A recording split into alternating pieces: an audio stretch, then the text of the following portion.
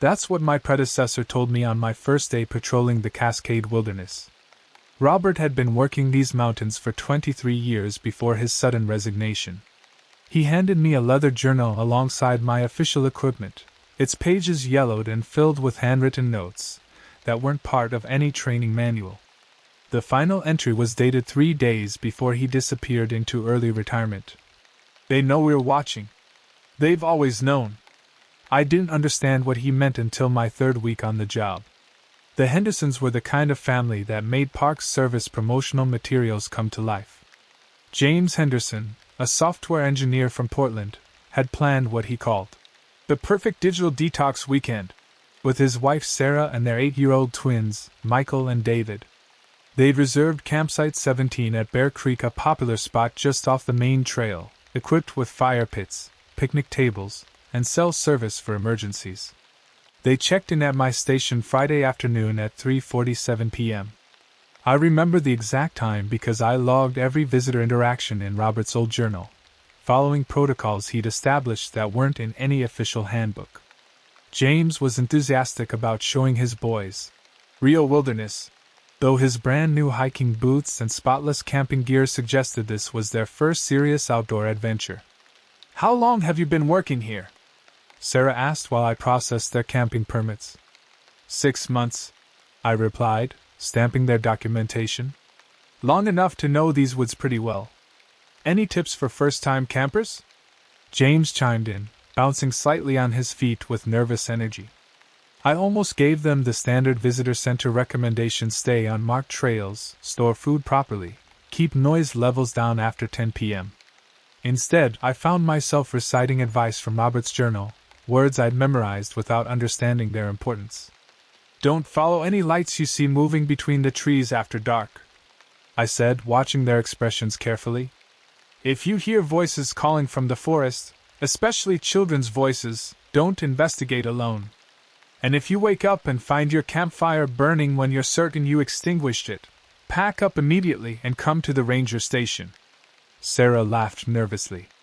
"Is this part of the standard safety briefing?" "Just extra precautions," I replied. "The mountains have their own personality." James nodded like he understood, but I could see skepticism in his eyes. City folks always thought ranger warnings were exaggerated folklore designed to add atmosphere to their wilderness experience. They'd learn differently soon enough. Saturday morning brought the first signs of trouble. I was conducting my routine 6 a.m. perimeter check when I noticed the Hendersons' campsite was unusually quiet.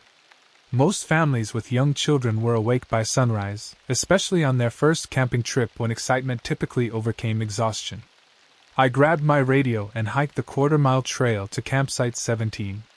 Their tent was still standing, but the campfire had been rebuilt into a perfect spiral pattern using stones that weren't part of the original fire ring. The ashes were cold, suggesting the fire had been extinguished hours earlier, but the arrangement was fresh. Their food supplies remained undisturbed in the bare box, and their hiking packs were neatly arranged beside the picnic table. No signs of struggle, no indication of hasty departure. I called out their names, receiving only echoes from the surrounding pine trees. Following standard protocol, I radioed headquarters to report potential missing persons and began documentation procedures. That's when I found the first note. It was tucked under a corner of their ground tarp, written in a child's handwriting on a page torn from a coloring book. "We went to play with the tall man. He knows games we never learned. He smells like old trees and promises. Mom and Dad are learning too. We'll be back when the moon changes." The handwriting matched neither Michael nor David's signatures from the registration forms. The paper felt wrong in my hands, too thick, too rough, like it had been made using methods that predated commercial manufacturing. When I held it up to the morning light, I could see fibers that looked suspiciously organic, embedded with what appeared to be pine needles and something darker that I preferred not to identify. I immediately expanded the search area, calling in additional rangers from neighboring districts. By noon, we had 6 trained personnel conducting grid searches in concentric circles around the campsite. We found a trail easily enough, 4 sets of footprints leading northeast toward the restricted areas that weren't marked on visitor maps. The tracks told a story that didn't make sense. James and Sarah's boot prints showed normal walking patterns for the first 100 yards, then suddenly shifted to longer strides, as if they were trying to keep pace with something much taller. The children's smaller prints became irregular, sometimes doubling back on themselves, occasionally showing only toe impressions as if they were dancing or jumping. But it was the fifth set of tracks that made my blood run cold. They weren't quite human, too long, too wide, with claw marks where toes should be. The depth of the impressions suggested something weighing at least 400 pounds, walking upright but leaving prints that belonged to no known animal in our ecosystem database. The tracks paralleled the family's path but never intersected, as if whatever made them was herding rather than following. Dr. Patricia Stone, our wildlife specialist, arrived that afternoon to examine the prints. She'd worked in these mountains for 15 years and could identify tracks from species most people didn't know existed. But when she saw the mysterious impressions, she went quiet for nearly 10 minutes, taking photographs from every angle and making detailed measurements. "Have you seen anything like this before?" I asked. She glanced around nervously, as if checking whether we could be overheard by the other searchers. "Not officially," she said quietly. "But there are tracks in the archives, photos and casts from incidents dating back to the 1940s. They are filed under unidentified wildlife encounters and kept in restricted storage." "What kind of incidents?" "Missing persons cases that followed similar patterns. Families or hiking groups that vanished without explanation, sometimes found days later with gaps in their memory, and stories about tall friends who showed them secret places in the forest." Patricia pulled out a tablet and showed me digitized files from old reports. The photographs were grainy and yellowed, but the footprint patterns were unmistakable, identical to what we'd found at the Henderson campsite. Each incident had been classified as resolved, with explanations ranging from temporary disorientation due to altitude sickness to voluntary extended hiking in unauthorized areas. "The families were found alive?" I asked. "Most of them. But they were different. Changed. They would describe encounters with Native American spirits or forest guardians, entities that protected the wilderness from human interference. The children always adapted better. They talk about learning old games and ancient songs that their parents couldn't remember learning." As if summoned by our conversation about Native American connections, Thomas Crow Feather appeared at the edge of our search perimeter. He was a member of the local Yakama Nation and worked as a cultural liaison for the Park Service, helping interpret historical sites and traditional ecological knowledge. But his presence always seemed to extend beyond official duties. He appeared whenever something unusual happened in the forest, as if the mountains themselves had called him. "The family you're searching for," he said without preamble. "They're not lost in the way you understand the term." I'd worked with Thomas on several occasions and had learned to take his insights seriously, even when they challenged conventional explanation. His grandfather had been a tribal elder who'd passed down stories about these mountains that predated European settlement by centuries. "What do you mean?" Patricia asked. Thomas studied the mysterious tracks, his expression grave. "My people have words for beings that exist between the human world and the spirit realm. The Stick Indians, we call them entities that can take many forms but are drawn to families, especially children. They're not evil, exactly, but they follow different rules than the ones your civilization recognizes." "Are you talking about Bigfoot?" I asked, feeling somewhat ridiculous using the term in a professional context. "That's one name outsiders use," Thomas replied. "But it misses the complexity of what these beings represent. They're guardians of places where human activity has disrupted ancient balances. They don't typically harm people, but they do recruit them sometimes. Especially those who show sensitivity to older ways of being in the world." He pointed to the spiral pattern of stones in the Henderson's fire ring. "This is a summoning circle. Someone in that family has inherited gifts. They probably don't understand the ability to communicate across species boundaries or perceive spiritual dimensions. The Stick Indians recognized this and invited them to learn traditional knowledge that's been lost to most modern people." Patricia frowned. "Are you suggesting they went willingly?" "I'm suggesting," Thomas said carefully, "that what appears to be abduction might actually be education. But the process can be dangerous for people who aren't prepared for it. Your missing family needs to be found quickly, before they're taken too far from the world they know how to navigate. As the afternoon shadows lengthened, our search team regrouped to plan the next phase of operations.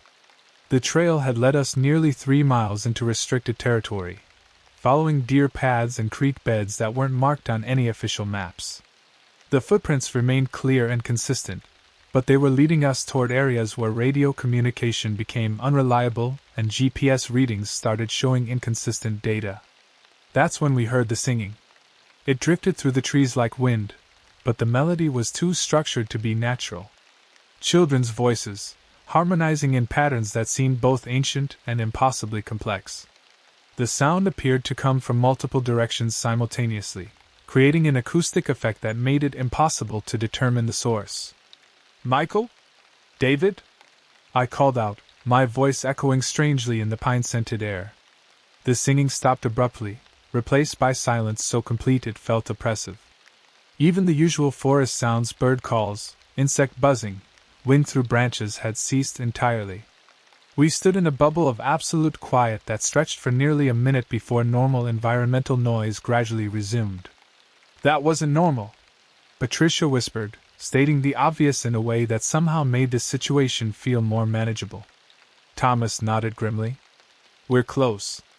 But darkness is coming, and night changes the rules in these mountains. We need to make a choice: continue the search with inadequate visibility and communication, or establish a base camp and resume at first light." Standard protocol clearly favored the second option. Night searches in difficult terrain posed unnecessary risks to rescue personnel, and statistically, missing persons in wilderness areas were more likely to be found safely if searchers maintained their own security and effectiveness. But Robert's journal contained different guidance for situations like this. "When the singing starts, you have maybe 3 hours before they're taken beyond reach. Time moves differently in the deep forest, and what seems like one night to us might be weeks or months from their perspective. If you're going to bring them back, it has to be soon." I made the decision that would define the rest of my career as a park ranger. "We continue," I announced. "But we go prepared for things that aren't covered in our training manuals."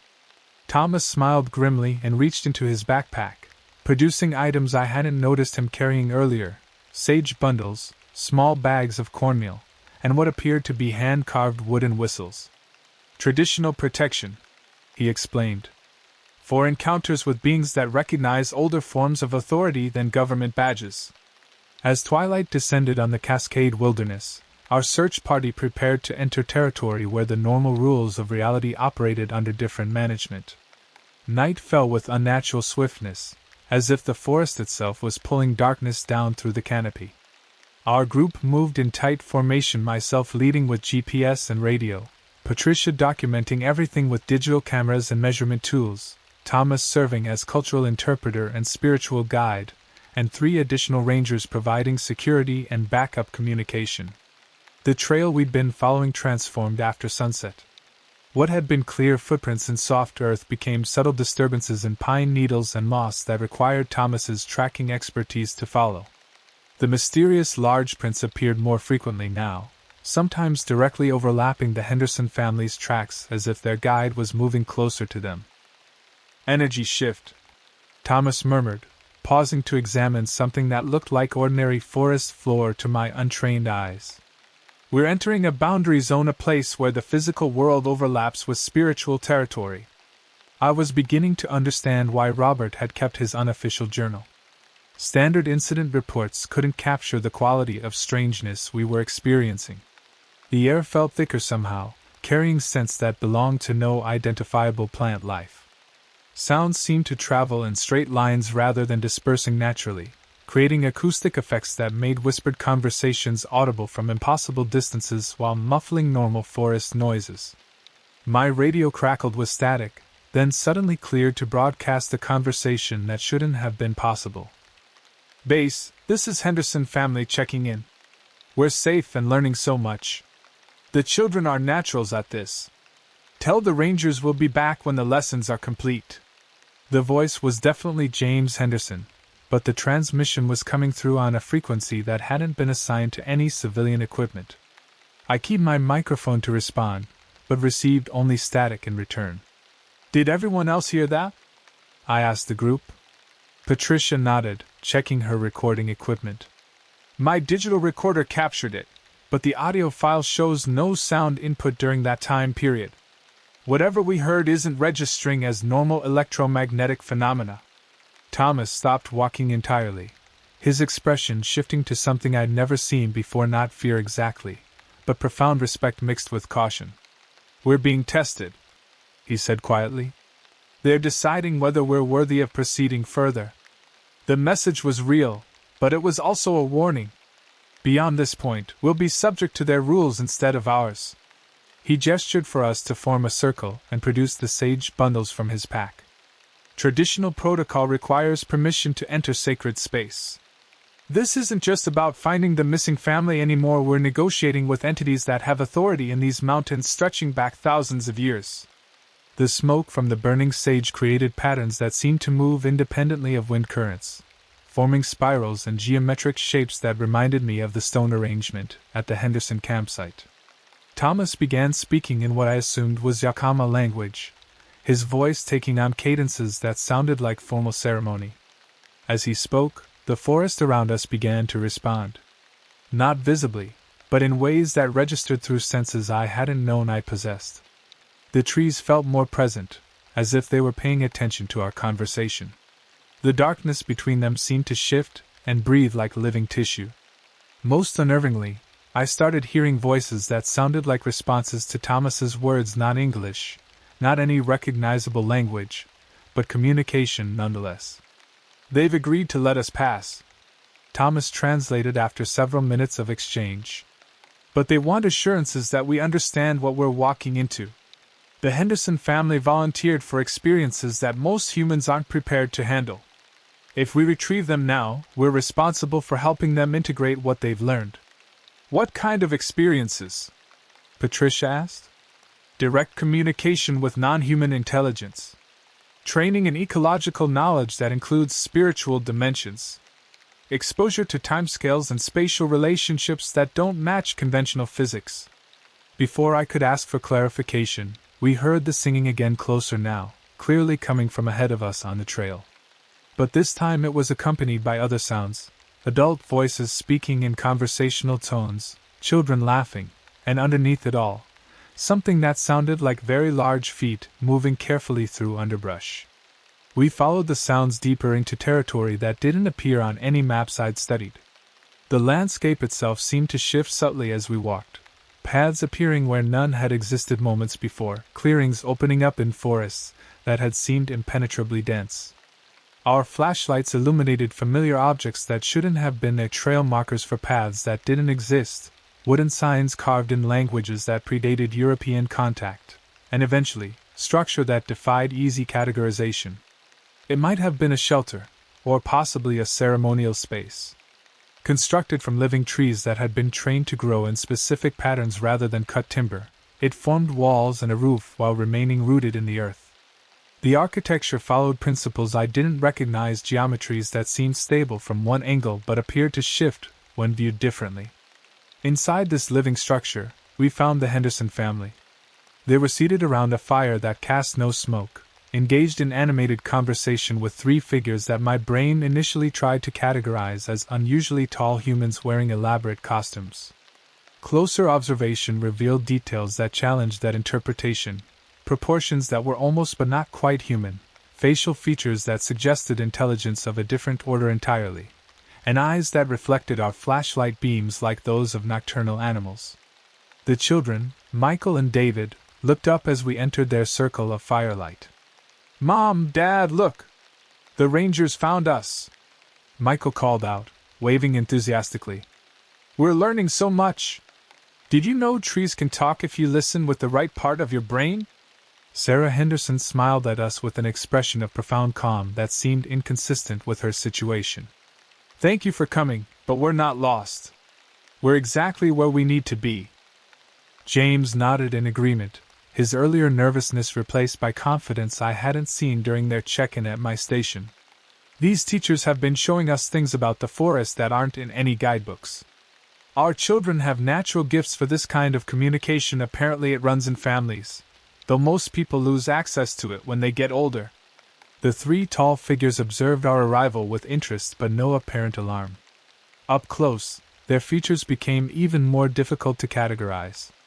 Definitely humanoid, but with bone structure that suggested adaptation to different environmental pressures than those that shaped modern humans. Their clothing appeared to be made from materials I couldn't identify, not quite leather, not quite fabric, but something that seemed to shift between organic and textile properties. Thomas stepped forward and addressed them in the same formal language he'd used during our entry ceremony. The response came not in words but in direct transfer of meaning that somehow bypassed normal auditory processing. I found myself understanding concepts without hearing explanation. These beings were indeed guardians of the deep forest, representatives of intelligence that had developed alongside but separate from human civilization. They maintained responsibility for ecological balance in areas where human activity threatened ancient systems. The Henderson family had been selected not randomly but because of latent abilities that made them suitable candidates for interspecies communication training. Are they safe? I asked, directing the question to Thomas since he seemed to be serving as translator. More than safe, he replied after another exchange of nonverbal communication. They're being educated in ways of thinking and perceiving that could help bridge the gap between human technology and natural wisdom. But the process takes time measured differently than our normal schedules. Patricia stepped closer to examine the impossible fire that cast light without producing smoke or apparent heat. How long have they been here? 3 days from your perspective, Sarah Henderson answered. But we've experienced much more than that. Time moves differently when you're learning to think like the forest thinks. She gestured to her children, who were now engaged in some kind of pattern-making game with their tall teachers, creating designs in the dirt that seemed to shift and change even as I watched them. Michael and David are naturals at this, James explained. They're learning to communicate directly with plant and animal consciousness, to understand ecosystem relationships from the inside rather than through external observation.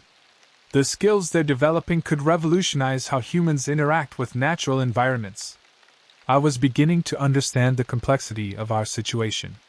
This wasn't a simple rescue operation, it was a first contact scenario with implications far beyond Park Service jurisdiction. But I also recognized my responsibility to ensure the Henderson family could return safely to their normal lives if they chose to do so. What happens next? I asked Thomas. He translated my question and received a response that required several minutes of back-and-forth clarification before he could provide an answer. They're offering the family a choice, he explained. Complete the education process, which would require several more weeks from our time perspective but would provide them with abilities and knowledge that could change how they relate to the natural world forever. Or return now with partial training and the option to continue learning through periodic visits. What are the risks of staying longer? Patricia asked. The answer came directly into my mind without translation. Extended exposure to non-human consciousness patterns could make it difficult to function in conventional human society. The children would adapt more easily, but the adults might find normal life feeling hollow and disconnected after experiencing direct ecological communication. I looked at the Henderson family genuinely happy, engaged in learning that clearly fascinated them, but also increasingly distant from the people who had checked into my station just 3 days earlier. We need to return to base camp, I announced. All of us. This is too complex a situation to resolve in the field. The tall figures communicated among themselves for several minutes before one of them approached me directly. Standing nearly 8 feet tall, with features that suggested both ancient wisdom and predatory capability, it was the most intimidating being I'd ever encountered.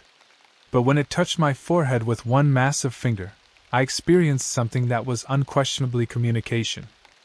Understanding between species requires patience and mutual respect.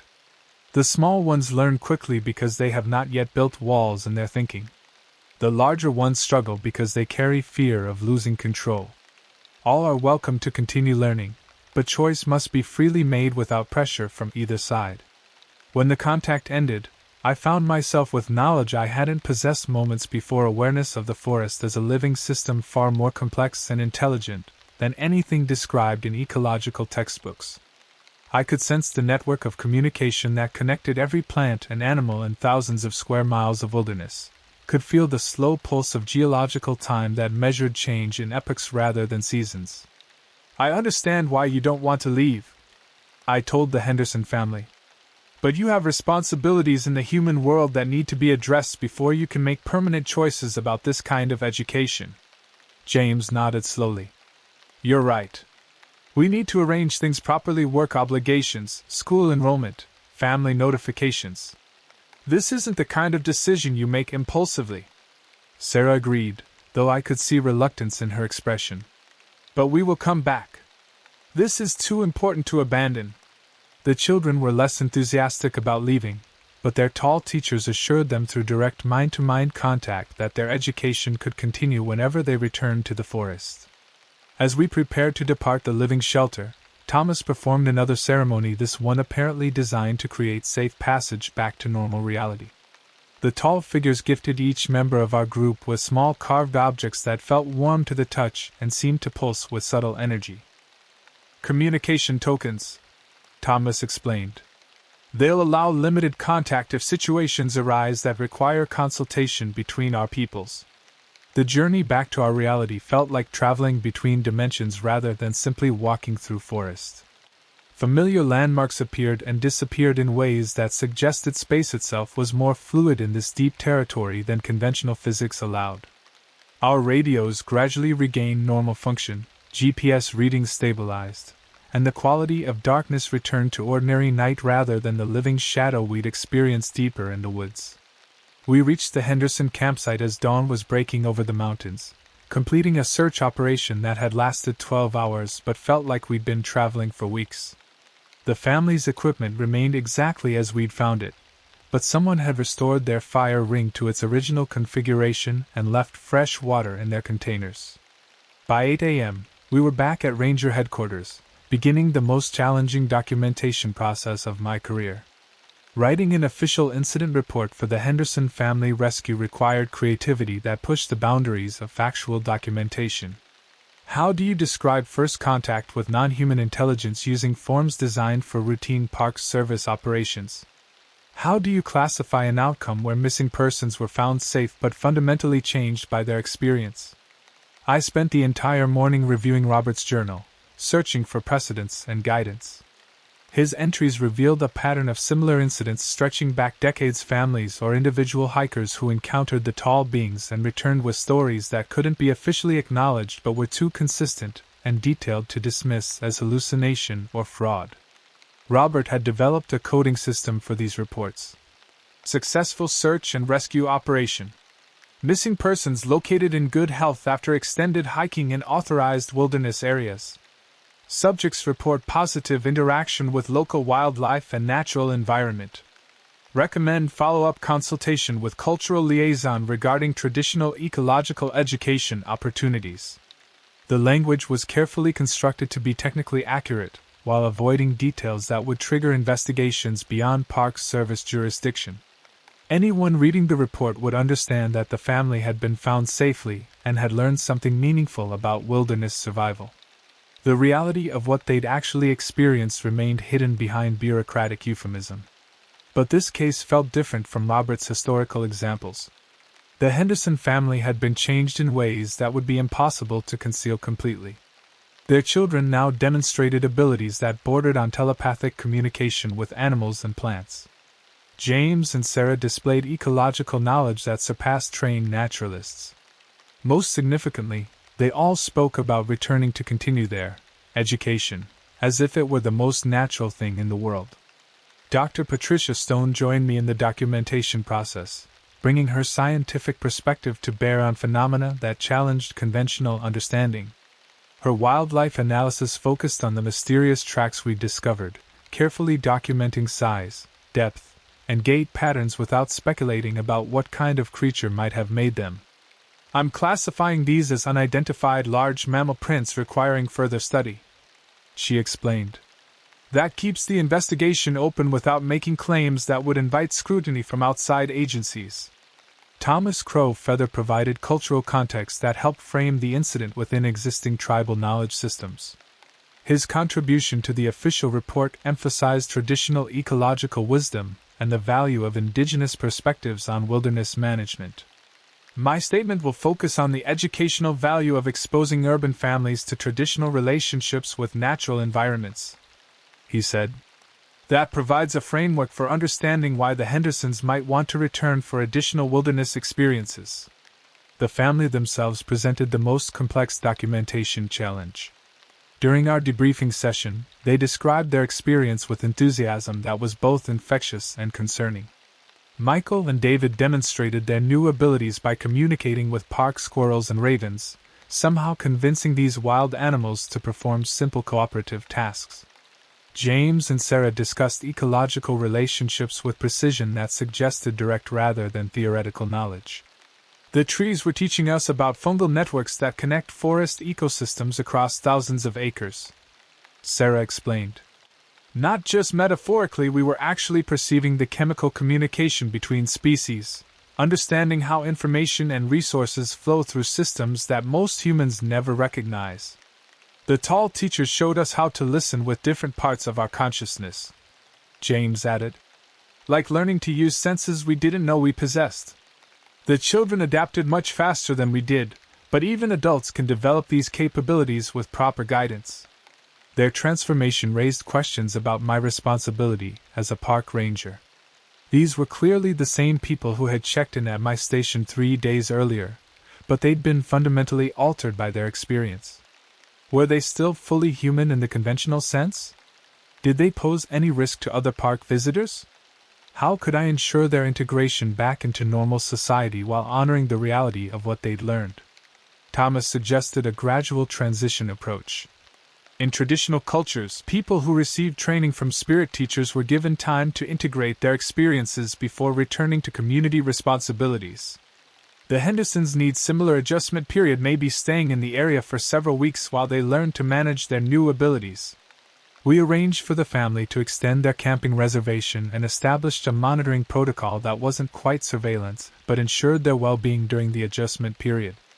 I would conduct daily check-ins, Patricia would observe any changes in their interaction with local wildlife, and Thomas would provide cultural guidance for managing their expanded consciousness. The official report was filed by noon on Monday, exactly 72 hours after the Henderson family had been reported missing. From administrative perspective, it was a routine successful search and rescue operation that reflected well on Park Service training and interagency cooperation. The reality beneath the paperwork remained carefully hidden. But word of unusual activity in the deep forest had a way of spreading through informal networks that operated parallel to official communication channels. By Tuesday morning, I was receiving phone calls from researchers, journalists, and amateur investigators who had somehow learned about anomalous wildlife encounters in our district. Dr. Marcus Webb called first. He was an anthropologist from the University of Washington who specialized in Pacific Northwest indigenous cultures and had published papers on traditional ecological knowledge systems. His inquiry was professionally polite but persistent. "I've heard reports of significant cultural exchange activities in your area," he said.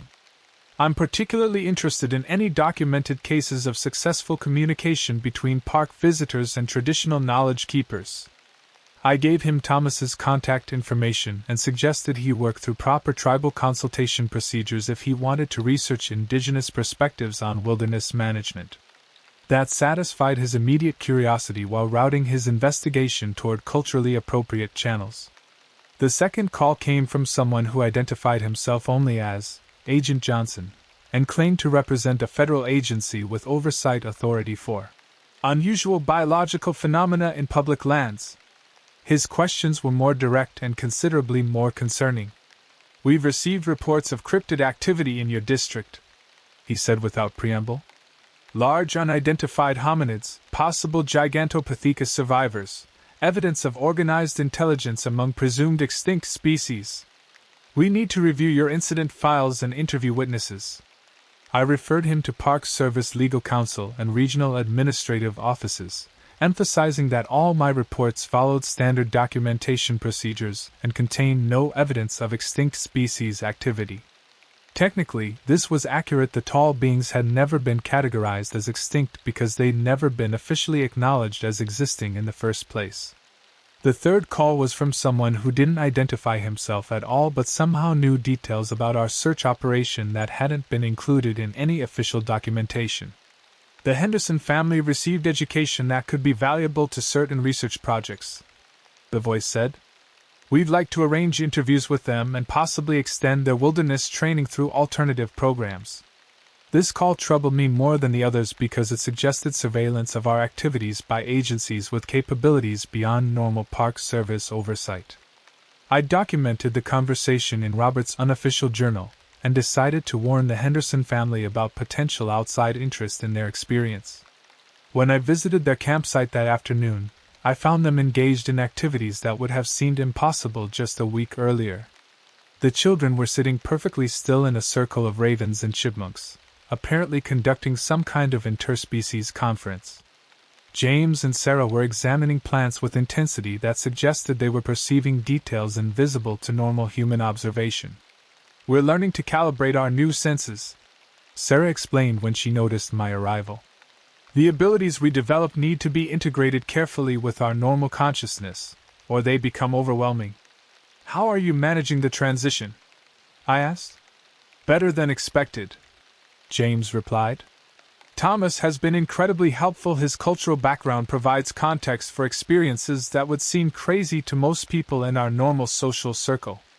I shared my concerns about outside interest in their story, emphasizing the importance of discretion when discussing their wilderness experience with people who hadn't been involved in the original incident. There are researchers and government agencies that would love to study what happened to you, I explained. Some of them might have good intentions, but others could see you as experimental subjects rather than people who deserve privacy and autonomy.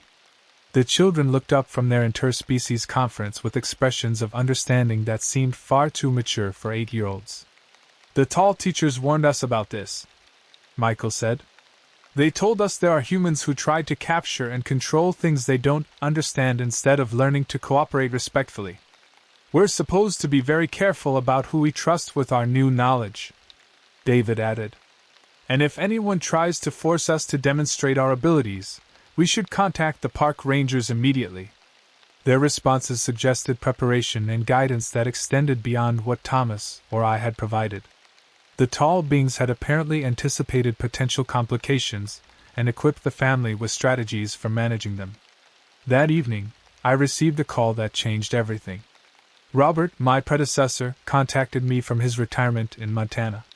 We'd had no communication since my first week on the job, but he'd somehow learned about recent events in ways that suggested continued monitoring of park activities.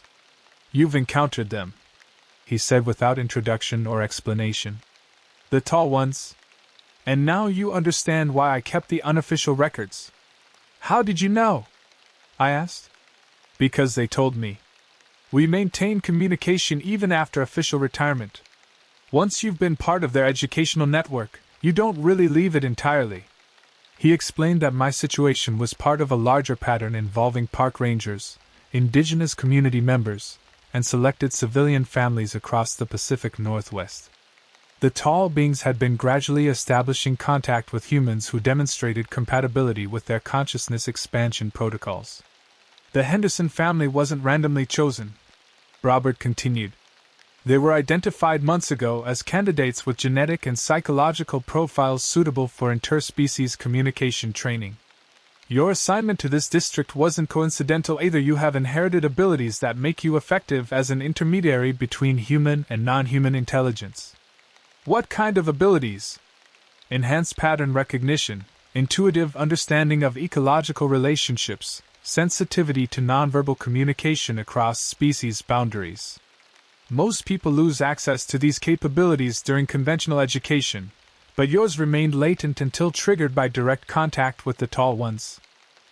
I realized he was describing changes I'd been experiencing since our search operation. My awareness of forest ecosystems had become more detailed and immediate. I was noticing animal behavior patterns that hadn't registered before. Most significantly, I'd started receiving information through dreams and meditation that felt like direct transmission from non-human sources. What happens next? I asked. That depends on choices you make individually and collectively, Robert replied. The tall ones are patient, but they're also preparing for changes that will require cooperation between species on levels that humans haven't imagined. Climate change, ecological collapse, social breakdown — these challenges require intelligence and perspective that goes beyond what any single species can provide. He paused, allowing time for his words to register fully. You can continue working as a normal park ranger, keeping your unusual experiences secret and managing the psychological stress of living between worlds. Or you can accept training that will expand your capabilities and responsibilities in ways that extend far beyond conventional law enforcement and visitor services. The conversation ended with Robert providing contact information for a network of people who had made similar choices.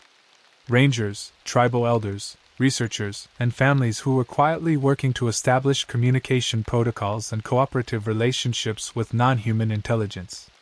That night, I sat in Robert's old office reviewing his unofficial journal one more time. The entries revealed a progression from routine incident documentation to something approaching field notes for diplomatic contact between civilizations. The final pages contained instructions for training protocols, communication techniques, and integration strategies that weren't part of any official curriculum. I understood that I was being offered membership in something that operated beyond government oversight or academic recognition. A shadow network of humans who had accepted responsibility for managing relationships with intelligence that predated and would outlast our technological civilization. The decision would define not just my career but my entire understanding of humanity's place in the larger community of consciousness that shared this planet.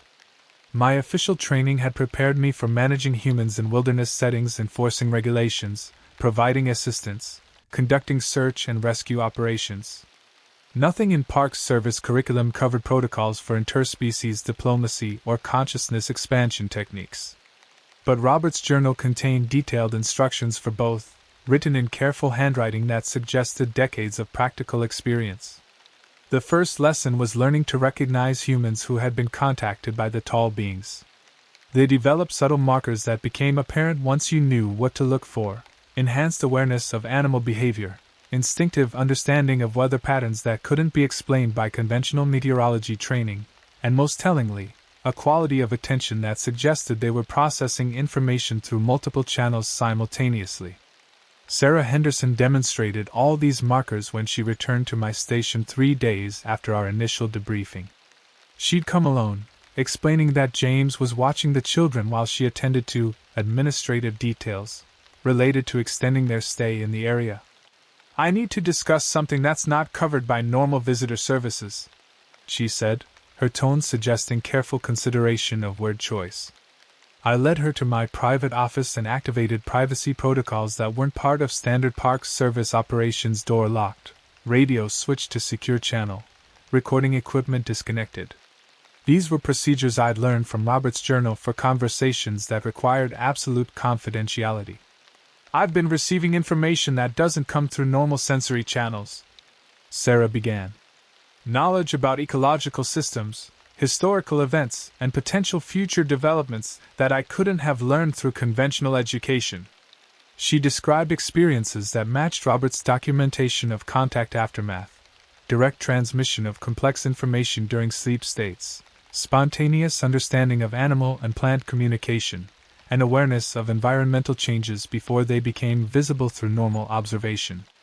The most significant development is that I can perceive the network, she continued. The communication system that connects all the humans who have been contacted by the tall beings. It's like discovering that there's been a parallel civilization operating alongside normal society for decades. I knew what she meant because I'd started experiencing similar awareness. Names and faces of people I'd never met but somehow recognized, geographic locations that called to me despite having no rational reason for knowing they existed, and most unsettling, knowledge of ongoing activities and conversations that I wasn't physically present to witness. How many people are involved? I asked. More than you'd expect, but fewer than would be needed to create significant change in how human society relates to natural systems, Sarah replied. Maybe a few thousand individuals across North America, with similar networks in other regions where indigenous cultures maintained connections to non-human intelligence. She explained that the network operated as a distributed support system for humans learning to function with expanded consciousness.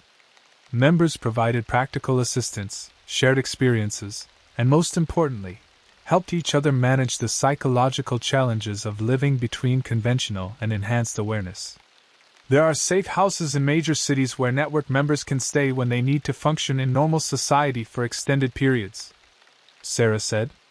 Retreat centers in wilderness areas where intensive training occurs. Even employment programs that place qualified people in positions where their abilities can be utilized for ecological protection without drawing unwanted attention. The scope of organization she described suggested planning and resources that extended far beyond what isolated individuals could accomplish.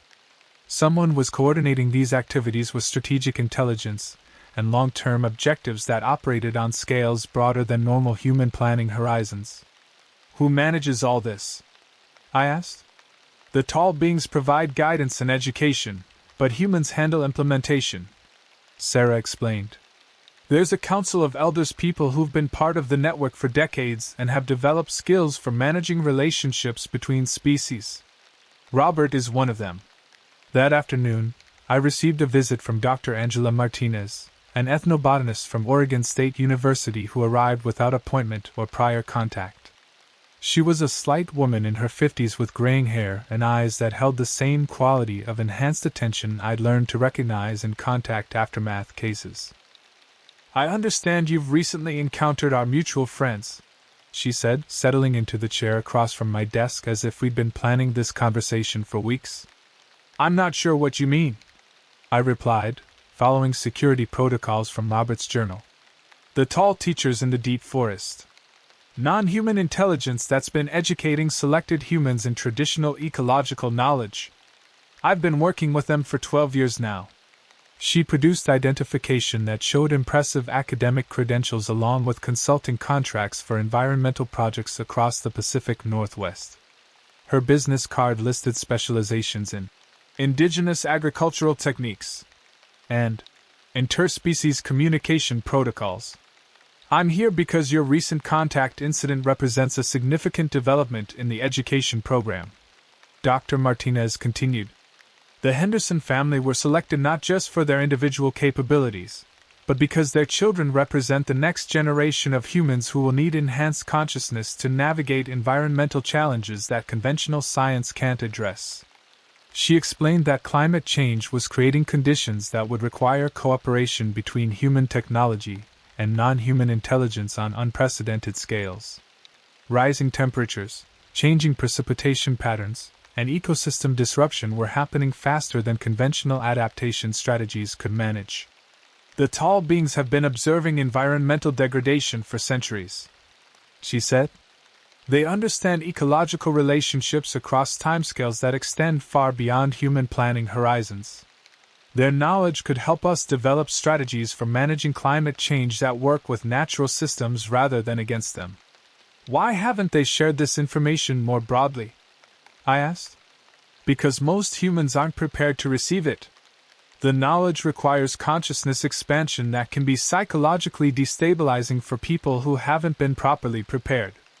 The network exists to train humans gradually, building capabilities that can eventually be shared with larger populations when the time is right. Dr. Martinez described research projects where network members were quietly testing integration of traditional ecological knowledge with modern environmental management. Reforestation programs that used interspecies communication to optimize planting strategies. Water management systems based on information received directly from watershed ecosystems. Agricultural techniques that incorporated guidance from soil and plant consciousness. The results are remarkable, but they have to be presented in ways that don't challenge conventional scientific paradigms, she explained. We published papers that describe improved outcomes without mentioning the non-traditional sources of information that made them possible. That evening, I attended my first network meeting.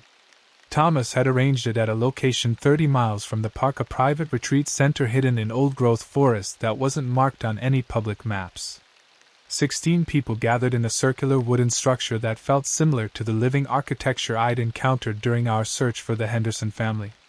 The group included park rangers from 3 different districts, university researchers from disciplines ranging from ecology to anthropology, members of various tribal nations, and several families who had experienced contact with the tall beings over the past decade. Ages ranged from children as young as 6 to elders in their 70s, but everyone shared the quality of enhanced awareness that I was learning to recognize. The meeting began with traditional ceremonies led by an elderly Yakama woman named Grace Crowfeather, Thomas's aunt. She burned sage and spoke in languages that I couldn't understand but somehow felt familiar, as if I'd heard them in dreams or previous lives. We gathered to share knowledge and strengthen connections between all forms of consciousness that share responsibility for protecting the Earth, she said, switching to English. Tonight we welcome new members and prepare for challenges that require cooperation between species.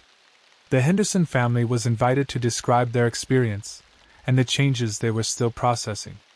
Michael and David demonstrated their animal communication abilities by calling local wildlife into the meeting: space owls, raccoons, and several deer who sat quietly during the proceedings as if they were participants rather than visitors. The children adapt quickly because they haven't learned limitations that adults accept as natural, Grace explained. But all humans possess these capabilities. The tall teachers help us remember skills that were common knowledge among our ancestors. Dr. Martinez presented research results from network projects, showing environmental restoration outcomes that exceeded predictions based on conventional methods. Reforestation success rates of 90% compared to industry standards of 60%. Water quality improvements that happened in months rather than years. Wildlife population recoveries that defied statistical models. The key difference is communication, she explained. When we can receive information directly from ecosystems about their needs and conditions, we can design interventions that work with natural processes rather than imposing artificial solutions. A park ranger from the Olympic Peninsula described a case where interspecies communication had prevented a major wildfire. Information received from forest consciousness had warned of dangerous conditions 3 days before weather services detected them, allowing evacuation and resource positioning that minimized damage when lightning eventually triggered ignition. But we can't include this information in official reports, he explained. We document the successful outcomes and let people assume we got lucky with conventional prediction methods. As the meeting progressed, I began to understand the scope of coordination required to maintain the network secrecy while building capabilities for eventual disclosure. Safe communication protocols, resource allocation, training programs, research validation, and most challenging, psychological support for people learning to function with expanded consciousness while maintaining normal social relationships. The evening concluded with direct contact from the tall beings themselves. They didn't appear physically, but their presence became unmistakable as the quality of consciousness in the meeting space shifted to accommodate non-human intelligence. The communication was immediate and complete, bypassing language entirely to transfer complex information about environmental conditions, network activities, and future challenges that would require expanded cooperation between species. I learned more about ecological relationships in 10 minutes than I'd absorbed during years of formal education. But the most significant revelation concerned my own role in developing situations. I wasn't just a park ranger who had accidentally encountered non-human intelligence. I'd been systematically prepared for this contact through genetic inheritance, educational experiences, and career placement that had been influenced by network coordination extending back several generations. My great-grandfather had been a Forest Service ranger in the 1940s who had documented similar contact incidents. My grandfather had worked as a wildlife biologist and contributed to early network research projects. My father had served in environmental protection agencies and maintained informal relationships with tribal consultants who were part of the extended network. I was the fourth generation of my family to receive training from the tall beings, representing a lineage of humans specifically educated to serve as intermediaries between species. The abilities I'd thought were intuitive were actually inherited skills that had been enhanced through generations of contact and training. Your assignment to this district was arranged to position you for the Henderson family contact, Grace explained as the meeting ended. They needed a ranger with sufficient preparation to manage first contact diplomatically rather than treating it as a security threat. Driving back to my station that night, I realized that every aspect of my life had been subtly influenced by participation in something far larger than normal human society. My education, career choices, even personal relationships had been guided by network objectives that I was only beginning to understand. The question was whether I was prepared to accept responsibility for serving as a bridge between civilizations, a role that would require abandoning conventional assumptions about human autonomy and accepting guidance from intelligence that operated according to different principles than those I'd been raised to respect. The morning after my first network meeting, I woke to find 3 messages waiting that would force decisions I wasn't prepared to make. The first was an email from Park Service Regional Headquarters, requesting detailed reports on unusual wildlife activity, and announcing an inspection team that would arrive within the week. The second was a text from Robert. They know. Prepare for acceleration. The third was a voice message from Sarah Henderson.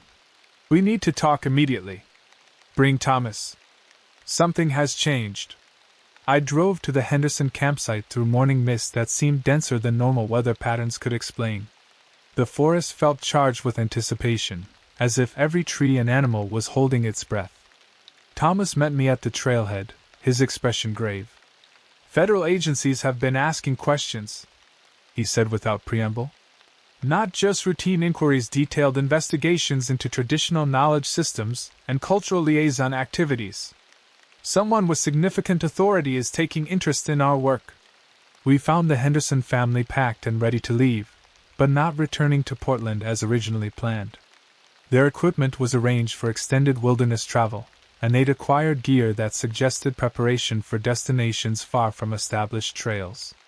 We received instructions last night, James explained. Direct communication from the tall teachers.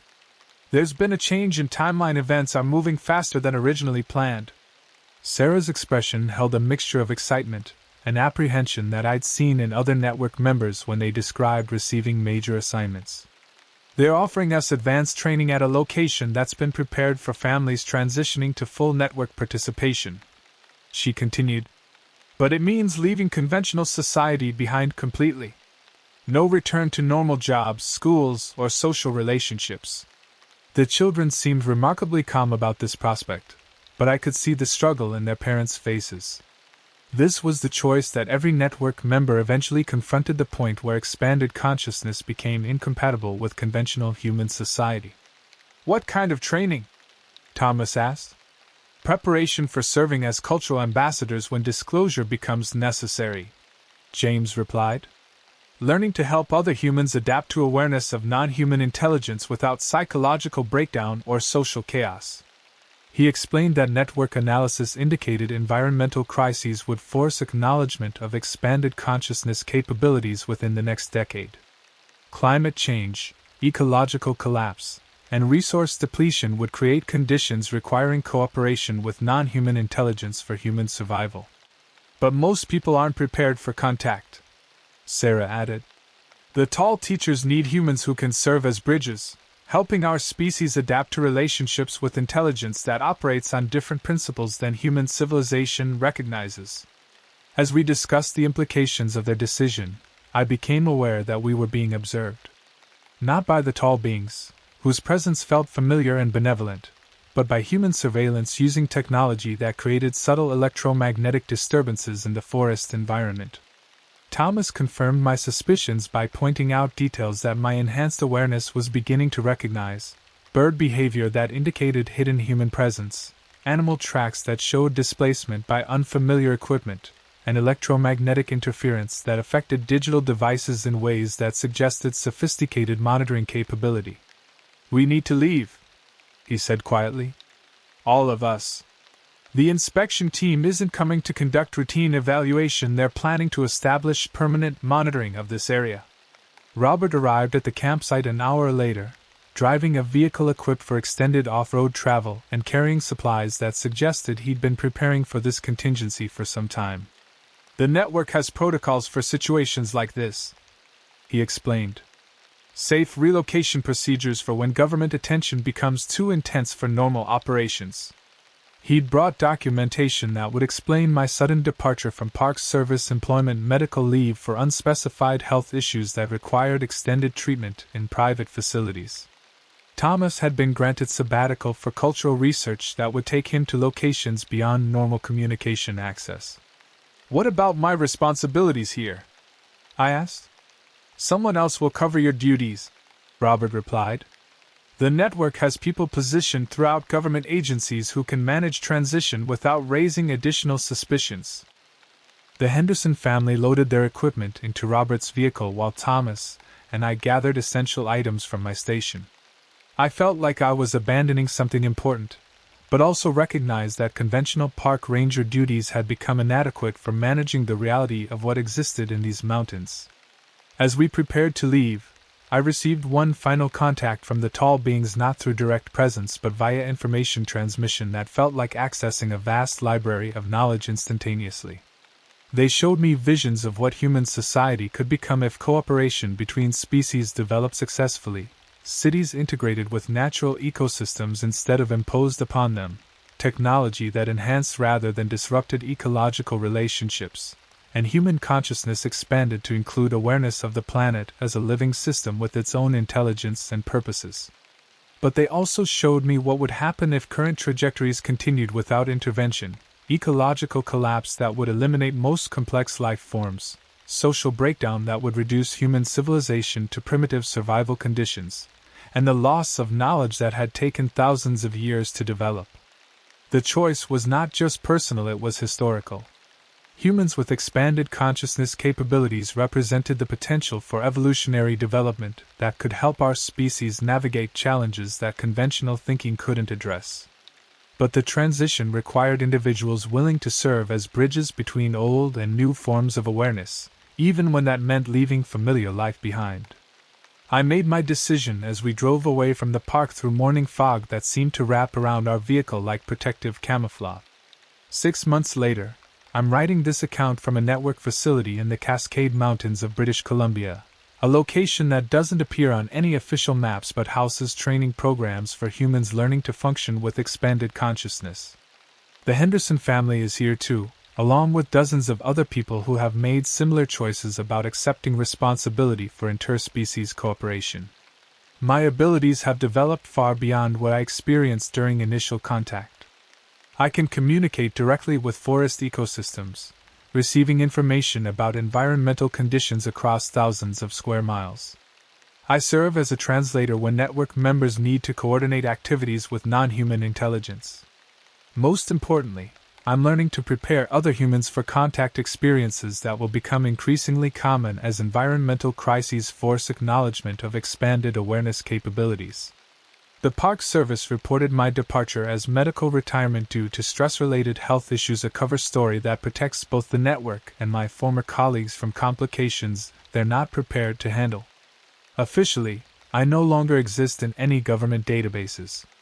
Unofficially, I'm part of a shadow civilization that's preparing for changes that will transform human society within the next generation.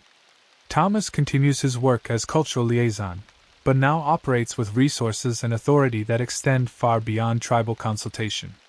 He travels between network facilities, helping coordinate activities that integrate traditional indigenous knowledge with modern environmental management techniques. The Henderson children have adapted remarkably well to their new life. Michael and David now demonstrate abilities that surpass most adult network members. They can communicate with any animal or plant species, perceive ecological relationships across vast geographic areas, and serve as translators for contact between human and non-human intelligence. Their parents struggle more with the transition but are developing skills that will make them valuable cultural ambassadors when disclosure becomes necessary. They're learning to help other families navigate contact experiences without the psychological trauma that can result from unprepared encounters with non-human intelligence. Recent reports from network monitoring stations indicate that government awareness of our activities has expanded significantly. Multiple agencies are investigating anomalous biological phenomena in wilderness areas across North America. They've identified patterns suggesting coordinated activity between Native American communities, Park Service personnel, and unidentified entities that don't match conventional intelligence profiles. This attention means that the period of quiet network development is ending. Within the next few years, we'll either achieve sufficient growth to begin controlled disclosure of interspecies cooperation capabilities, or government intervention will force underground operations that could delay human evolutionary development for decades. The tall beings remain patient but express concern about environmental timelines that won't wait for human political processes to adapt to new realities.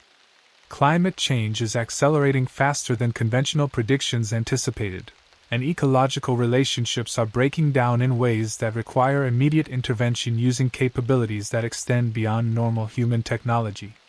My role now involves training other humans to serve as first contact specialists, park rangers, environmental scientists, and indigenous community members who can manage encounters with non-human intelligence diplomatically rather than treating them as security threats. The work is challenging but necessary. Every person who develops expanded consciousness capabilities represents potential for helping human society navigate the transition to cooperative relationships with other forms of intelligence that share this planet. I know that some people reading this account will dismiss it as elaborate fiction or delusional fantasy. That's understandable. The reality of non-human intelligence challenges assumptions that form the foundation of modern civilization. But others will recognize truth in these descriptions because they've experienced similar contact or inherited abilities that allow them to perceive beyond conventional sensory limitations. For those people, I want to provide hope and guidance. You're not alone, and you're not mentally ill. The experiences you've had or are having represent natural human capabilities that have been suppressed by educational and social systems designed to maintain narrow definitions of reality. There are networks of people who understand what you're experiencing and can provide support for developing your abilities safely. There are training programs, support groups, and practical opportunities to use expanded consciousness for environmental protection and interspecies cooperation. Most importantly, there's meaningful work to be done. Human society is approaching a transition point where cooperation with non-human intelligence will become essential for survival. People with expanded awareness capabilities will serve as bridges, helping our species adapt to realities that extend far beyond what most humans currently recognize as possible. The forest is watching, waiting, and preparing to welcome humans who are ready to accept membership in the larger community of consciousness that shares responsibility for protecting the earth. If you're ready to learn, they're ready to teach. If you're ready to serve, there's work that needs to be done. The choice, as always, is yours. Final note: this account represents one individual's experience with phenomena that operate beyond conventional understanding. Readers should use their own judgment about how to interpret and respond to the information presented here. The network maintains strict security protocols, and contact should be initiated only through proper channels and with appropriate preparation. For those who recognize truth in these descriptions, remember that patience and discretion are essential for protecting both human and non-human participants in this work. The time for broader disclosure will come, but it must be approached carefully to avoid unnecessary trauma or interference. The forest remembers everything, and it will remember your choices. I've been a ranger at Cascade National Forest for 11 years now, and in that time I've learned that some protocols exist for reasons the public isn't meant to understand. My name is Michael Hartwell, and what I'm about to share violates every non-disclosure agreement I've signed with the Park Service. But after what happened to the missing Douglas family last month, I can't keep quiet anymore. The Native American communities surrounding our forest have always maintained a respectful distance from certain areas. The Whispering Creek Reservation borders our eastern boundary, and their tribal council has specific agreements with the Park Service dating back to 1923. Agreements that include restrictions on hiking trails, camping zones, and search patterns that most rangers assume are just cultural preservation measures. They're not. The radio crackled at 6:47 a.m. on October 15th, pulling me from my morning coffee in the ranger station. "Base, this is Ranger Davis at the North Gate. We've got a family that didn't check out yesterday. Reserved campsite 47 through the weekend, supposed to leave Sunday morning. It's Tuesday." I grabbed my radio. "Copy, Davis. Any sign of their vehicle?" "Negative. 2019 blue Honda Pilot, license plate 7G8MRX. Vehicle's gone, but their campsite." His voice trailed off. "What is it, Ryan? Michael, you need to see this yourself. Site's completely untouched. Tent still up, food still on the picnic table. Looks like they just vanished mid-meal." I felt that familiar knot in my stomach. In 11 years, I'd seen dozens of missing person cases. Most were simple: someone took a wrong turn, got injured, or decided to extend their stay without notifying us. But the ones where people just disappeared, leaving everything behind, those followed a different pattern. Within an hour, I was standing at campsite 47 with Ryan Davis and our supervisor, Chief Ranger Patricia Stone. The scene was exactly as Ryan described. A family of 4 had apparently vanished between Saturday evening and Sunday morning, leaving behind a full camp setup. The Douglas family from Portland: Father James, Mother Sarah, 12-year-old son Kevin, and 8-year-old daughter Emma. Tent zipped shut from the inside, Patricia noted, crouching beside the entrance. Sleeping bags are arranged like they were slept in. No signs of struggle. I walked around the perimeter, noting details that would go into my official report, and others that wouldn't. The campfire had burned down naturally. Food containers were sealed properly against bears. Clothes hung neatly on a line between 2 trees. But there were subtle wrongnesses that bothered me. "Patricia, look at this." I pointed to the picnic table. 4 plates still have food on them. But the birds haven't touched anything. Not even the flies. She frowned, following my gaze. In a forest ecosystem, exposed food disappears within hours. Yet here sat partially eaten sandwiches and fruit that should have attracted every scavenger in a 3-mile radius. "And here," Ryan added, pointing toward the tree line. "No tracks leading away from the campsite. Ground soft from yesterday's rain, should show footprints clearly." Patricia's radio squawked. "Stone, this is dispatch. State police are en route.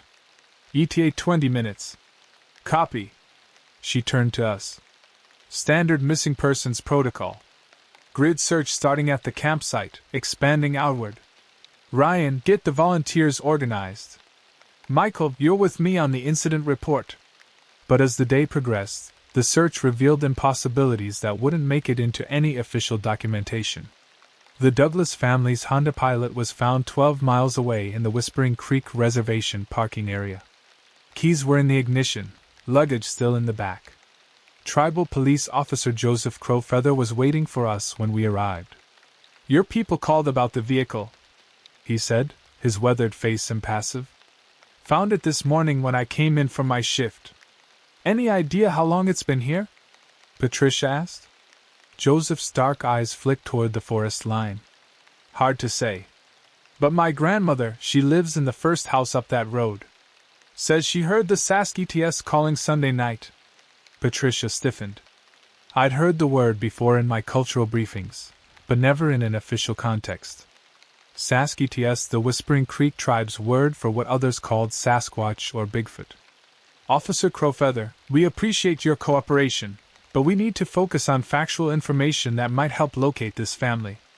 Joseph nodded slowly. "The facts, Ranger Stone, are that families don't park their vehicles here and walk 12 miles back to disappear from locked tents. The facts are that your missing persons reports from this area go back 40 years, and they all have the same patterns." He gestured toward a trail marker I'd never noticed before. The wooden post bore official Park Service markings, but the trail it indicated wasn't on any map I knew. "This trail connects to your campsite 47. It's a sacred path our people have avoided for generations. Sometimes the Saskets use it to travel between the deep forest and our lands. When they're moving, they sometimes take people who are meant to cross over. Cross over to where? I asked before Patricia could stop me. To the place where the forest spirits live. Some come back after a few days with no memory. Others, he shrugged.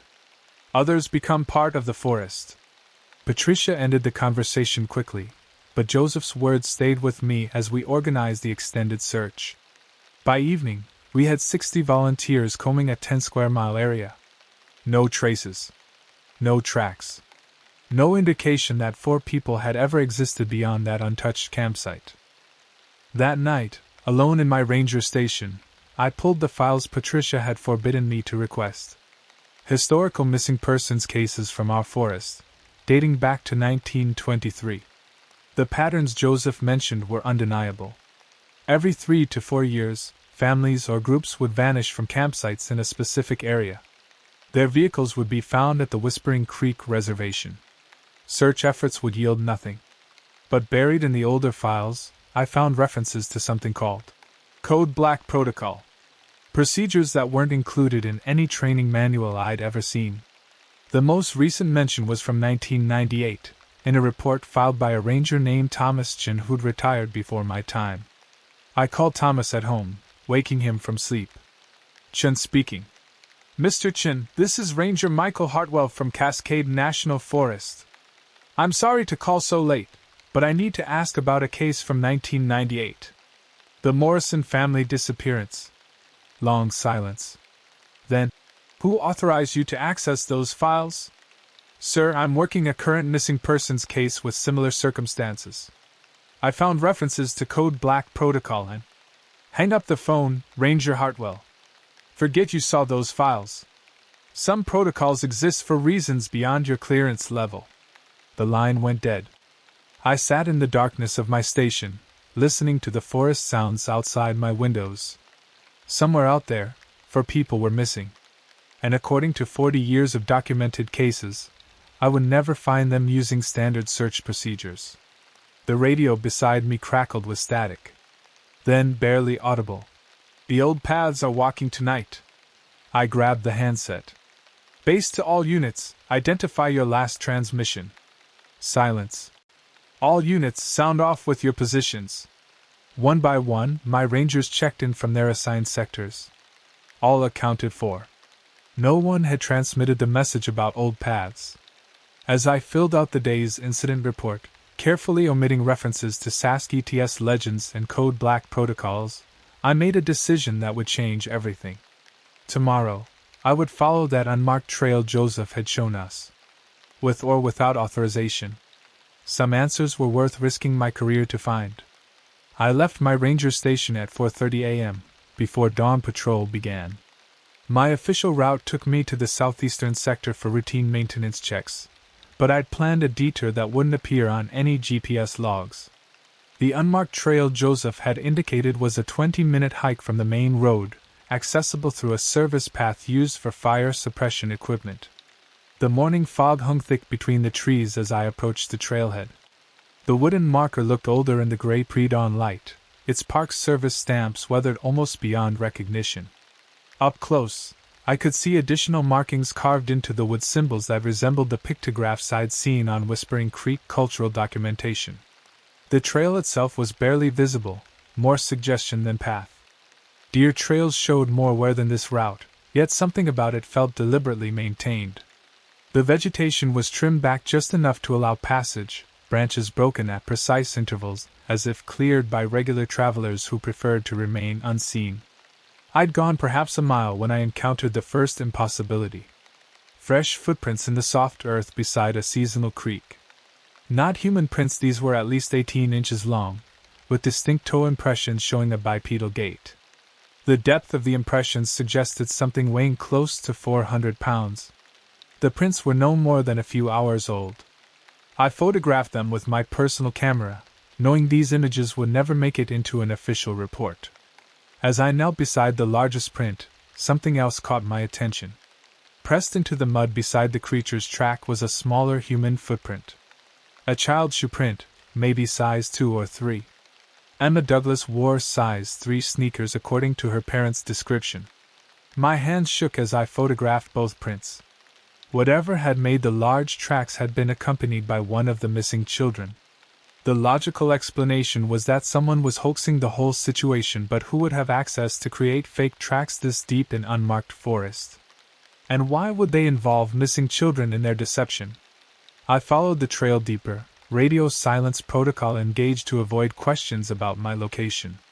The path wound through increasingly dense forest, following ridge lines that offered glimpses of valleys I'd never seen on topographical maps.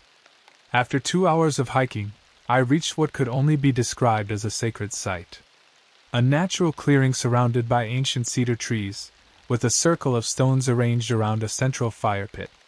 The stones weren't local geology, they appeared to be river rocks, worn smooth by centuries of water flow. Someone had transported them here deliberately, probably generations ago. Carved into the largest cedar was a symbol that matched the trail marker, a stylized representation of a tall humanoid figure with outstretched arms. Below it, fresher carvings showed what looked like a family of 4 smaller figures. "You shouldn't be here during the crossing time." I spun around, hand instinctively reaching for my service weapon. Joseph Crowfeather stood at the edge of the clearing, wearing traditional clothes instead of his tribal police uniform. He moved silently despite the ankle-deep leaves covering the forest floor. "Joseph, I was following up on the Douglas family case. I know why you're here, Michael. The question is whether you're ready to understand what you'll find." He approached the stone circle, moving with the reverence of someone entering a church. "My grandmother's grandmother carved these symbols when the first white settlers established what became your national forest. It was a treaty of sorts. A promise that certain paths would remain open for the Saskats when they needed to guide lost souls to the other side." "Other side of what?" "Death, Michael. The Douglas family didn't disappear randomly. James Douglas had stage 4 pancreatic cancer. Diagnosed 3 months ago, given 6 weeks to live. He never told his family. Brought them camping one last time to this place because something called to him." I stared at Joseph. "How could you possibly know about his medical condition?" "Because the Saskats know when someone is meant to cross over. They can sense it weeks before it happens. Sometimes they take the whole family to spare them the pain of losing each other slowly." The rational part of my mind rejected everything he was saying. But I'd seen the medical examiner's preliminary report when the state police requested it for comparison purposes. James Douglas had indeed been diagnosed with advanced pancreatic cancer. "Assuming any of this is real, where do they take them?" Joseph pointed toward a gap between 2 massive cedars that I hadn't noticed before. "The deep forest. Places that exist between what your people call reality and what my people know to be true. Some families choose to stay there. Others return after experiencing what lies beyond death, bringing messages for those left behind." "And which happened to the Douglas family?" "That depends on whether they were ready to cross together or if the children need to come back to fulfill their purpose in this world." Joseph pulled a carved wooden flute from inside his jacket. "My grandmother sent me to play for them. Music helps guide souls who are caught between worlds. If the children are meant to return, they'll follow the song home." He placed the flute to his lips and began a melody unlike anything I'd ever heard. The notes seemed to echo from the trees themselves, creating harmonies that shouldn't have been possible from a single instrument. As the music drifted through the forest, I heard something else, a rhythmic sound like massive footsteps moving through distant underbrush. "They're coming," Joseph whispered between phrases. "Stay very still. Don't speak unless they speak to you first." The footsteps grew closer, accompanied by a low humming that harmonized with Joseph's flute. Through the gap between the cedars I saw them. 3 figures, each standing at least 8 feet tall, covered in dark brown hair that seemed to shimmer in the filtered sunlight. Their faces were partially human, partially something else entirely. Intelligent eyes observed us from faces that belonged to no known species. They moved with a grace that belied their size, each step placed with deliberate care. The largest of the 3 carried something in its arms. As they entered the clearing, I realized it was holding a small human figure. Emma Douglas, unconscious but breathing. The creature placed her gently beside the stone circle, then stepped back to observe Joseph's continued playing. The second creature approached and placed Kevin Douglas beside his sister. Both children appeared to be in some kind of deep sleep, their faces peaceful despite their impossible circumstances. The third and largest of the Saskits looked directly at me. When it spoke, its voice carried the weight of ancient mountains. The father chose to cross with the mother. The children are not ready. They have seen the place beyond, but their time here is not finished. I found my voice despite every survival instinct screaming at me to remain silent. Will they be all right? They carry knowledge now that few living humans possess. They have seen where their parents have gone, and they know that death is not an ending. This gift will guide them through their remaining years, but they will remember this time as a dream. The creature gestured toward Joseph, who was concluding his song. The songkeeper understands the old agreements. The children must be returned to your people with a story that satisfies their questions without revealing the truth. This is how it has always been done. What story? They wandered into the deep forest and became lost. Search teams found them in a cave, dehydrated but otherwise unharmed.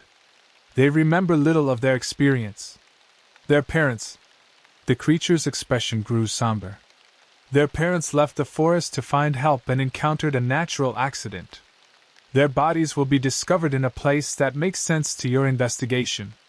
As the Saskits retreated into the forest, Joseph finished his song and knelt beside the children.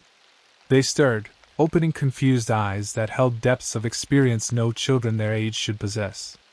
"Where are Mom and Dad?" Emma asked, her voice small and frightened. Joseph looked at me meaningfully. "We're going to help you find them, little one. You've been lost for a while, but you're safe now." The radio on my belt crackled to life. "All units, this is Patricia. We have a location on the missing children. Anonymous tip reports 2 children found in a cave system approximately 3 miles northeast of campsite 47. Michael, what's your location?" I keyed the radio. "Responding to the children's location now. ETA 15 minutes.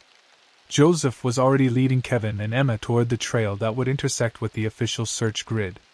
As we walked, he spoke quietly to them in words that seemed to reach deeper than conscious memory. "You had a camping adventure that got a little scary, but now you're going home. Your parents love you very much, and someday you'll understand that they had to go on a different journey than yours." Emma nodded seriously, as if she understood perfectly. Kevin remained quiet, occasionally looking back toward the deep forest with an expression too mature for his 10 years. By the time we reached the cave system where the search team would officially discover them, both children had crafted a story about getting lost while exploring, finding shelter in the cave, and sleeping until voices woke them up. Their account was consistent, detailed enough to satisfy investigators, and completely false. 3 days later, the bodies of James and Sarah Douglas were found at the bottom of a ravine 12 miles from their original campsite. The coroner ruled it an accidental death. They'd apparently left their campsite to search for their missing children, lost their footing on wet rocks, and fallen to their deaths. I filed my report according to procedure, noting the successful recovery of 2 missing children and the tragic accidental deaths of their parents. No mention of Saskits, unmarked trails, or impossible footprints. That information went into my personal files, locked away with a growing collection of cases that defied official explanation. But late at night, alone in my ranger station, I sometimes heard Joseph's flute song drifting through the forest. And I wondered how many other families had been guided across that threshold, and how many children carried secret knowledge of what lay beyond the world we think we understand. After the Douglas family incident, I couldn't let it go. I started spending my off hours researching everything I could find about the historical relationship between the Whispering Creek Reservation and our national forest. What I discovered in archived tribal documents, old ranger reports, and academic papers painted a picture far more complex than I'd imagined. The official establishment of Cascade National Forest in 1923 hadn't been a simple government land acquisition. It had involved extensive negotiations with the Whispering Creek tribe, led by a medicine man named Samuel Lightfoot, whose family had maintained sacred sites in the area for centuries. The final treaty included provisions that seemed strange until I understood their true purpose. The tribe retained access rights to specific trails and clearings within the forest boundaries. Park Service rangers were prohibited from conducting overnight patrols in designated cultural preservation zones, without tribal liaison present. Most significantly, the tribe maintained authority over search and rescue operations in areas they designated as sacred transitional spaces. I found similar agreements at national forests throughout the Pacific Northwest, all dating to the 1920s, all including provisions for tribal authority over certain types of emergency responses. Dr. Amanda Kingston, an anthropologist at the University of Washington who specialized in Pacific Northwest indigenous cultures, agreed to meet with me at her Seattle office on my next day off. Her research into traditional ecological knowledge had brought her into contact with stories similar to what I'd witnessed. The Sasquatch legends aren't mythology in the way most people understand mythology, she explained, surrounded by shelves of academic texts and field recordings. For tribes throughout this region, these beings are part of their historical record, as real as any other wildlife species. She pulled out a map marking documented Sasquatch encounters throughout Washington and Oregon. Notice the pattern? Sightings cluster around areas that tribal communities consider sacred. Areas associated with death, transition, and spiritual crossing. The Whispering Creek elder mentioned that Sasquatch can sense when someone is dying. Is that a common element in the traditional stories? Absolutely. Many tribes describe them as psychopomps, beings who guide souls between the world of the living and the world of the dead. They are particularly associated with people who die away from their communities, or children who die before their time. Dr. Kingston showed me recordings from interviews she'd conducted with tribal elders over the past decade. Story after story described Sasquatch interventions during times of crisis. Families lost in blizzards who were guided to shelter by tall, hairy figures. Children who vanished for days and returned with stories of living in the forest with the tall ones. Missing persons who were found weeks later with no memory of their disappearance, but a profound sense of peace about death and loss. Academic anthropology typically treats these as metaphorical stories, she said. But I've been documenting cases where the details match official records in ways that suggest these accounts describe actual events. She pulled up a database on her computer showing missing persons cases from national forests across the Pacific Northwest, organized by date, location, and outcome. The patterns were undeniable. Disappearances clustered around areas with strong Sasquatch traditions. Resolution rates were anomalously high. People were found in impossible locations, often with stories that matched traditional descriptions of Sasquatch intervention. The Douglas family case fits the pattern perfectly, she noted after I shared the details I was authorized to discuss. Terminal illness, family group, vehicle found at tribal lands, children recovered with fragmented memories. According to the traditional framework, James Douglas received a calling to cross over, but the Sasquatch determined his children weren't ready to follow. You're talking about this like it's established fact. I'm talking about it like it's a consistent pattern that deserves serious investigation rather than dismissal. She leaned forward. Michael, I've been in contact with park rangers, search and rescue coordinators, and tribal liaisons throughout the region. Your experience isn't unique. There's an informal network of people who understand that standard protocols don't apply to these cases. She gave me contact information for 3 other rangers who'd encountered similar situations. Talk to them. You'll find you're not alone in this. That evening, I called Ranger Daniel Torres at Olympic National Forest. He'd been on the job for 15 years and immediately understood why I was calling. Let me guess, he said. Missing family, vehicle found at reservation parking, children recovered in impossible circumstances, parents found dead in an accident that doesn't quite make sense. How many times have you seen this pattern? 4 times in my career. Each time, I filed the official report according to procedure and kept my mouth shut about the details that don't fit. But I keep detailed personal records of everything that doesn't make it into the system. Danielle arranged a meeting with Rangers Christopher Wade from Mount Baker Forest and Patricia Chin from Gifford Pinchot. We met at a small diner in Packwood, Washington, on a gray Saturday afternoon, for Park Service employees discussing cases that officially didn't exist. The Park Service has had informal protocols for handling these situations since the 1920s, Christopher explained. They're not written down anywhere, but they get passed along from senior rangers to junior staff in certain areas. The basic principle is that some searches require tribal liaison support, and the outcomes don't always match standard expectations. Patricia spread out copies of incident reports from her forest spanning 20 years. Look at the medical histories. Every family that experiences this type of disappearance includes at least one member with a terminal diagnosis, usually undiagnosed or recently diagnosed. The Sasquatch interventions seem to occur when someone is approaching death but hasn't accepted it yet. What about the children who get returned? They're changed, Daniel said quietly. I've followed up on kids who went through these experiences.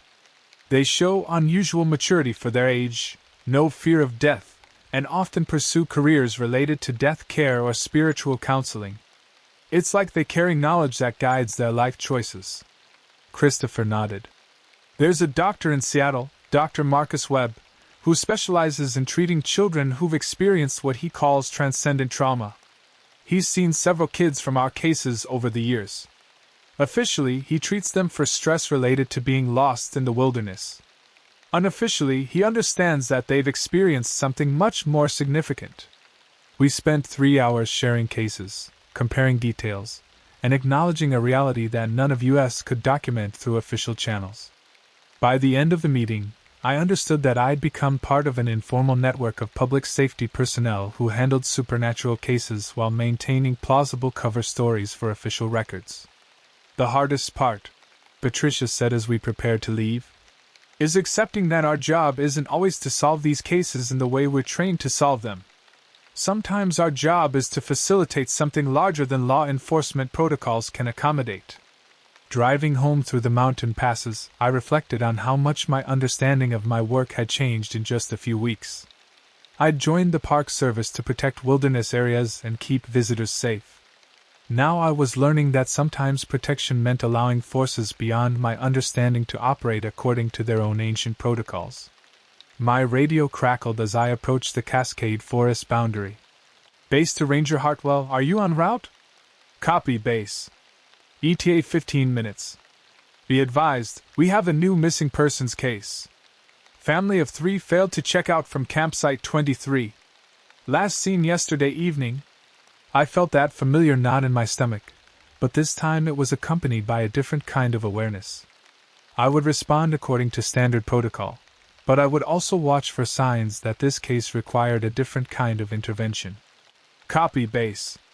Requesting tribal liaison support for the search operation. Understood. Officer Crowfeather has been notified.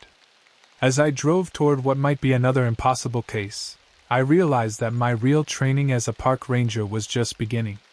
The Brennan family had vanished from campsite 23 under circumstances that were becoming disturbingly familiar. Father Robert, Mother Lisa, and their 4-year-old daughter Claire.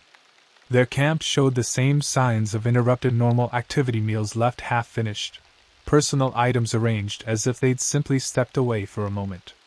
But this case was different from the Douglas family in one crucial way. We had a witness. Margaret Foster, an elderly hiker who'd been staying in a nearby campsite, approached me as I examined the Brennans' abandoned tent.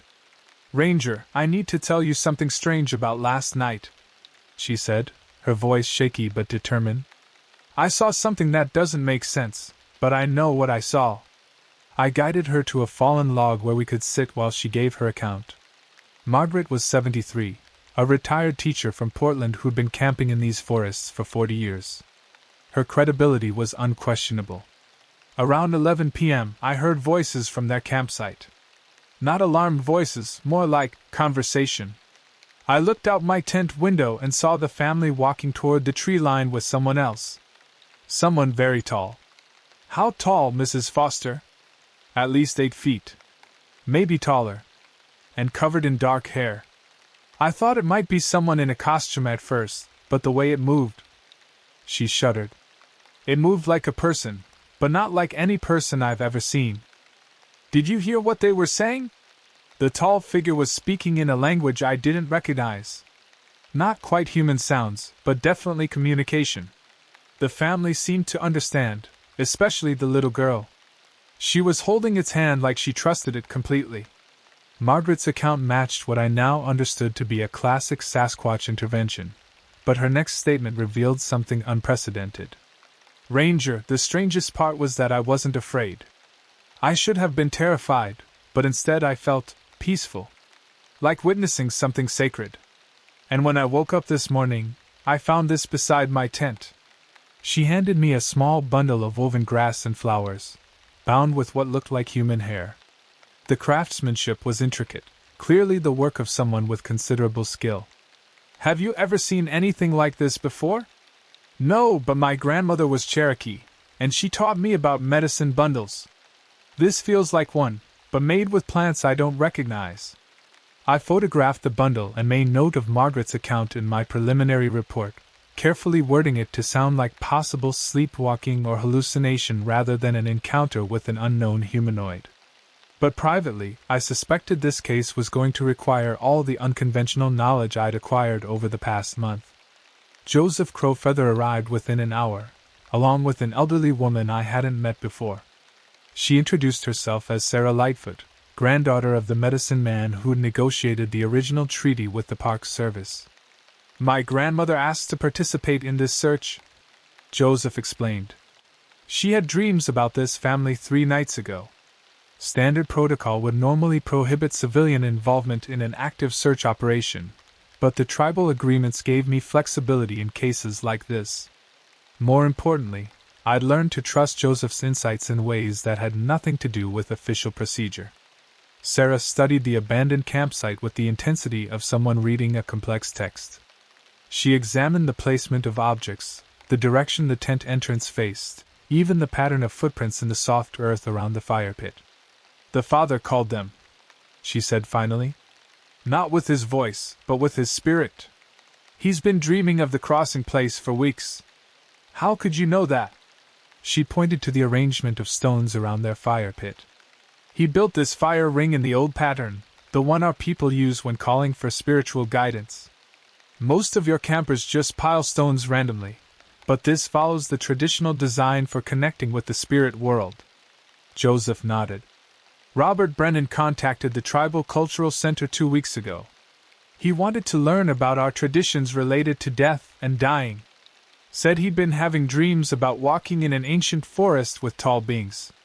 I felt pieces clicking into place. Did he mention being ill? Not directly, but he asked specific questions about how our people help dying persons cross over peacefully. I gave him some books about traditional practices, but I sensed he was looking for something more direct. Sarah gathered herbs from around the campsite, adding them to a small pouch she carried. The Saskats came for him because he asked them to. But the woman and child weren't ready. There will be a choice offered. What kind of choice? The family can cross together, or the woman and child can return after seeing where he needs to go. The Saskats don't force these decisions. They offer guidance and allow each person to choose their path. Over the next 6 hours, we conducted what appeared to be a standard grid search while actually following subtle signs that led us deeper into the forest than any official search would typically venture. Sarah identified broken twigs, disturbed moss, and other traces that I would never have noticed. The trail led to a place I'd never seen despite 11 years of patrolling this forest. A natural amphitheater formed by massive cedar trees, with a clear pool fed by an underground spring. The water was so pure it seemed to glow in the filtered afternoon light. This is one of the crossing places, Sarah whispered. Our people have used it for spiritual ceremonies for thousands of years. Around the pool, we found evidence of recent human presence. Clothing folded neatly on flat rocks.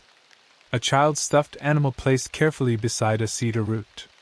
And footprints both human and something much larger leading into the water and disappearing. They're in the spirit realm now, Sarah explained. The physical crossing place connects to spaces that exist beyond normal reality. Time moves differently there. They might experience days or weeks while only hours pass here. Joseph was setting up equipment I'd never seen before: traditional drums, flutes, and what looked like recording devices designed to capture sounds below normal human hearing range. If they choose to return, they'll follow the music home.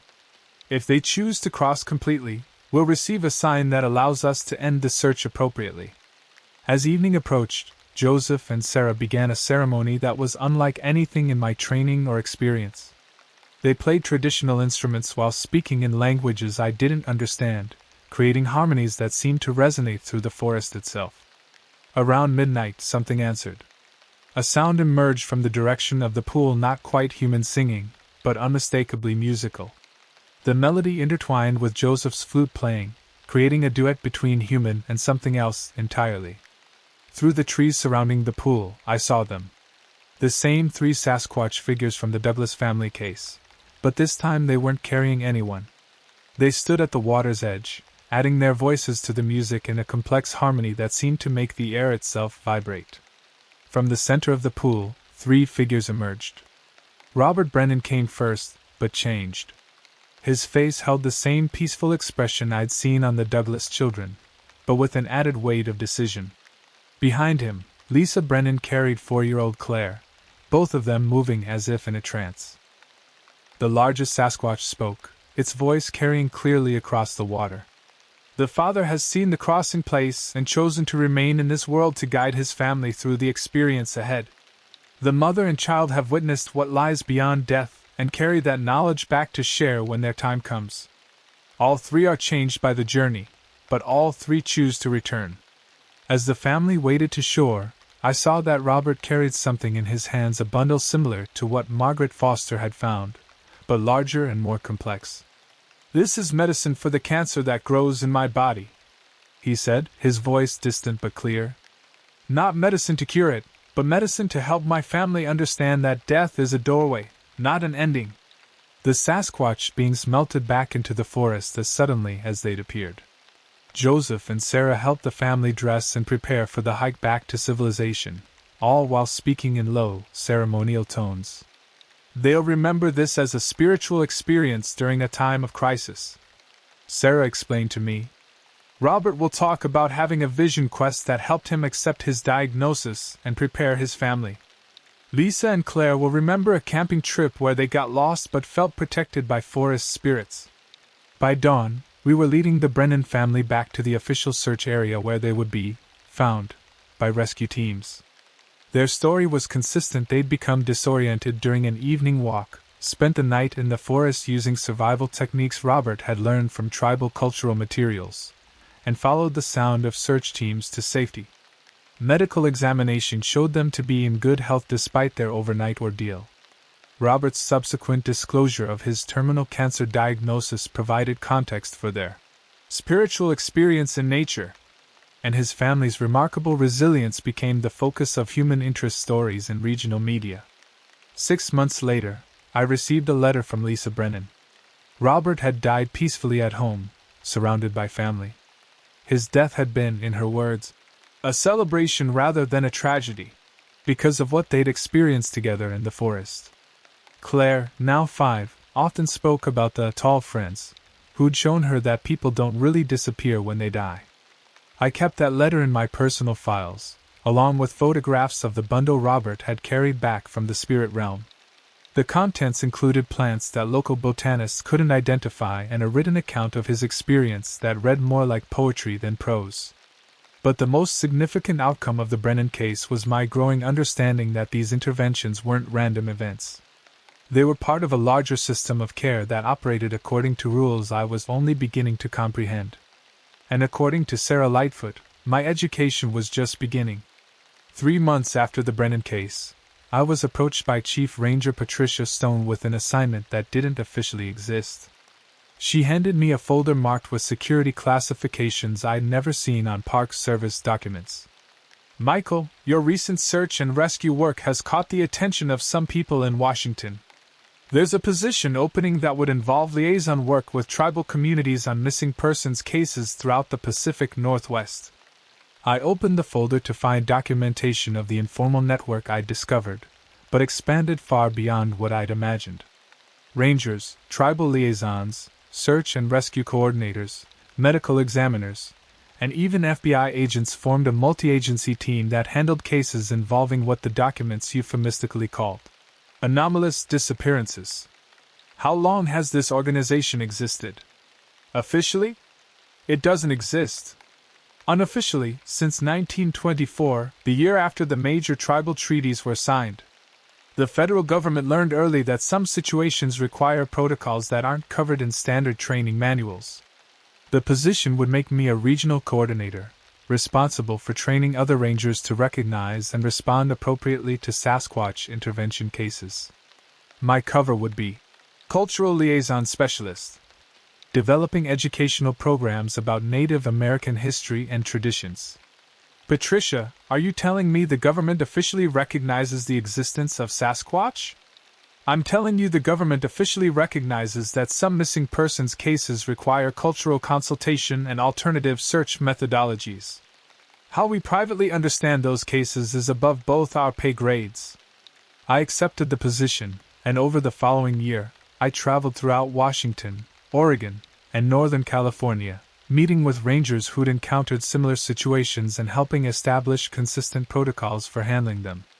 The most important lesson I learned was that Sasquatch interventions weren't supernatural events so much as they were part of a sophisticated ecosystem management system that predated European settlement by thousands of years. Dr. Amanda Kingston, who'd become an unofficial academic consultant to our network, explained it during a training session in Seattle. Traditional ecological knowledge includes understanding of relationships between species that Western science is only beginning to recognize. For Pacific Northwest tribes, Sasquatch beings are part of the forest's natural cycles, specifically related to managing the transition between life and death. You're talking about them like they're a legitimate species. I'm talking about them like they're an intelligent species that has coexisted with human communities for millennia, developing specialized behaviors related to human death care. Whether they're a biological species, a spiritual phenomenon, or something that transcends that distinction is less important than understanding their function within the ecosystem. The protocols we developed were elegantly simple.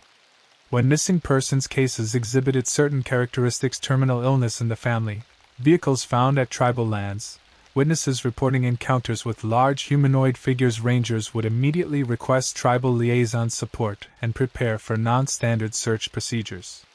Most importantly, we learned to trust the process.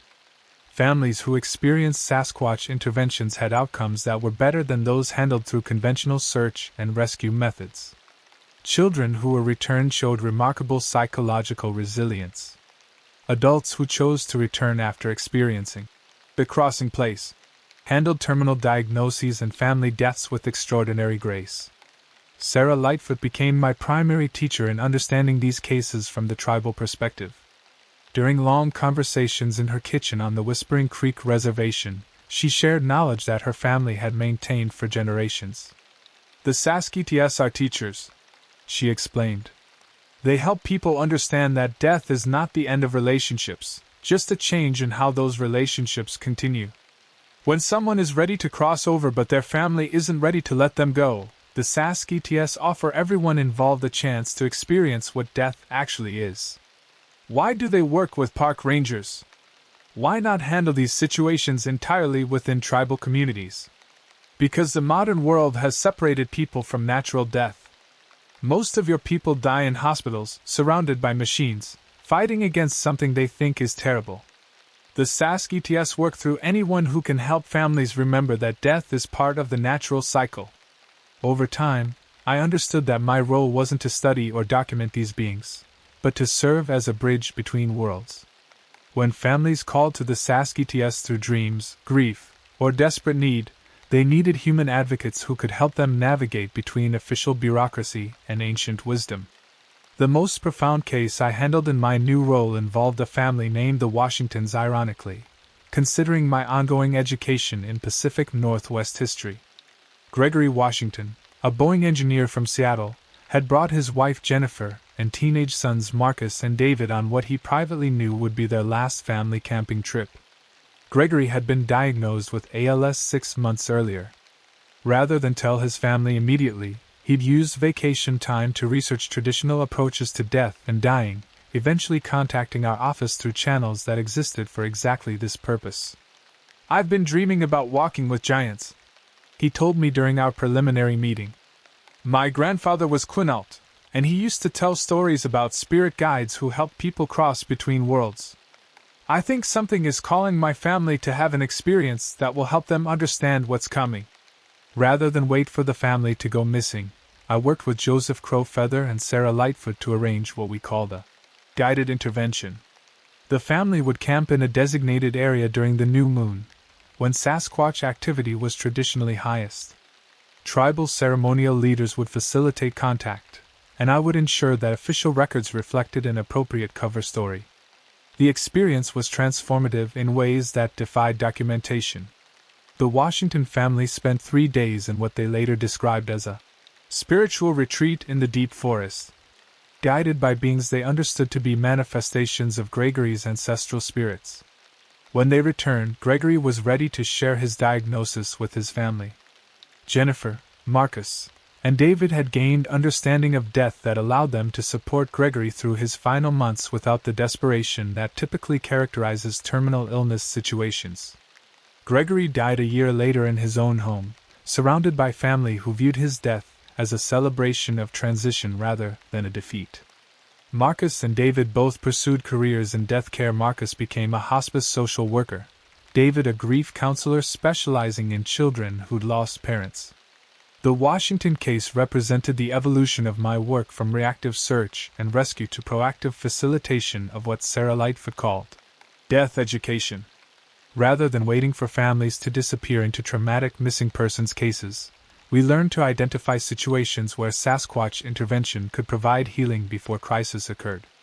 My final report as cultural liaison specialist summarized 5 years of cases involving more than 30 families. The statistical outcomes were remarkable. Families who experienced Sasquatch interventions showed significantly lower rates of complicated grief, family dissolution, and psychological trauma related to death and loss. But statistics couldn't capture the most important aspect of this work: the understanding that human communities are part of larger ecosystems that include forms of intelligence we're only beginning to recognize. As I prepared to retire from active duty and transition to a consulting role with the unofficial network, I reflected on how completely my understanding of my profession had changed. I'd started as a park ranger focused on protecting wilderness areas and ensuring visitor safety. I was ending as something that didn't have an official title: a facilitator of relationships between human communities and the ancient intelligences that share our forests. The Douglas children, now teenagers, had maintained contact with me over the years. Emma was planning to study anthropology with a focus on death rituals in indigenous cultures.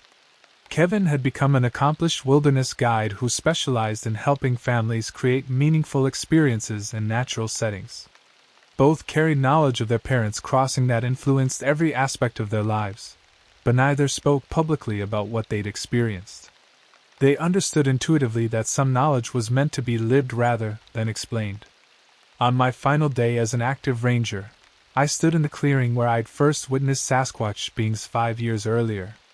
The stone circle remained exactly as I'd found it, but now I understood it as part of a network of sacred sites that connected the world of the living to whatever lay beyond. Joseph Crowfeather joined me for this farewell visit, bringing his ceremonial flute and a bundle of sage for a closing ritual. "What have you learned, Michael?" "That my job was never really about finding missing people. It was about helping people find their way to where they needed to be." "And what will you do with that knowledge?" "Pass it along to the next generation of rangers who are ready to understand that protecting wilderness includes protecting the relationships that have existed in these forests for thousands of years." As Joseph played his flute in the gathering dusk, I heard the familiar sound of massive footsteps moving through distant underbrush. The Saskats were still there, still fulfilling their ancient role as guides between worlds. And somewhere in the Pacific Northwest, Another family was probably experiencing the first dreams that would eventually lead them to a deeper understanding of what it means to be human in a world where death is not an ending, but a doorway. My work with them was finished, but the work itself would continue long after every government agency and official protocol had been forgotten. Because some relationships transcend human institutions and endure as long as forests grow and families love each other enough to face the unknown together. From the personal files of Ranger Michael Hartwell, retired. Cascade National Forest, Cultural Liaison Division. To whoever finds these records. This account represents 5 years of documentation related to missing persons cases involving what tribal communities call SASK-ETS interventions. While these files cannot be released through official channels, they contain information that may be essential for future rangers working in areas with active spiritual sites. The phenomena described herein are real, beneficial, and deserving of protection rather than exploitation. The families involved have provided their consent for these records to be maintained for training purposes, with the understanding that their privacy will be protected. If you are reading this, you have probably encountered situations that defy conventional explanation. Trust your instincts, seek guidance from tribal elders, and remember that your role is to serve rather than to control. The forest keeps its own schedule. Some protocols exist for reasons beyond our understanding, but that doesn't make them less important. Respect the old agreements. Honor the traditional knowledge. And when families call to the SASK-ETS through dreams or desperate need, help them find their way to the crossing places where healing can occur. The children who carry this knowledge forward will be the ones who help our communities remember how to die well. I became a park ranger after my nervous breakdown, thinking nature would heal me, but nature has its own kinds of madness. The thought echoed in my mind as I stood at the edge of the Boundary Waters Canoe Area Wilderness, watching the morning mist rise from Lake Superior like ghostly fingers clawing at the sky. 3 months into my new position at Superior National Forest, I'd learned that the wilderness didn't discriminate between the demons you brought with you and the ones it harbored on its own. My name doesn't matter much anymore, not after what I've seen, but the missing campers' names are burned into my memory. Jorge Martinez, 23, Eagle Scout from Duluth. Caleb Fisher, 19, University of Minnesota sophomore. Antonio Reeves, 25, Iraq veteran seeking solitude in the woods. 3 separate disappearances over 2 weeks, all within a 15-mile radius of where I now stood. The radio crackled on my belt. Base to Ranger Station 7, come in. I pressed the button. Station 7 here, Martha. Any sign of those boys yet? I gazed into the treeline where ancient pines stretched toward a gray October sky. Negative. But I'm picking up their trail from Antonio's last known position. What I didn't tell Martha was that the trail wasn't just human footprints in the soft earth. There were other marks.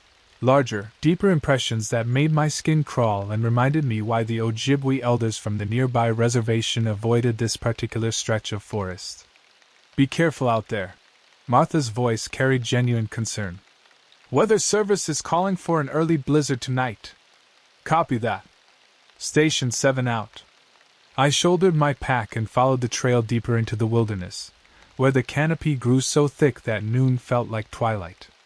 The breakdown that had ended my career as a Minneapolis detective seemed insignificant compared to the weight of these woods. Here, among trees that had witnessed centuries of secrets, my flashbacks and anxiety attacks felt like whispers against the scream. The first unusual sign appeared 2 miles in, claw marks on a massive red pine, 8 feet off the ground, gouged deep enough to expose the pale wood beneath. I'd seen bear sign before, but nothing like this. These marks were too deliberate, too purposeful. Like a territorial warning. My radio buzzed again. This time it was Jesse Hawkins, the veteran ranger who'd trained me. You copy, rookie? I'm here, Jesse. Just got word from the tribal police. Elder named Carter Kingbird wants to talk to you about those missing boys. Says it's urgent. I paused, remembering the old Ojibwe man I'd met during my first week. Carter had looked at me with eyes that seemed to hold the weight of generations, warning me about places in the forest where the hungry spirits walk. Where should I meet him? He's at the old logging road junction, about 3 miles southwest of your position. And Rookie? He seemed spooked. Real spooked. The logging road was a scar through the wilderness, abandoned since the 1960s and slowly being reclaimed by the forest. I found Carter standing beside his battered pickup truck, sage smoke rising from a bundle in his weathered hands. At 78, he moved with the careful precision of someone who'd spent a lifetime reading the forest's moods. "You're looking for the missing ones," he said without preamble, his voice carrying the weight of certainty. "That's right, Mr. Kingbird. Do you know something that might help?" His dark eyes fixed on mine. "What I know, the white authorities don't want to hear. But those boys, they wandered into the Wendigos' territory." I felt a chill that had nothing to do with the October air. The Wendigo. I'd heard the stories during cultural sensitivity training, but I'd filed them away with other folklore. Now, standing in the shadow of ancient pines with an elder who'd never spoken anything but truth to me, those stories felt different. "Tell me what you know," I said. Carter gestured toward the deeper woods. 3 weeks ago, my grandson Cash was hunting near Kettle Falls. He came back white as birch bark, wouldn't speak for 2 days. When he finally talked, he said he'd seen something moving between the trees, something tall as 2 men, covered in dark hair, but walking upright. Said its eyes glowed yellow in the moonlight, and it smelled like death and winter. Could have been a bear, standing on its hind legs. No. Carter's interruption was sharp. Cash has been hunting since he was 12. He knows bears. This was something else. Something hungry that can never be satisfied. The old man opened his truck and pulled out a manila folder, its edges yellow with age. Inside were photocopied newspaper clippings dating back to the 1970s, all reporting similar disappearances in the same general area. Hikers, hunters, campers, 17 people over 5 decades, vanished without a trace. "The pattern is always the same," Carter explained. "They disappear in groups of 3 or 4, always during the hunting season when the veil between worlds grows thin. Search parties find torn clothing, sometimes bones picked clean, but never the full truth." I studied the clippings, my detective instincts warring with something deeper, an intuitive dread that had been growing since I'd first set foot in these woods. "What do your people believe happened to them?" "The Wendigo was once human, but hunger, not just for food, but for something more, transformed it into something else. It lives in the deep places where sunlight never touches the ground, and it feeds on more than flesh. It devours hope, courage, the very spirit that makes us human." As if summoned by his words, a sound echoed through the forest, a long, mournful howl that seemed to come from everywhere and nowhere at once. It wasn't quite wolf, wasn't quite human, but something caught between the two. The hair on my arm stood up. Carter nodded grimly. "It knows we're here. And it knows you're looking for them. Even if I believed all this," I said, though my voice lacked conviction, "what am I supposed to do? I can't file a report about a mythological creature." "You find those boys," Carter said simply. "Dead or alive, you bring them home. Their families deserve to know. And you..." He studied my face with those penetrating eyes. "You need to face what's hunting you, both out here and in your own mind." The old man climbed into his truck, leaving me alone with the manila folder and a growing sense that I was about to cross a line from which there was no return.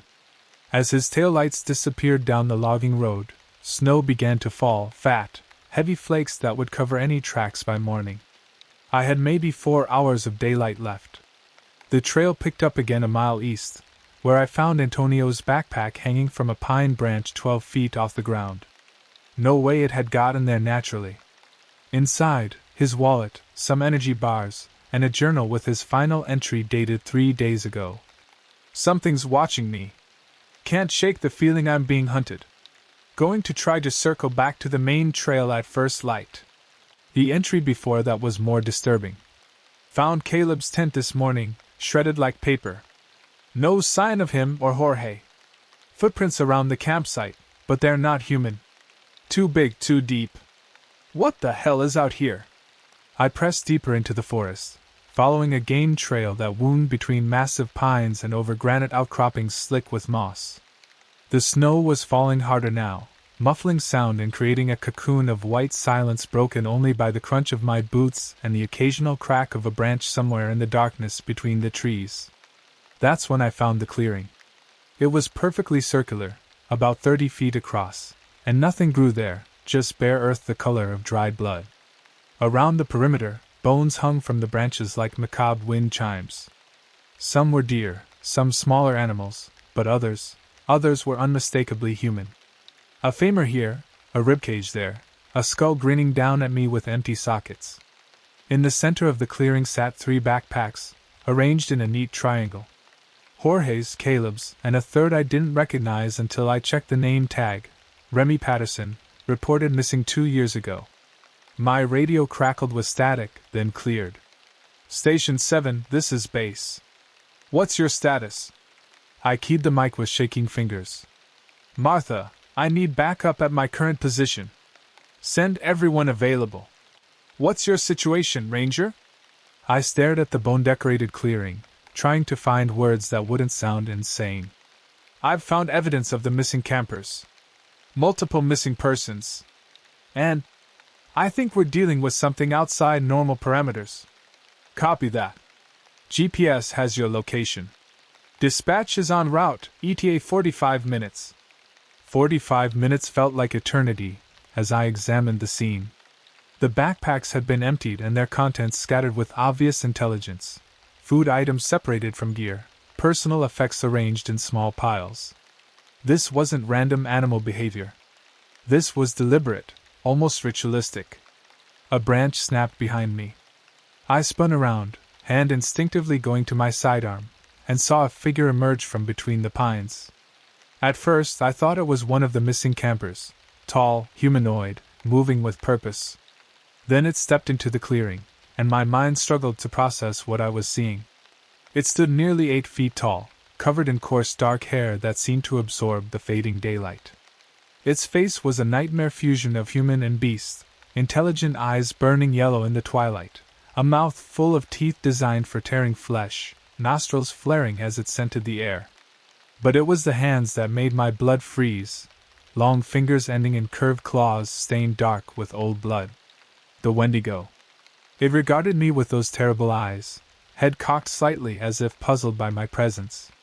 When it spoke, its voice was like wine through a graveyard, carrying echoes of every person it had consumed. Another seeker comes to my domain, it said, each word carefully enunciated in a dozen different voices. Are you here to join them, Ranger? To feed the endless hunger that gnaws at my bones?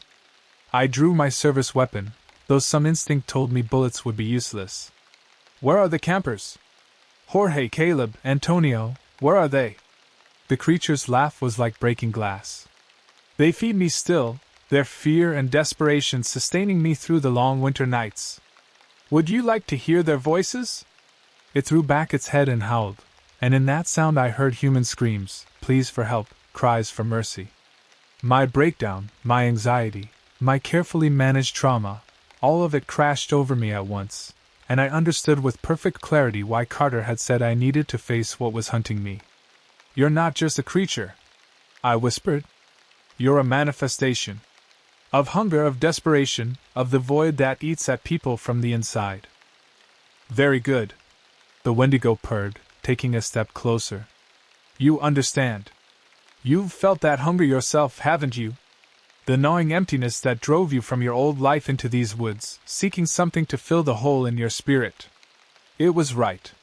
The breakdown, the career change, the desperate flight to the wilderness, all of it had been attempts to escape a different kind of hunger, the existential emptiness that had been consuming me piece by piece. But I didn't let it transform me, I said, raising my weapon. I fought it. Did you? The Wendigo smiled, revealing rows of needle-sharp teeth. Or did you simply run deeper into the woods, where that hunger could grow stronger in the darkness? Movement caught my eye, 3 figures stumbling into the clearing from different directions. Jorge, Caleb, and Antonio, but changed.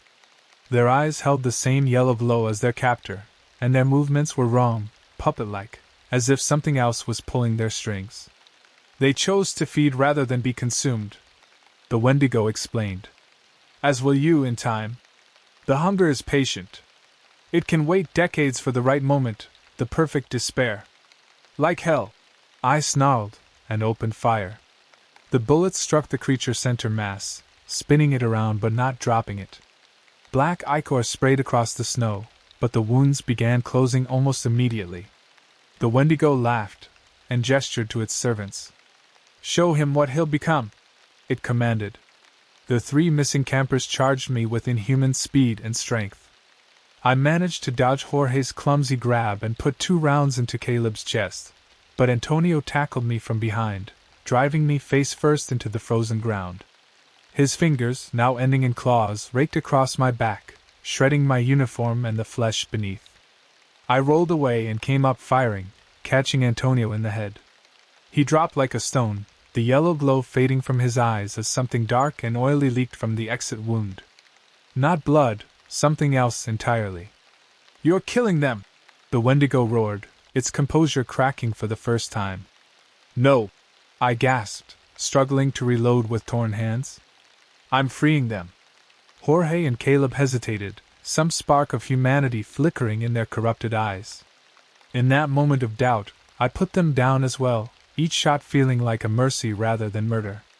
The Wendigo shrieked and charged me, moving faster than anything that size should be able to.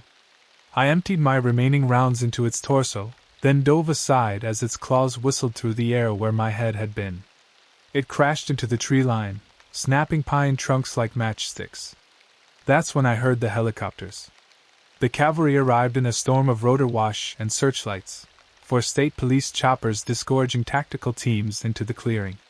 But as their boots hit the ground, the Wendigo was already gone, melted back into the deep woods like a nightmare at dawn. What they found instead was me, bleeding and incoherent, standing over 3 bodies in a clearing decorated with human bones. My story about a mythical creature attacking us was met with skepticism, then concern for my mental health.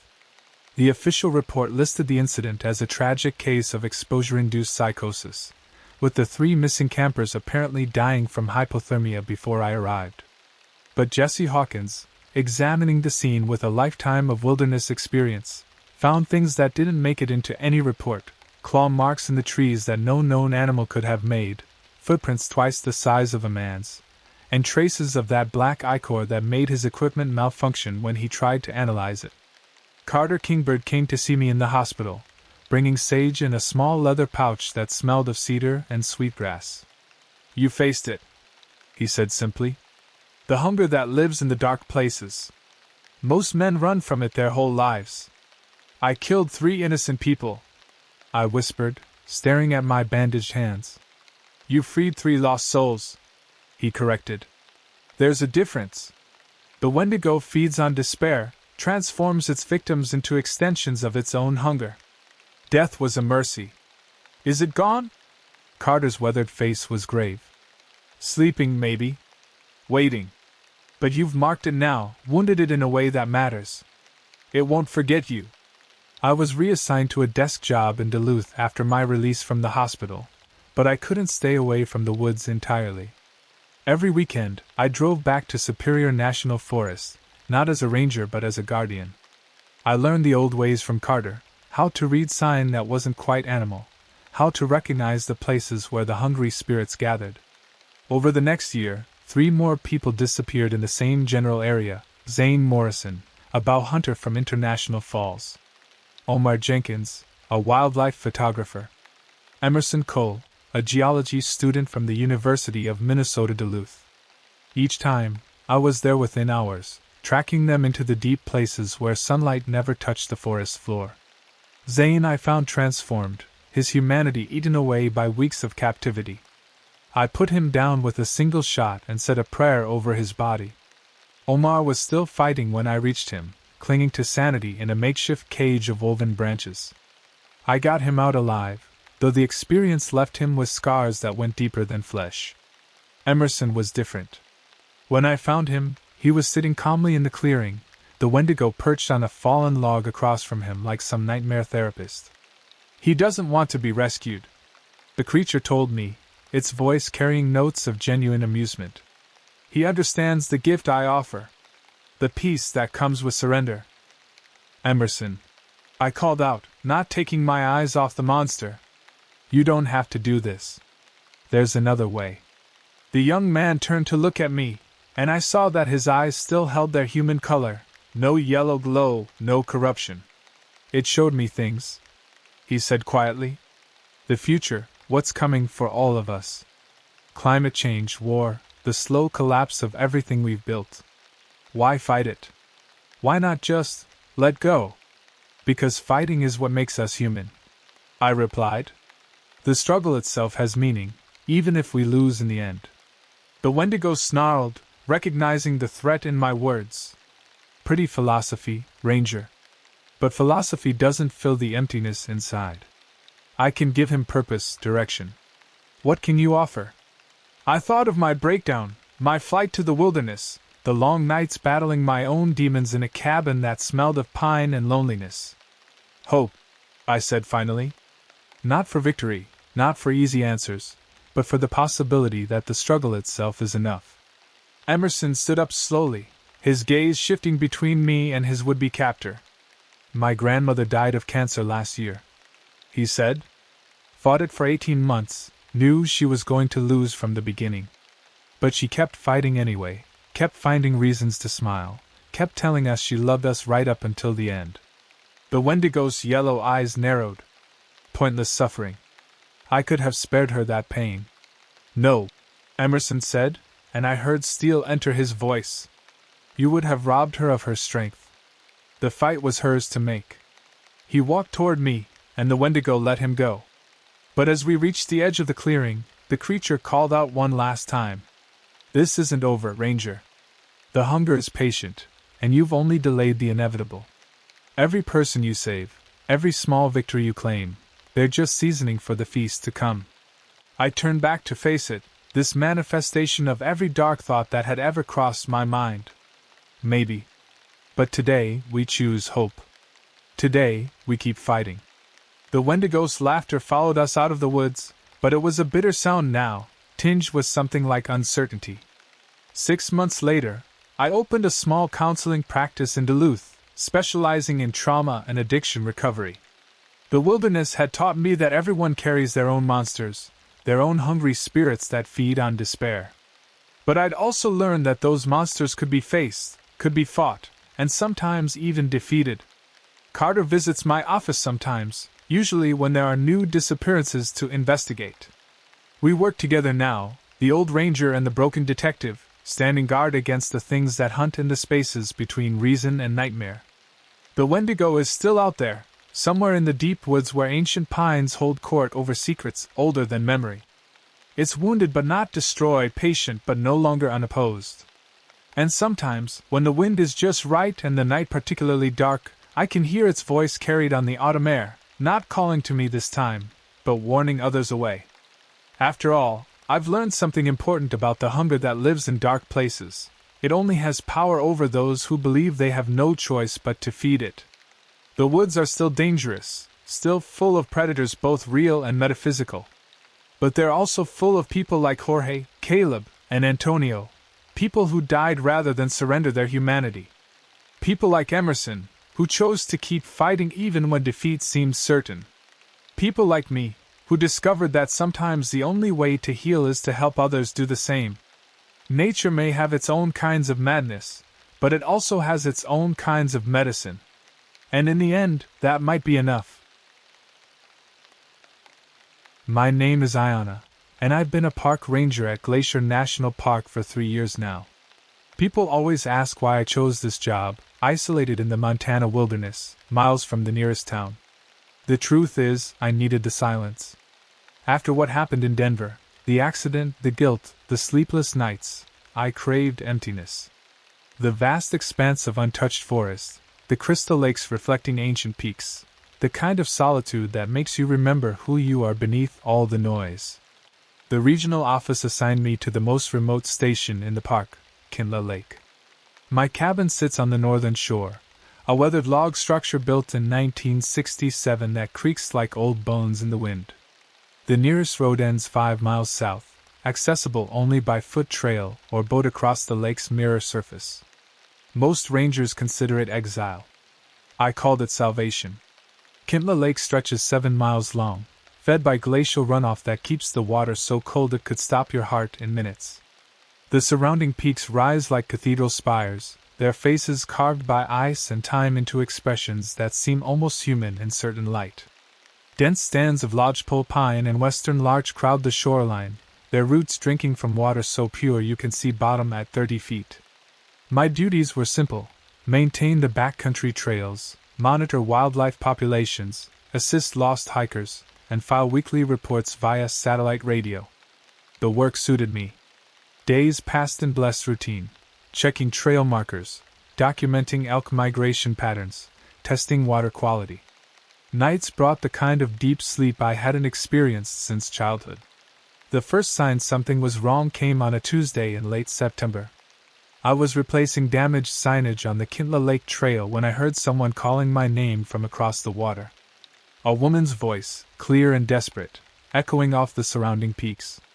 "Ayana! Help me!" I dropped my hammer and scanned the opposite shore through binoculars. Nothing. The voice came again, closer now, seeming to move along the water's edge. "Ayana! I'm lost! Please!" No boats were registered for the lake that day. No camping permits issued for the area. I grabbed my radio and attempted contact with the main office, but static filled the channel. The mountains often block signals, nothing unusual there. I launched my kayak and paddled toward the voice, watching the water for any sign of disturbance. The lake remained glass smooth, reflecting clouds that had gathered while I worked. As I approached the eastern shore, the calling stopped. I spent 2 hours searching, following game trails and checking hidden coves. Found nothing but bare scat and the bleached skeleton of a deer. That night, I filed a report about a possible missing person. Dispatch confirmed no permits or registered visitors for my sector. They suggested I might have heard an echo from the main campground 12 miles south, though we both knew sound didn't travel that way through the mountains. I tried to dismiss it, but the voice haunted my sleep. So familiar, like someone I should recognize but couldn't place. A friend from childhood perhaps, or a colleague from Denver. The tone carried genuine fear, the kind that cuts through bone and lodges in memory. 3 days later, it happened again.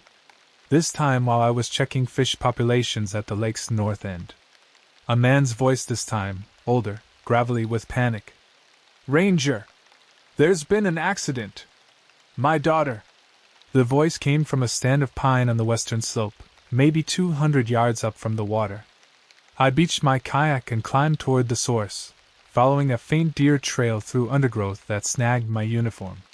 The forest grew denser as I climbed, cathedral quiet except for my breathing and the soft rustle of dead leaves. "Where are you?" I called out. "Keep talking so I can find you." Silence answered. I waited, listening for any sound, snapping twigs, rustling brush, labored breathing. Nothing. Even the birds had gone quiet, as if the forest itself was holding its breath. I spent another hour searching before admitting defeat. Back at the cabin, I tried the radio again. This time I reached dispatch.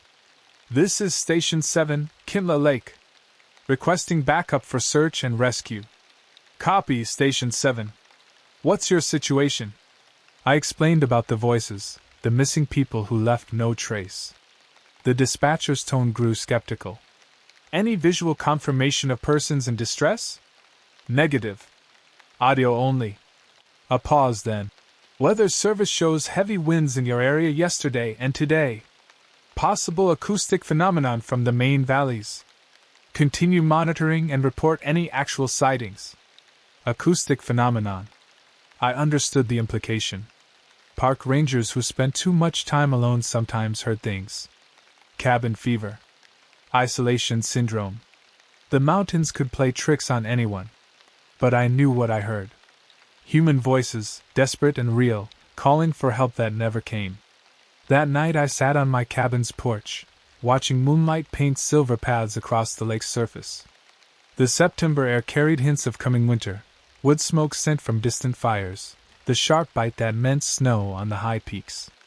Perfect conditions for sound to carry strange distances, to bounce off rock faces and create impossible echoes. Yet something felt wrong about the explanation. The voices came from different directions, different times of day. They knew my name. They carried emotions too specific, too human to be mere acoustic tricks.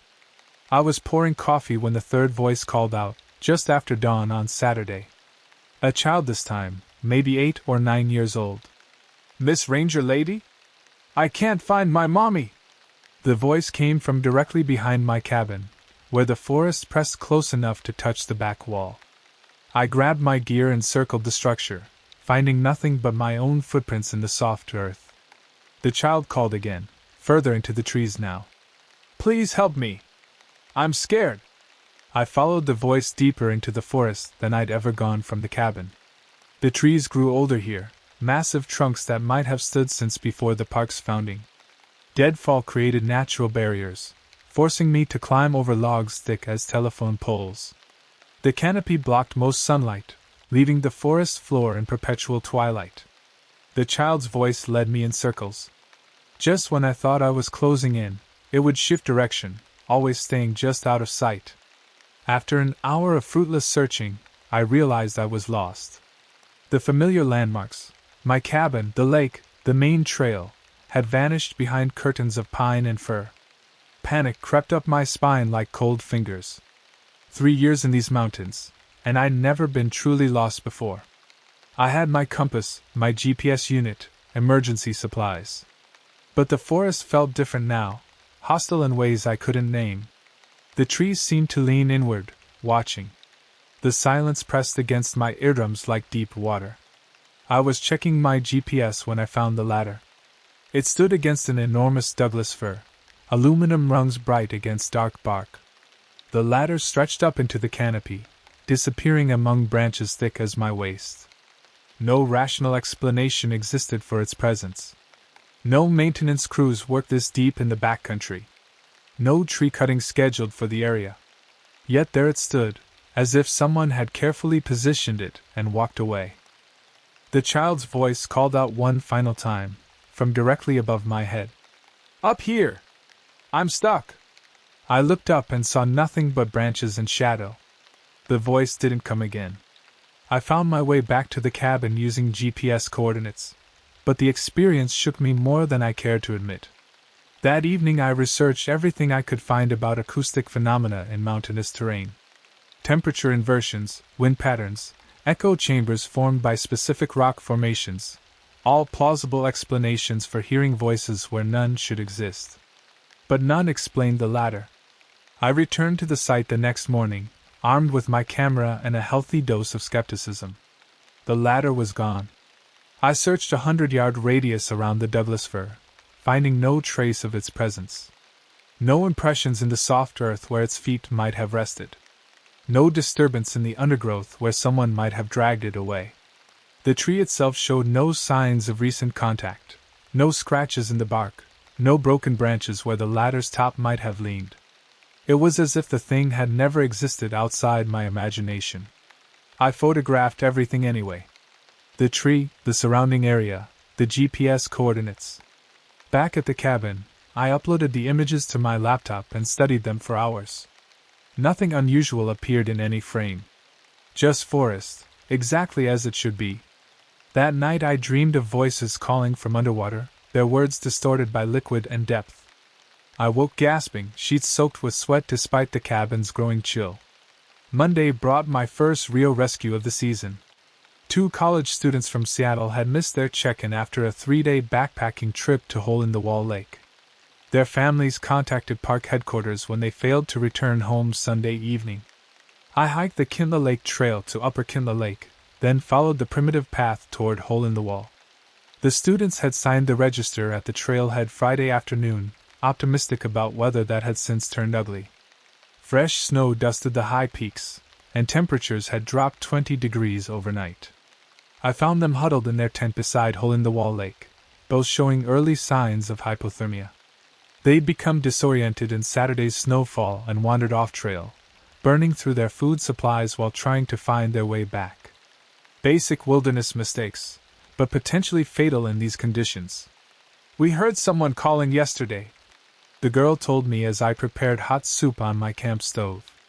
"A woman's voice, saying she could lead us to the main trail. We followed it for hours before realizing we were going deeper into the mountains." Her boyfriend nodded, teeth chattering despite the warming tea I'd given him.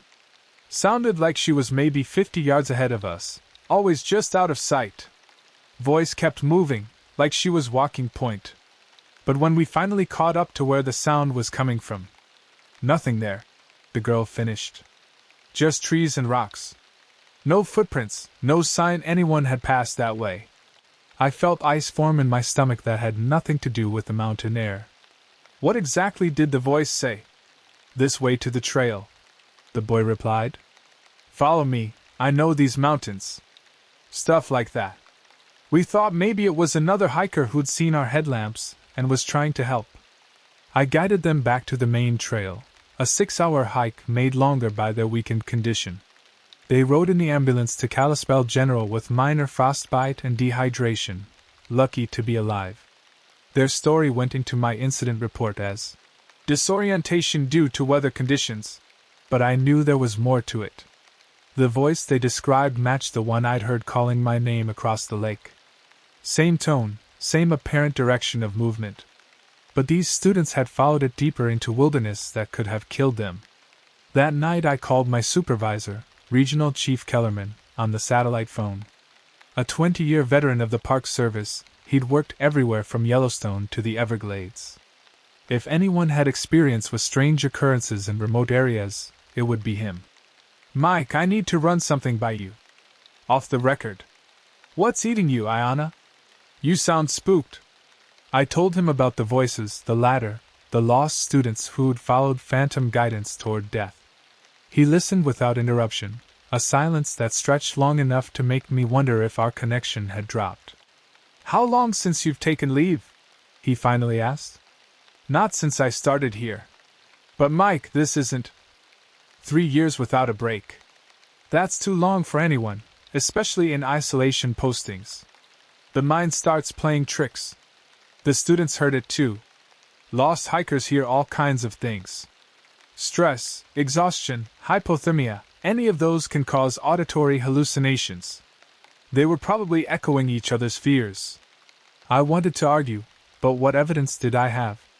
Voices without sources, a ladder that vanished, the vague unease that something was hunting in my forest? It sounded like madness even to me. "Take a week in town," Kellerman continued. "Visit family, sleep in a real bed, remember what civilization feels like. I'll have Rodriguez cover your sector." "I don't need." "It's not a request, Ayana. You're exhibiting classic signs of isolation stress. Take the leave, or I'll make it medical." I agreed to consider it, knowing I wouldn't abandon my post. Something was happening in these mountains, something that posed real danger to anyone unlucky enough to encounter it. 2 college students had nearly died following a voice that shouldn't exist. How many others might hear that same call? Wednesday brought an early snowfall that transformed the landscape overnight. The lake's surface acquired a skin of ice that would thicken as temperatures dropped. Soon it would freeze solid enough to walk on, cutting me off from the outside world until spring. Perfect conditions for whatever hunted these mountains to operate without interference. I was chopping firewood behind the cabin when I heard my mother's voice calling from the tree line. "Ayana, honey?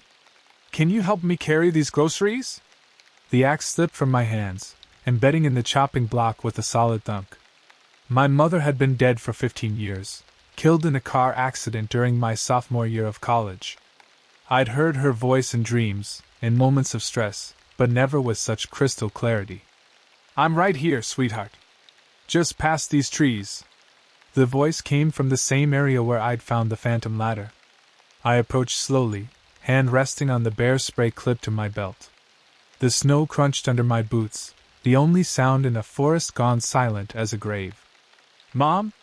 I called softly, feeling foolish and terrified in equal measure. "Over here, honey. I can't manage all these bags by myself." The voice led me deeper into the forest, always staying just ahead, always claiming to be just past the next cluster of trees. I followed for 10 minutes before stopping myself. My mother was dead. Whatever spoke with her voice wanted to lead me away from safety, just as it had led the college students toward hypothermia and death. I turned and walked back to the cabin, ignoring the voice that continued calling my name in tones of hurt and disappointment. By the time I reached my porch, the forest had fallen silent again. That night I researched every case of missing persons in Glacier National Park over the past 20 years. The official files painted a picture of typical wilderness hazards: exposure, falls, animal attacks, simple navigation errors that turned fatal. But reading between the lines, I found disturbing patterns. 7 cases in the last decade involved experienced hikers who had wandered off established trails for no apparent reason. 3 separate incidents described rescuers hearing calls for help that led nowhere. In 2019, a family camping at Bowman Lake reported their 8-year-old daughter missing after she said she was following the nice lady who knows where the blueberries grow. They found the girl 12 hours later, 3 miles from camp, hypothermic but alive. She insisted a woman had led her into the mountains, promising to show her berry patches. Search teams found no trace of any other person in the area. The child's description matched my own experience perfectly. A voice calling from the forest, always just out of sight, leading deeper into wilderness that could kill the unwary. Something was hunting in these mountains. Something that spoke with stolen voices, that knew exactly what words would lure people away from safety. And I was the only one who seemed to understand the threat it posed. By October, the first serious snow locked me into the Kintla Lake Basin for the winter. The trail to the nearest road became impassable, leaving only my radio and satellite phone as connections to the outside world. Most rangers would have evacuated to town by now, but I'd volunteered to maintain the winter watch station. Someone needed to monitor the area, and after my conversations with Kellerman, I knew no one would believe my reports about the voices. The lake froze solid in record time, its surface becoming a highway for wolves and other predators following prey herds to lower elevations. I documented their movements, photographed tracks in fresh snow, maintained detailed logs of wildlife behavior. Normal ranger duties that helped preserve the illusion that everything was normal. But the voices came more frequently now, calling from different points around the lake at all hours. Sometimes I recognized them, childhood friends, college roommates, my father calling me in for dinner the way he had when I was 10. Other times they belonged to strangers, people whose voices carried fear and pain that cut through the winter air like knives. I stopped responding to any of them. The pattern became clear after weeks of careful observation. The voices always called from locations that would lead people away from established trails, away from safety, deeper into wilderness where winter could kill in hours. They knew personal details, names, relationships, shared memories, that no ordinary predator should possess.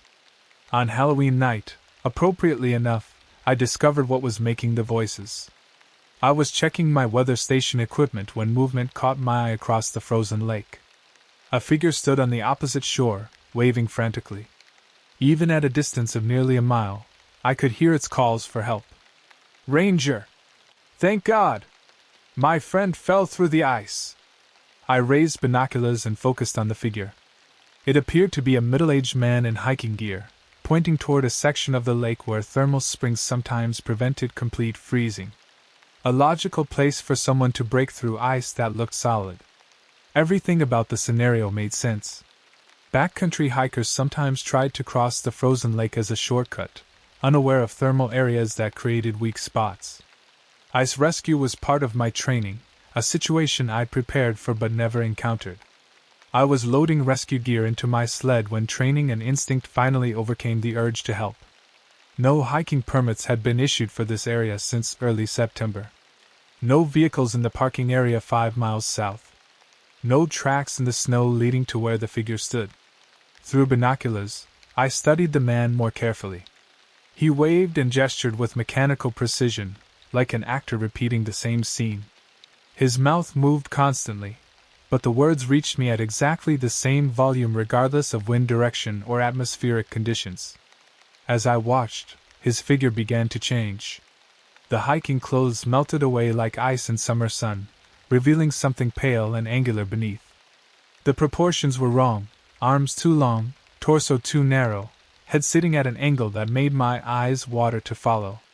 The thing continued waving and calling for help, but its voice no longer matched the human shape it had initially worn.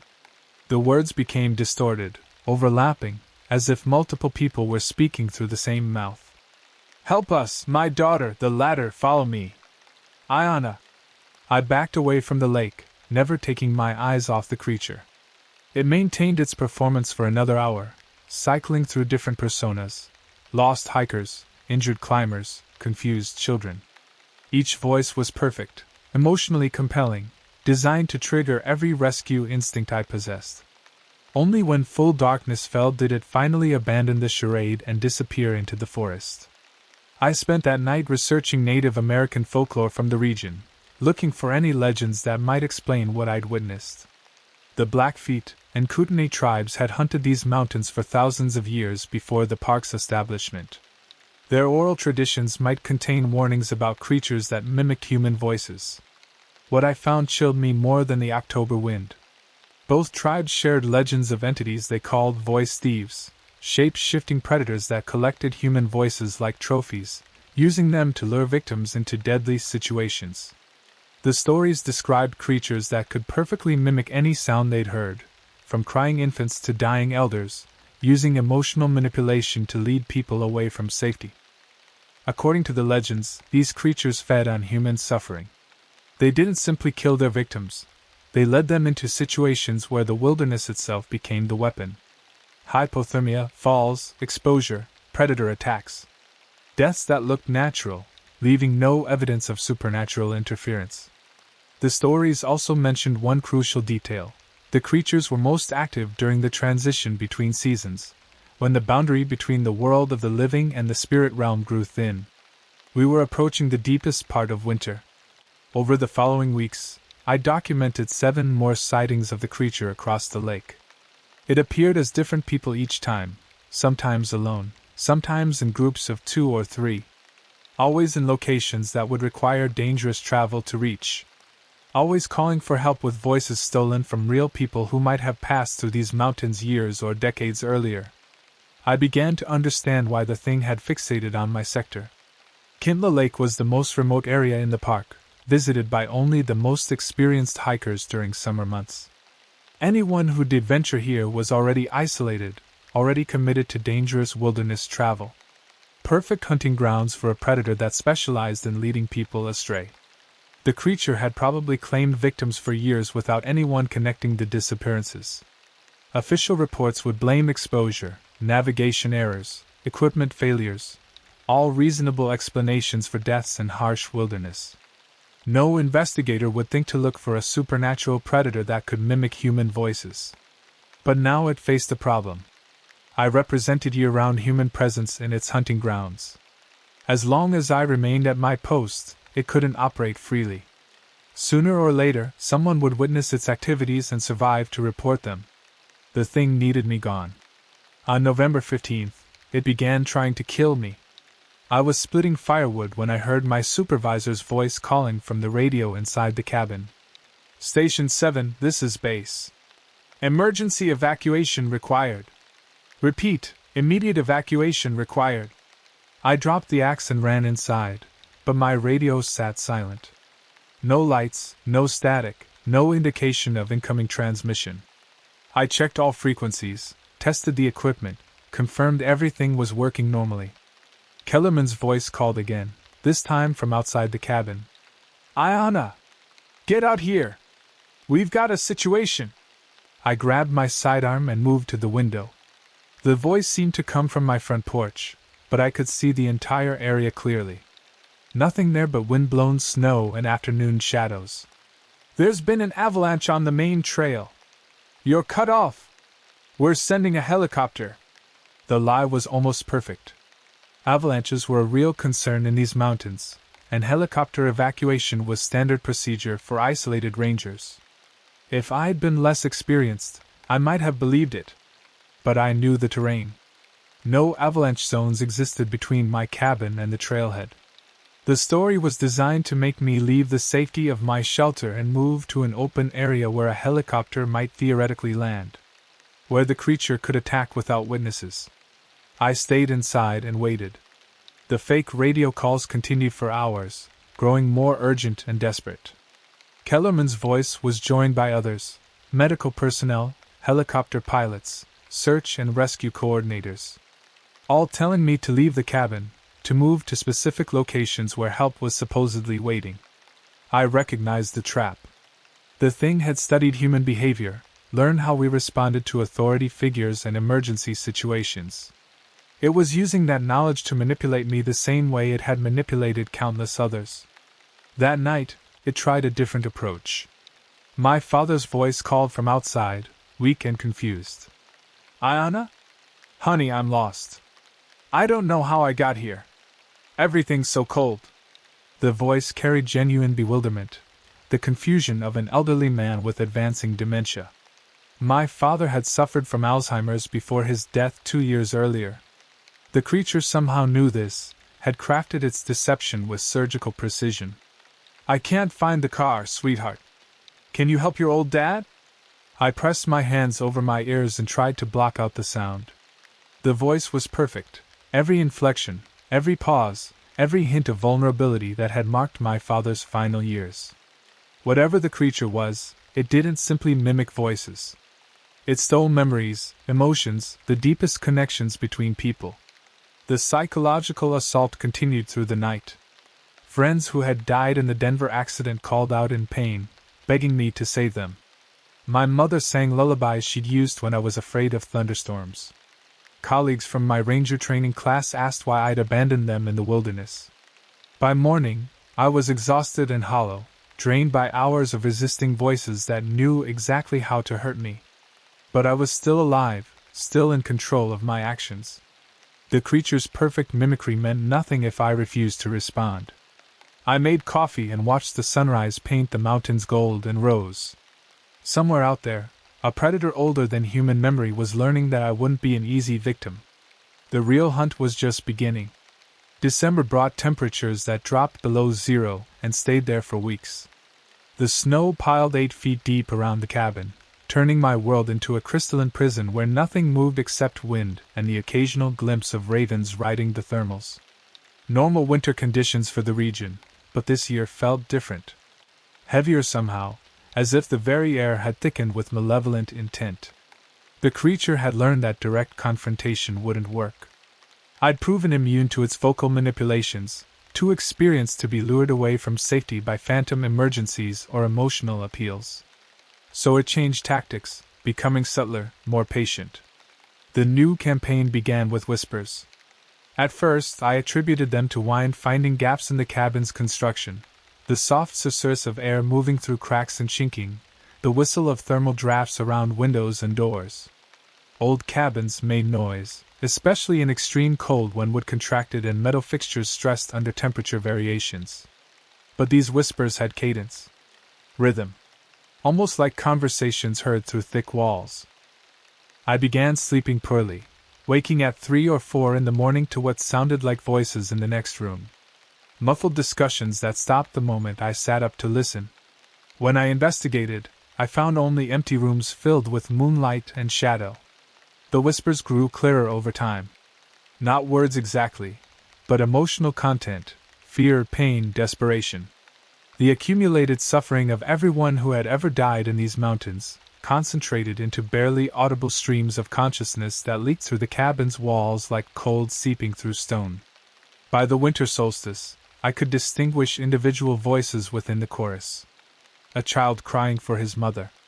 An elderly woman praying in a language I didn't recognize. A man begging forgiveness for sins I couldn't understand. Dozens of distinct personalities, all trapped somewhere between life and death, all trying to communicate something vital. I began documenting the phenomenon, recording hours of audio that captured only wind and silence when played back. Whatever I was hearing existed beyond the range of electronic equipment, perceivable only by human consciousness under specific conditions. The breakthrough came on Christmas morning, when I finally understood what the voices were trying to tell me. I was listening to the pre-dawn whispers while drinking coffee and watching snow fall past my kitchen window. The conversation seemed more coherent than usual, as if proximity to the longest night had strengthened whatever barrier separated the living from the dead. A woman's voice rose above the others, speaking with desperate clarity. "It takes our voices when we die. Steals them like everything else. Uses them to call others to the same fate."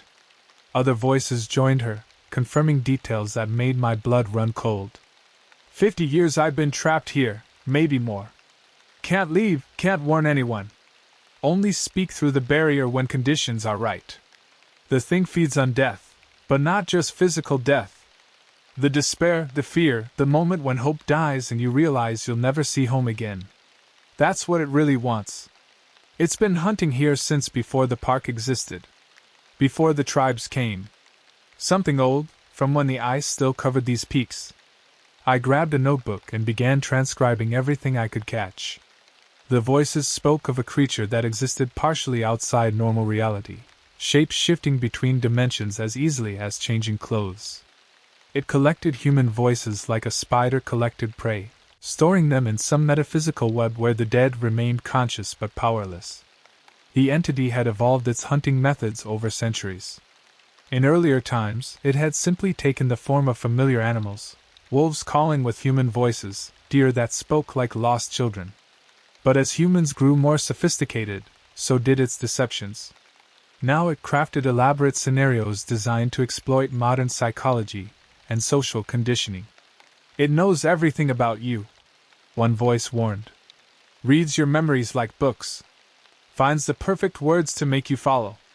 Been watching you for months, studying your patterns. Knows you won't abandon your posts, won't leave people in danger. It's going to use that against you." The warning proved prophetic. 3 days after Christmas, the creature unveiled its masterpiece of manipulation. I was checking my weather instruments when a snowmobile approached across the frozen lake. The machine moved slowly, its engine coughing and missing like a motor on the verge of failure. The rider wore standard winter gear, insulated coveralls, helmet, face protection against the wind chill. The snowmobile stopped 50 yards from shore, steam rising from its overheated engine. The rider removed their helmet, revealing a young woman with frost-rimed hair and skin pale as winter moonlight. "Thank God," she called out. "I've been riding for hours trying to find help. My brother's trapped in an ice cave up the North Ridge. His leg's broken, and I can't get him out alone." Everything about her story made perfect sense. Ice caves formed naturally in the area's limestone formations, popular with experienced climbers during winter months. A fall could easily result in broken bones and entrapment. The woman appeared genuinely distressed, her voice carrying the particular exhaustion that came from hours of desperate travel. But I'd learned to trust the whispers more than my eyes. The voices of the dead rose in urgent warning, barely audible beneath the snowmobile's idling engine. "It's not real. Illusion. The machine, the woman, all of it stolen from someone who died here years ago." I raised my binoculars and studied the scene more carefully. The snowmobile looked authentic, down to manufacturer decals and wear patterns from normal use. The woman's gear appeared genuine, her expressions of distress perfectly natural. Only one detail betrayed the deception. No tracks led to where she'd stopped. The snow around her machine was undisturbed, as if the entire tableau had materialized from thin air. "Please," she called again. "I know you're a ranger. My brother's going to die if we don't get him out of there soon." I wanted to help. Every instinct screamed at me to grab my rescue gear and follow her into the mountains. The scenario was exactly the kind of emergency I'd trained for, the reason I'd stayed at my post through the dangerous winter months. But the whispers kept warning me, their accumulated wisdom born from decades of similar deceptions.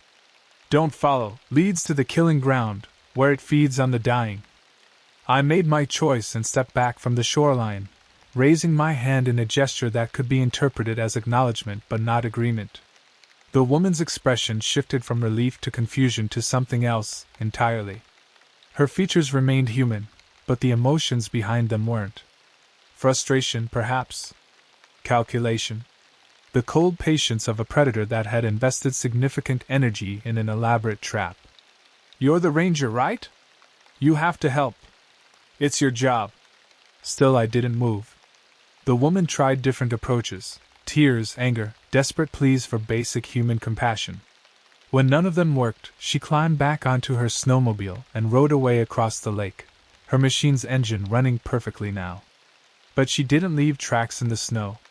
The entire performance had been projected somehow, a three-dimensional illusion crafted from stolen memories and supernatural malice. That night, the whispers told me the truth about what I'd almost walked into. The cave she described is real. But it's not limestone. It's something else, something that shouldn't exist in nature. The thing's feeding ground, where it takes victims to consume their life force slowly. Bodies in there going back decades. Still alive, still conscious, but trapped between life and death while it feeds on their despair. That's what it wanted for you. To add your voice to its collection, your knowledge to its hunting strategies. I understood now why I'd been chosen for this assignment. The creature needed someone with my skills, wilderness expertise, rescue training, stubborn independence. It wanted to turn my strengths against me, to use my desire to help others as the weapon for my own destruction. But knowing the trap's nature gave me an advantage. I could avoid its snares, resist its deceptions. The question was whether I could do more than simply survive. The voices of the dead whispered strategies through the long winter nights, sharing knowledge accumulated over generations of victimhood. They told me about the creature's weaknesses, its vulnerabilities, the times when it was most exposed to counterattack. "Spring," they warned. "When the ice breaks and the barriers weaken. That's when it's most active, but also most vulnerable. When someone like you might have a chance to fight back." I spent the rest of winter preparing for that opportunity, gathering supplies and information, learning everything the dead could teach me about the enemy that had claimed their lives. Soon, the ice would break. And when it did, the real battle would begin. March brought the first signs of spring's approach, subtle changes that most people would miss but which spoke volumes to someone who'd spent years reading the wilderness like scripture. Ice on the lake developed the gray, honeyed appearance that meant internal structural weakness. Snow gained weight and density, settling into forms that would soon channel meltwater toward lower elevations. The forest itself seemed to hold its breath, waiting for some cosmic signal that winter's grip was finally loosening. The voices of the dead grew stronger as the season changed, their whispers becoming clear enough to distinguish individual words and complete sentences. They spoke of the creature's increasing agitation, its need to feed before spring brought new rangers and visitors to the area. "It's growing desperate," they warned. "Hasn't fed properly in months because you won't take its bait. That makes it dangerous in new ways." I learned that the entity's power waxed and waned with the seasons. Winter's isolation and death provided ideal hunting conditions, but spring's renewal weakened its connection to the shadow realm where it stored its victims. For a brief window between winter's end and summer's beginning, it became vulnerable in ways that might allow a prepared opponent to strike back. The opportunity came on March 15th, when the lake ice began its final breakup. I was photographing the process from my cabin's porch when the creature appeared on the opposite shore. Not disguised this time, not wearing stolen human appearance. It stood revealed in its true form, something that hurt to look at directly, all wrong angles and proportions that violated basic assumptions about biology and physics.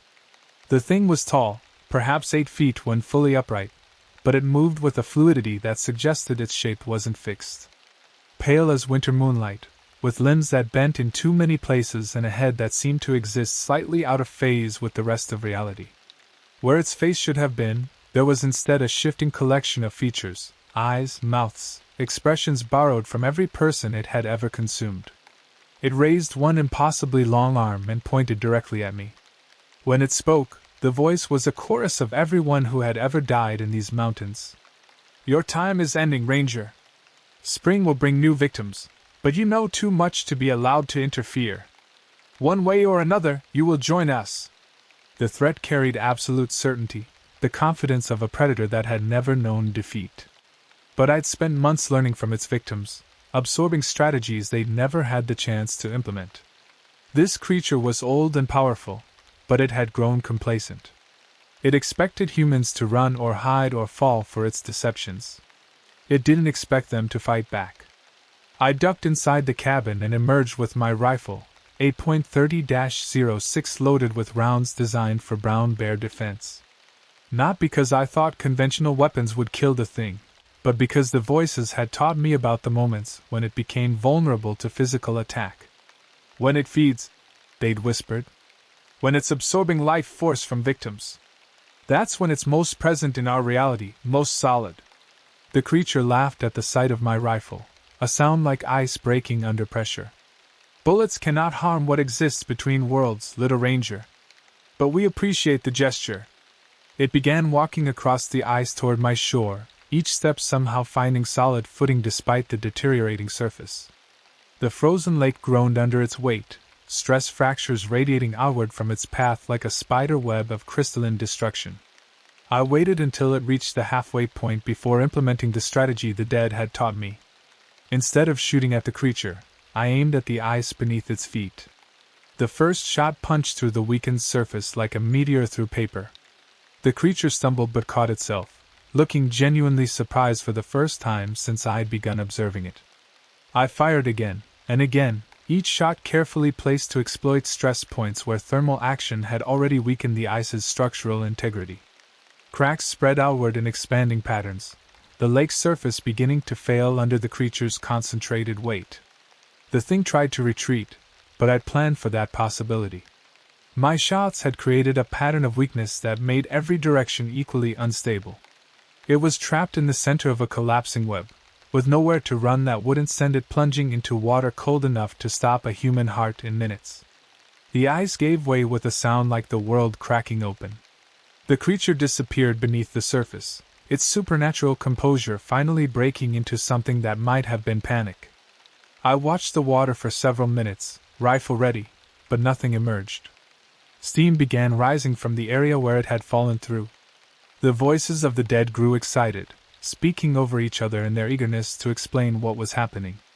The water, it's blessed ground now, sacred lake that predates the creature's presence. Can't maintain its form in moving water, barriers between worlds grow too thin. It's dissolving, all the stolen voices being released. I felt rather than heard the moment when dozens of trapped souls finally broke free from their supernatural prison. A warmth that had nothing to do with air temperature spread across the lake, and for just an instant, I could see them, translucent figures rising from the water like mist, finally able to continue journeys that had been interrupted decades earlier. They nodded to me in gratitude before fading into whatever realm awaited beyond the boundaries of physical existence. The lake grew calm again, its surface reflecting sky and mountains with perfect clarity. No trace remained of the creature that had hunted here for untold centuries. Only clean water and the promise of spring's renewal. I spent the rest of March documenting everything that had happened, creating a comprehensive record of the entity's hunting methods and ultimate defeat. The account would go into my official files, though I knew most readers would dismiss it as isolation-induced fantasy. But some would understand. Other rangers who'd encountered unexplained phenomena in remote wilderness areas. Indigenous peoples whose oral traditions preserved knowledge of things science couldn't yet explain. Anyone who'd spent enough time in true wilderness to understand that reality extended far beyond what textbooks acknowledged. When the first backpackers arrived in April, I was ready for them. Ready to do my job properly, without supernatural interference. Ready to protect people from ordinary wilderness dangers, exposure, falls, predator encounters, navigation errors that could turn fatal. Normal ranger work seemed almost easy after what I'd been through. The voices of the dead no longer whispered through my cabin walls. The forest had returned to natural sounds, whined through pine boughs, the distant calls of migrating birds, the splash of beaver in hidden ponds. Life continuing its eternal cycle without malevolent interruption. I stayed at Kintla Lake through the summer season, guiding lost hikers to safety and monitoring wildlife populations with renewed appreciation for the privilege of working in such pristine wilderness. When autumn came again, I accepted Kellerman's offer of a transfer to a more populated station near the park's main entrance. Not because I was afraid to face another winter alone. I'd proven I could handle whatever darkness these mountains contained. But because the lake no longer needed a guardian. The ancient threat was gone, dissolved into elements too basic to remember their predatory purpose. The cabin sits empty now during winter months, its windows dark and chimneys cold. But the lake itself watches over anyone who ventures into that remote corner of Glacier National Park. Sacred water that remembers the price of freedom, and the ranger who paid it willingly. Sometimes, when conditions are right and the barriers between worlds grow thin, visitors report hearing a woman's voice calling across the water. Not seeking help, but offering it. Warning the unwary away from dangers they don't understand, guiding the lost back to safe trails. They call it acoustic phenomenon now, wind patterns and thermal effects that create illusions of human speech. The official explanation satisfies most people, and that's probably for the best. But I know the truth. My voice joins the others now, part of the mountain's defense against whatever darkness might try to claim this sacred place. We are the watchers, the guardians, the ones who chose to stand between predator and prey. And we will be here for as long as these peaks endure, protecting those who venture into the wilderness seeking beauty and finding only peace. The hunt is over. The mountain remembers. And the voices of the defenders echo forever across water that refuses to forget.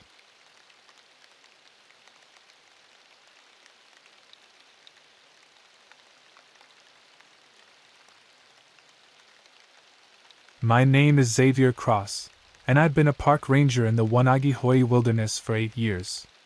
In that time, I've pulled drowning kayakers from the Kachina River, guided lost families back to civilization, and rappelled down cliff faces to reach injured climbers.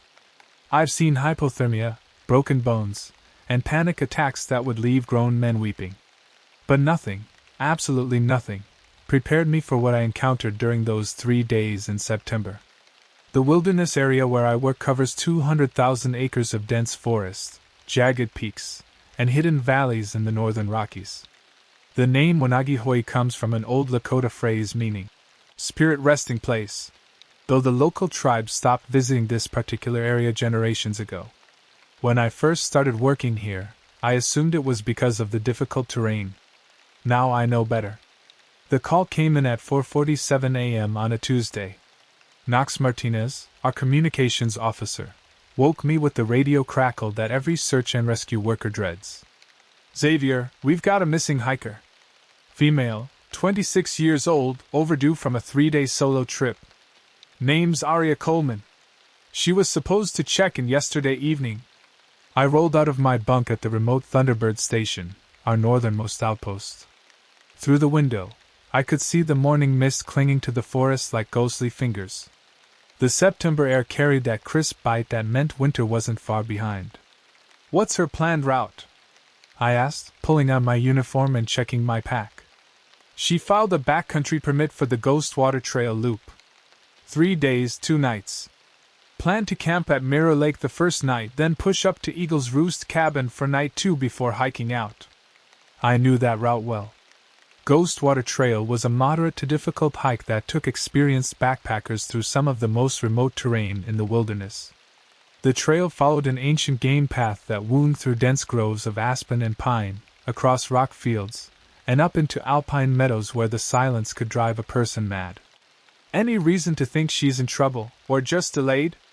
Knox's voice carried a note of concern. Her emergency contact called it in. Said Aria was militant about sticking to schedules. Never missed a check-in in her life. Plus, the weather's been weird up there. That was an understatement. The past week had brought sudden temperature drops and freak wind storms that seemed to come from nowhere.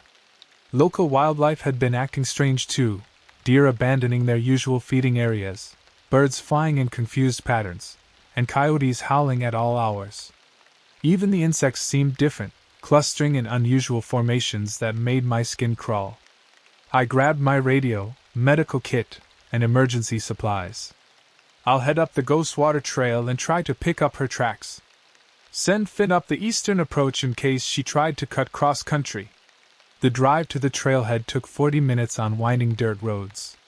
As I bounced through potholes and around fallen trees, I couldn't shake the feeling that something was watching me from the forest.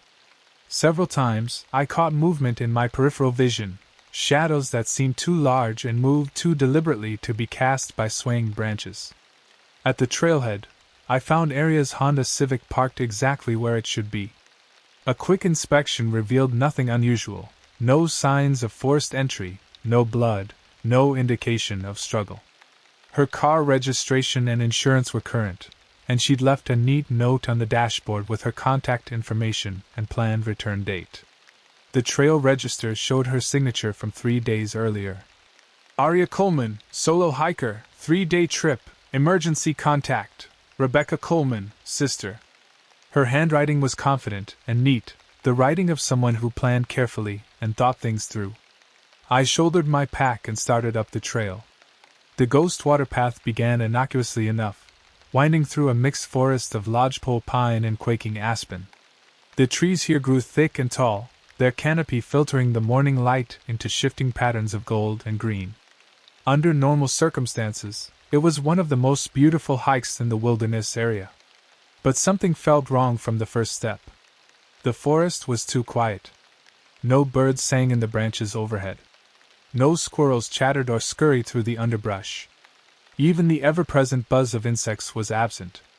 The only sound was my own breathing and the soft crunch of pine needles under my boots. After an hour of hiking, I found Aria's first campsite at Whispering Creek. She'd followed leave no trace principles perfectly, no litter, fire thoroughly extinguished, human waste properly buried. But there were details that bothered me. Her tent had been pitched in an unusual spot, far from the established camping area and backed up against a large boulder. It was a defensive position, the kind of camp you'd make if you were worried about something approaching from the forest. I knelt beside the cold fire ring and examined the ashes. Mixed in with the charred wood were what looked like small bones, bird bones, maybe, or rodent. That was odd. Most backpackers didn't hunt or fish, and even those who did rarely bothered with small game. But the tracks around the campsite were what really got my attention. Aria's boot prints were clear in the soft earth, size 8 Merrill hikers with a distinctive tread pattern. But surrounding her tracks were others that made no sense. They looked almost human, but wrong somehow. Too long, with what appeared to be claw marks at the tips of the toes. The stride length suggested someone much taller than Aria's 5 feet 6 inches frame, and the gait was irregular, as if the walker had been injured or was moving on all fours part of the time. I photographed the tracks with my radio's camera function and took measurements. Whatever had made them had circled Aria's campsite multiple times during the night, sometimes coming within a few feet of her tent. As I prepared to continue up the trail, I heard something that stopped me cold. From somewhere deeper in the forest came a sound I'd never heard before, a low, mournful cry that seemed part human, part animal. It echoed off the canyon walls, distorting until it was impossible to tell its direction or distance. Every instinct told me to call for backup and wait. But a young woman was missing, possibly injured, and the longer I delayed, the less chance we had of finding her alive. I keyed my radio. "Knox, this is Xavier. I'm at Whispering Creek. Found some unusual tracks around Coleman's first campsite. Continuing up the trail toward Mirror Lake." "Copy that. How unusual?" I stared at the strange prints in the dirt, trying to find words that wouldn't sound crazy. "Possibly large animal. Canine maybe, but the tracks are different. Keep Finn on standby and have him bring the tranquilizer gun." "Roger. Be careful up there, Xavier." I resumed hiking, following Aria's clear trail up the gradual switchbacks toward Mirror Lake. The forest grew denser as I climbed, the trees pressing closer to the path until I felt like I was walking through a living tunnel. Branches seemed to reach for me with gnarled fingers, and shadows moved in ways that had nothing to do with the wind. The temperature was dropping, despite the sunshine filtering through the canopy. My breath began to mist, and I pulled on my fleece jacket. According to my altimeter, I was only at 7,200 feet, not nearly high enough for this kind of cold. 2 hours into the hike, I found the first sign of real trouble. Torn fabric hung from a low pine branch about 20 feet off the trail. The material was bright blue nylon, the same color as the jacket described in Aria's gear list. But the way it was torn suggested violence, not an accidental snag. The edges were ragged, as if something with claws had ripped through the fabric. Below the branch, the undergrowth was disturbed. Broken twigs, trampled ferns, and deep gouges in the earth painted a picture of struggle. Aria's tracks led off the main trail here, but they were joined by those other prints, the ones that looked almost human but wrong. I followed the disturbed ground for about 50 yards before the trail became impossible to read. The terrain turned rocky, and whatever had happened here had ended at a small clearing dominated by a massive pine tree. The tree was old growth, probably 300 years or more, with a trunk so wide it would take 4 people holding hands to encircle it. But someone had carved symbols into its bark. The carvings were fresh, made within the last few days. They looked like a mixture of primitive pictographs and something else, something that hurt to look at directly. My eyes wanted to slide away from the symbols, and staring at them too long gave me a headache. I photographed the tree and took GPS coordinates, then tried to raise Knox on the radio. Static filled the channel, punctuated by what sounded like whispered words in a language I didn't recognize. "Knox, this is Xavier, do you copy?" More static, then Knox's voice, distant and distorted. "Xavier, interference, storm moving in, careful." The radio went dead. I checked the battery and antenna connections, but everything seemed fine. Sometimes the mountains played havoc with communications, but I'd never experienced interference this severe. Standing alone in that clearing, surrounded by the unnatural silence of the forest, I felt eyes watching me. The sensation was so strong I spun around, hand moving instinctively to the bear spray on my belt. But nothing moved among the trees except shadows. Then I heard it again, that cry from deeper in the forest. Closer this time, and more distinctly human. It sounded like someone calling for help, but the words were distorted, stretched out in ways that human vocal cords shouldn't produce. "Aria?" I called out. "Aria Coleman, if you can hear me, keep making noise! I'm here to help." The response came from 3 different directions at once. "Help me." "Here." "I'm here." "Please help." 3 voices, all speaking in unison, all with Aria's vocal characteristics but wrong in ways I couldn't define. The words seemed to echo not just off the canyon walls but inside my skull. I drew my bear spray and started backing toward the main trail. Whatever was happening here was beyond my training and experience.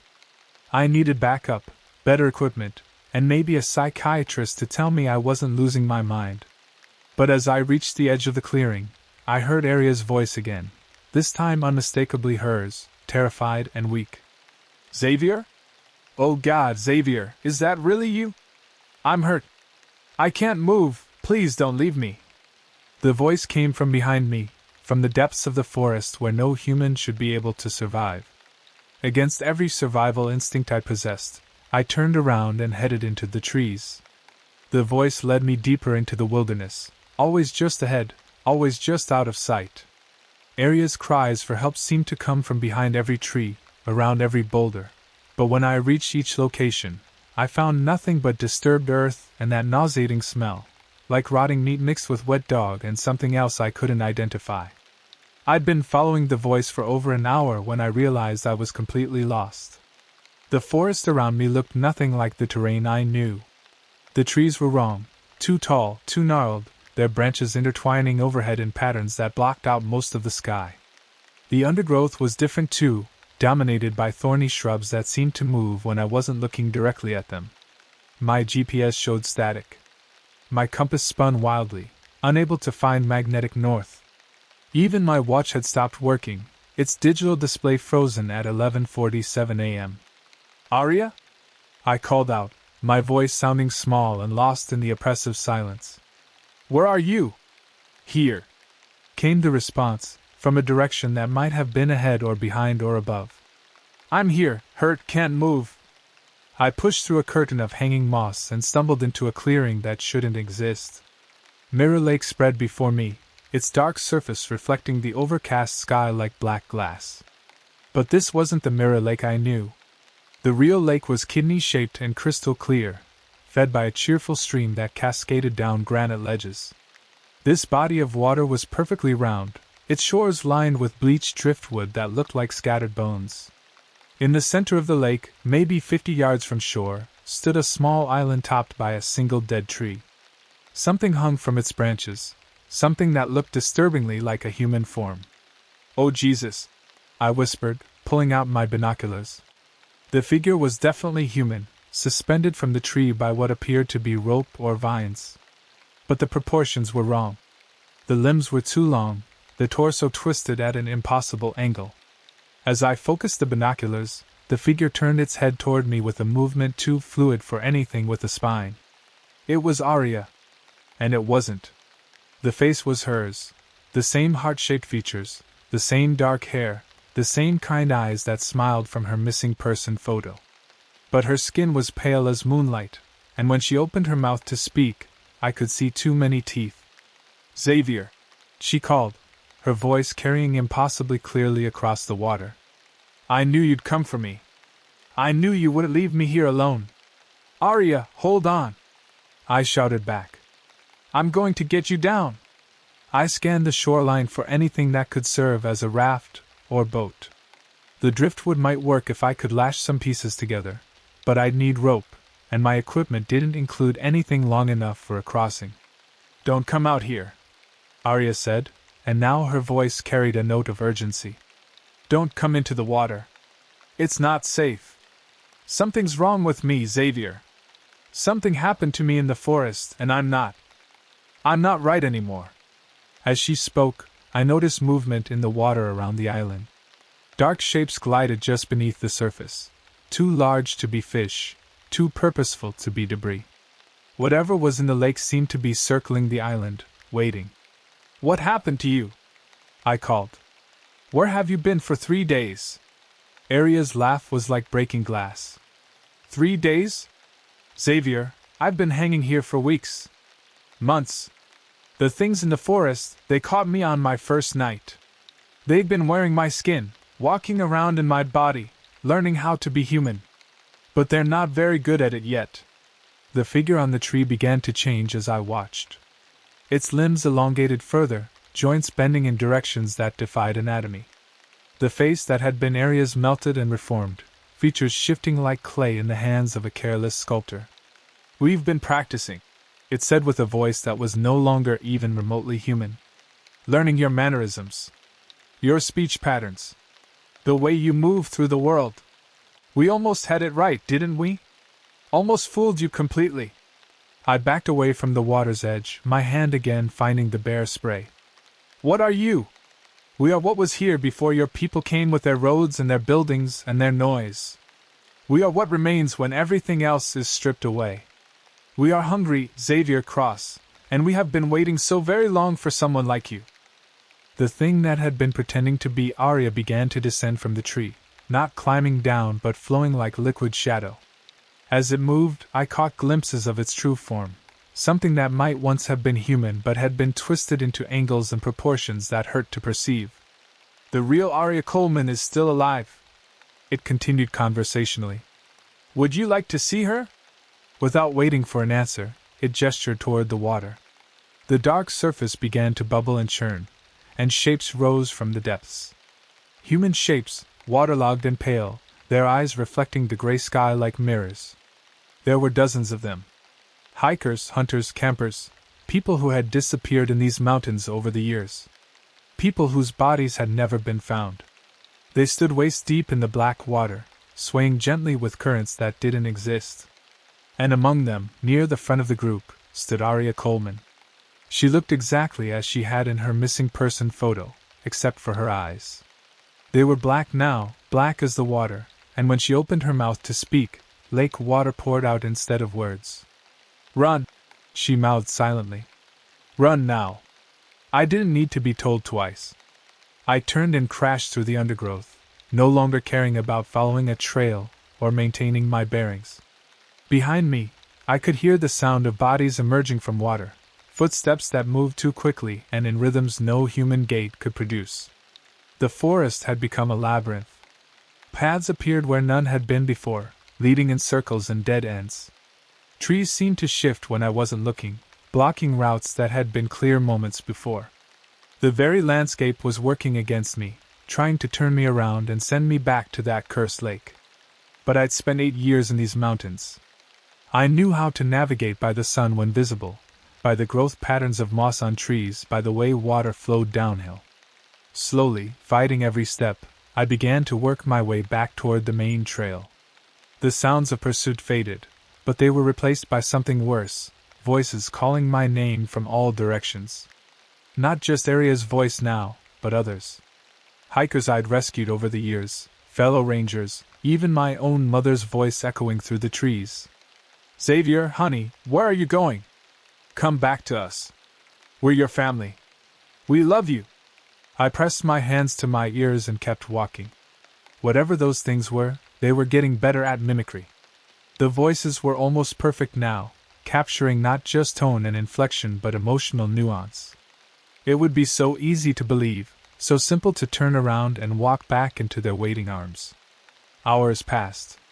The sun began to set, though I hadn't realized how late it had gotten. Time seemed fluid in this part of the forest, stretching and compressing in ways that made no sense. My watch, when I checked it, still showed 11:47 a.m. Just as darkness began to fall in earnest, I stumbled onto a familiar trail marker. The wooden post was weathered and covered with lichen, but I could make out the carved words. Ghostwater Trail, Eagles Roost, 2.3 miles. I'd found my way back to the main trail. But I was further north than I should be, almost to the high country where the old cabins sat among the peaks. If Arya had made it this far in her hike, maybe there were clues at Eagle's Roost that would help me understand what had happened to her. The cabin came into view just as full darkness settled over the forest. It was a rustic structure built by the Civilian Conservation Corps in the 1930s, originally intended as a fire lookout but now serving as an emergency shelter for stranded hikers.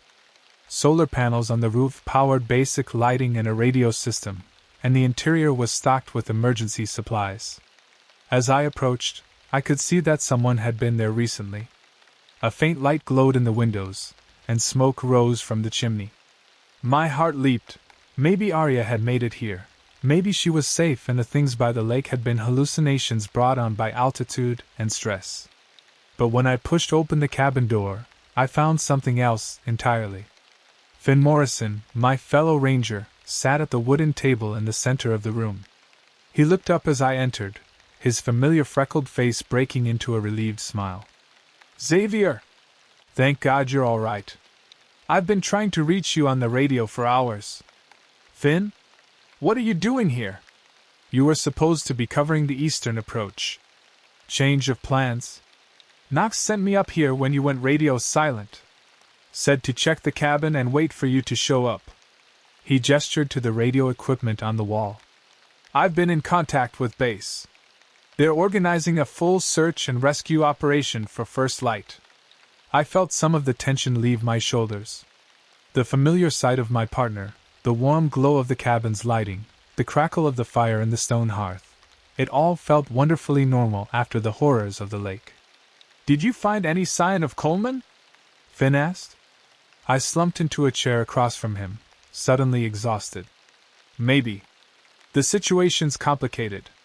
I think we're dealing with something more serious than a simple lost hiker." "How so?" I tried to organize my thoughts, to find words that would convey what I'd experienced without sounding insane. "There are tracks around her campsites. Not human, not exactly animal either. And the lake. Finn, there's something wrong with Mirror Lake. I saw things there that don't make sense." Finn nodded sympathetically. "The wilderness can play tricks on your mind, especially when you're stressed. Shadows become monsters, sounds become voices. It happens to everyone eventually. This wasn't my imagination," I insisted. "I photographed the tracks, took GPS coordinates. There's physical evidence. Of course. We'll document everything and turn it over to the investigation team." Finn leaned back in his chair, studying me with concerned eyes. You look exhausted, partner. Why don't you get some rest? I'll take first watch.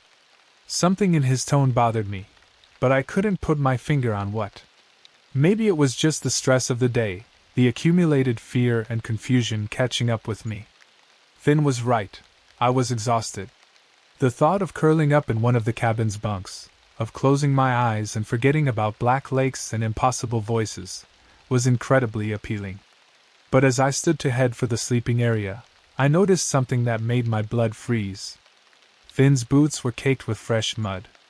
Dark, organic-smelling mud that looked exactly like the sediment from the bottom of Mirror Lake. Our eyes met across the cabin, and Finn's sympathetic expression began to change. His features remained the same, but something fundamental shifted in the way he held himself, the way his face moved. It was like watching an actor drop a mask. "You always were too observant for your own good, Xavier," he said, and his voice was no longer quite Finn's voice. "We practiced so hard to get it right. Studied your partner for days, learned his mannerisms, his speech patterns. But there are always small details we miss." I edged toward the door, but the thing wearing Finn's face stood up and moved to block my path. Up close, I could see that its eyes were wrong, too bright, too knowing, reflecting light in a way that human eyes shouldn't. "The real Finn Morrison is safe," it continued, "sleeping peacefully at the bottom of the lake with all the others. We haven't decided whether to keep him or let him dissolve yet. That depends largely on how cooperative you decide to be. What do you want?" The false Finn smiled, revealing teeth that were just slightly too sharp. "The same thing we've always wanted. To understand. To learn. To become. Your species is fascinating, Xavier Cross. So complex, so emotional, so beautifully fragile. We've been studying you for generations, wearing your skins, walking in your footsteps. But we still have so much to learn." I lunged for the door, but the creature was faster than anything human should be. Its hand clamped down on my shoulder with crushing force, spinning me around and slamming me against the cabin wall. Now, it chided. "There's no need for violence. We're not going to hurt you much. We just need to borrow your body for a while. Learn how to be Xavier Cross. Then we can go back to the world, back to your friends and family, and practice being human where no one will suspect." The cabin began to fill with shadows that moved independently of any light source. They poured through the windows and under the door, coalescing into forms that were almost human but wrong in every detail. Too tall, too thin, joints bending in directions that defied anatomy. "Welcome to our laboratory," the thing that wasn't Finn whispered in my ear. "Class is now in session." The shadows reached for me with fingers like black smoke, and the last thing I saw before darkness claimed me was my own reflection in the cabin window, my face already beginning to change, my features flowing like wax in a flame. I woke up underwater. The shock of cold liquid filling my lungs should have sent me into panic, but instead, I felt strangely calm. I could see clearly in the murky depths of Mirror Lake, could breathe the dark water as easily as air. Around me, standing in neat rows like some underwater army, were the missing people I'd seen earlier. Aria Coleman stood directly in front of me, her hiking clothes floating around her like seaweed. Her skin had taken on a pale, bluish tinge, and her dark hair moved in the current like living tendrils. When she saw me looking at her, she smiled sadly and shook her head. "Don't fight it," she said, her voice carrying clearly through the water. "Fighting only makes it worse." "What are they?" I tried to ask, surprised when the words came out as clearly as if I were speaking in air. "We call them the others," said a voice from my left. I turned to see a man in hunting gear, his orange vest bright even in the dim light filtering down from the surface. "They've been here longer than anyone remembers. Maybe they were the first people in these mountains, before they became, whatever they are now." "How long have you been here?" I asked. "Time doesn't work the same way down here," Arya replied. "I've been under for 3 days, or 3 years, or 3 minutes. It's all the same. We're outside normal space now, in the place between things." I looked around at the other faces, dozens of them, maybe hundreds. Some wore modern hiking gear, others older clothes that suggested they'd been here for decades. A few were dressed in styles that looked like they belonged to the early days of mountain exploration. "What do they want with us?" An elderly woman in a faded dress stepped forward. Her clothes and the way she wore her hair suggested she'd been here since the 1950s or earlier. "They're learning," she said. "Each time they take someone, they get better at being human. They study our memories, our behaviors, our relationships. Then they go back to the world wearing our faces." "But why?" The woman's expression grew sad. "Because their own world is dying. Has been dying for a long time. They need our world now, need to find a way to fit into it. So they practice, they learn, they perfect their disguises. One day, they'll be ready to emerge from these mountains in numbers. They'll walk among your people, indistinguishable from real humans." "That's impossible," I said. "People would notice. Families, friends, co-workers." "Would they?" Arya asked. "How well do you really know the people around you? If your partner Finn came back from a vacation in the mountains acting slightly different, speaking a little strangely, would anyone question it? Or would they just assume he was tired, stressed, going through a rough patch?" The truth of her words hit me like a physical blow. How many times had I interacted with people who seemed off somehow, not quite themselves? How many times had I dismissed my unease as imagination? "The real horror," continued the woman in the faded dress, "is that they're getting good at it. The early attempts were crude, obvious. But each generation learns from the mistakes of the last. The creatures that took you are perhaps the most sophisticated yet." As if summoned by her words, shapes began moving in the water above us. Looking up, I could see dark forms gliding just beneath the surface. The others in their true state, no longer wearing human disguises. They moved like jellyfish or squid, all flowing tentacles and shifting mass. But there was an intelligence in their movements, a purpose that was entirely alien yet somehow familiar. One of them descended toward our group, and I got my first clear look at what they really were. The creature was roughly humanoid in shape but composed of what looked like living shadow. Its surface rippled and flowed constantly, occasionally solidifying into recognizable features: an eye, a mouth, a hand, before dissolving back into darkness. When it spoke, its voice resonated inside my skull rather than through the water.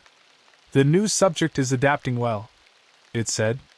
"Its memories are particularly rich.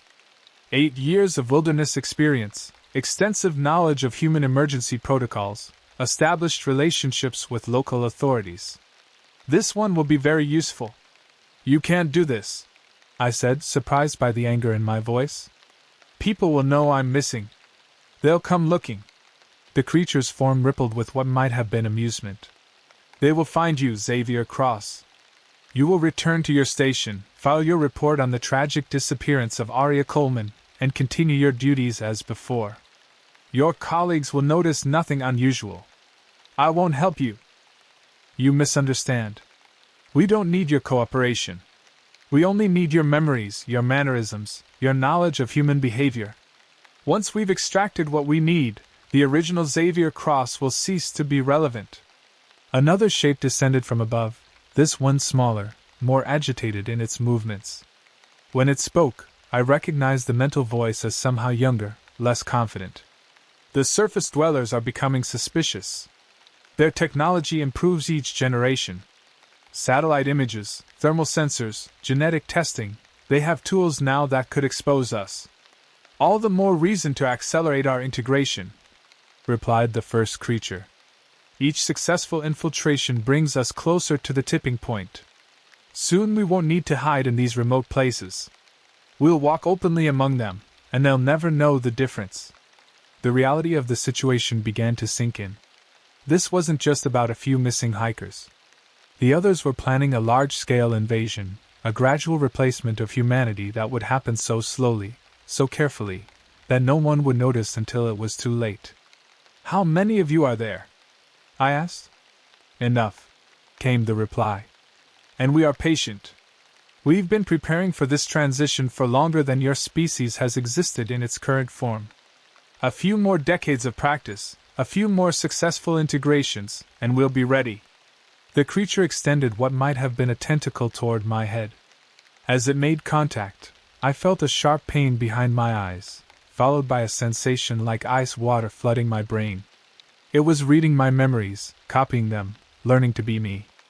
Images flashed through my mind: my first day as a ranger, conversations with Knox and Finn, the layout of our station, protocols for dealing with missing persons. The creature absorbed it all, filing away each detail for later use. But as it delved deeper into my memories, something unexpected happened. The creature recoiled suddenly, its form flickering with what looked like distress. "This one has been exposed to the sacred places," it said, its mental voice filled with what sounded like fear. "It carries the protection." The other creature moved closer, its attention focused on me with new intensity. "Impossible. The sacred places have been dormant for generations. Nevertheless, it is there. Faint but present. This complicates things." I didn't understand what they were talking about, but their obvious distress gave me hope. Whatever protection I supposedly carried, it was something they hadn't expected. The elderly woman next to me must have seen the confusion on my face. "Some places in these mountains are older than the others," she whispered. "Places that were sacred to the original inhabitants, before the others came. If you've spent time in those areas, walked the old paths, breathed the air of the sacred groves, you might carry a little of their power. But I don't know any sacred places. I'm just a park ranger." "Think," urged Arya. "Have you ever been somewhere in the wilderness that felt different? Somewhere that made you feel protected? Watched over?" I closed my eyes and tried to remember. 8 years of hiking these mountains, camping in remote areas, walking trails that few people ever used. Most of it blurred together, but there was one place that stood out. Thunderbird Station, where I'd been sleeping when the call about Arya came in. It was built on a small plateau that the original surveyors had chosen because of its commanding view of the surrounding valleys. But I'd always felt that there was more to it than just good visibility.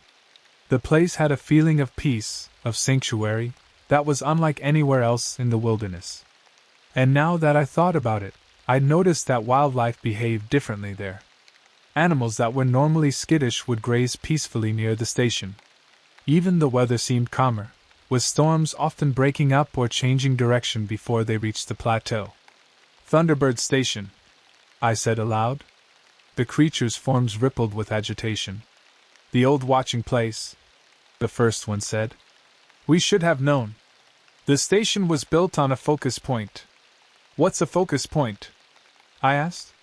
It was the elderly woman who answered. "The original people of these mountains built sacred sites at specific locations, places where the spiritual energy of the land was concentrated. They called them focus points, and they used them for protection, for communication with the spirit world, for ceremonies that kept darker forces at bay. The others have never been able to fully enter a focus point," added a man in military fatigues who'd been listening to our conversation. "They can get close, but the old protections still hold. Anyone who spends enough time in those places absorbs some of that protection." The lead creature was growing more agitated by the moment. Its form flickered between different shapes, sometimes almost human, sometimes purely alien. "This explains the resistance. The subject's memories are protected, wrapped in barriers we cannot easily penetrate." "Can the protection be removed?" asked the younger creature. "Perhaps. But not without risk. If we damage the subject too badly, it becomes useless for infiltration purposes." They were talking about me like I was a piece of equipment to be repaired. But their obvious uncertainty gave me hope. Maybe the protection was more than they could handle. Maybe there was a way out of this nightmare. As if reading my thoughts, Arya moved closer. "Don't get your hopes up," she said quietly. "The protection might slow them down, but it won't stop them. And even if it did, we're still trapped down here. The only way out is if someone from the outside finds us. Knox will send a search team when I don't report in. Will he? Or will the thing wearing your face call in with a perfectly reasonable explanation for your delay? Remember, they've been practicing. They're good at this now." The truth of her words was devastating. By now, one of the others had probably already returned to Thunderbird Station wearing my face. It would know enough of my memories and mannerisms to fool Knox and the other rangers, at least temporarily. It might take days or even weeks before anyone realized something was wrong. But as despair began to settle over me, I noticed something else. The water around us was beginning to grow lighter. Not brighter, exactly, but less oppressive. And there was a sound, distant at first, but growing stronger. Drumming. The rhythm was complex, hypnotic, unlike anything I'd ever heard before. It seemed to come from everywhere and nowhere, vibrating through the water and resonating in my bones. The others noticed it too. Their forms became more agitated, losing cohesion as the drumming grew louder. "The old ceremonies," whispered the elderly woman, her eyes wide with wonder. "Someone is performing the old ceremonies." Above us, the surface of the lake began to glow with a soft, golden light. The drumming was joined by voices now, chanting in a language that predated English, predated any European influence in these mountains. "What's happening?" I asked. The original people had ways of fighting the others, Arya explained, her own voice filled with growing hope. Ceremonies, rituals, songs that could drive them back. But the knowledge was lost when the tribes were driven from these lands. "Apparently not all of it," said the man in military fatigues. The others were in full retreat now, their forms dissolving as they fled toward the deeper parts of the lake. The water around us began to warm, and I could feel something like strength flowing back into my limbs. "Swim up," urged the elderly woman. "While they're distracted. Swim for the surface." I didn't need to be told twice. Fighting against the weight of my waterlogged clothes, I kicked hard toward the growing light above. Around me, the other trapped souls began to rise as well, their pale forms ascending like spirits returning to the world of the living. The surface of the lake burst around me in an explosion of golden light and fresh air. I gasped, coughing up lake water and filling my lungs with the sweetest breath I'd ever taken. The sound of drumming was much louder now, coming from the shore where figures moved around a large fire. As my vision cleared, I could make out 3 people on the lake shore. 2 appeared to be Native American, an elderly man with long gray hair and a younger woman with traditional clothing. The third figure was harder to make out in the firelight, but as I swam closer to shore, I realized it was someone I knew. Knox Martinez stood beside the fire, his radio operator uniform replaced by simple jeans and a flannel shirt. When he saw me struggling in the water, he waded in to help pull me to shore. "Easy there, partner," he said, supporting my weight as I collapsed on the rocky beach. "You've been through hell." "Knox? How did you know?" "I didn't," he admitted. "But my grandmother did.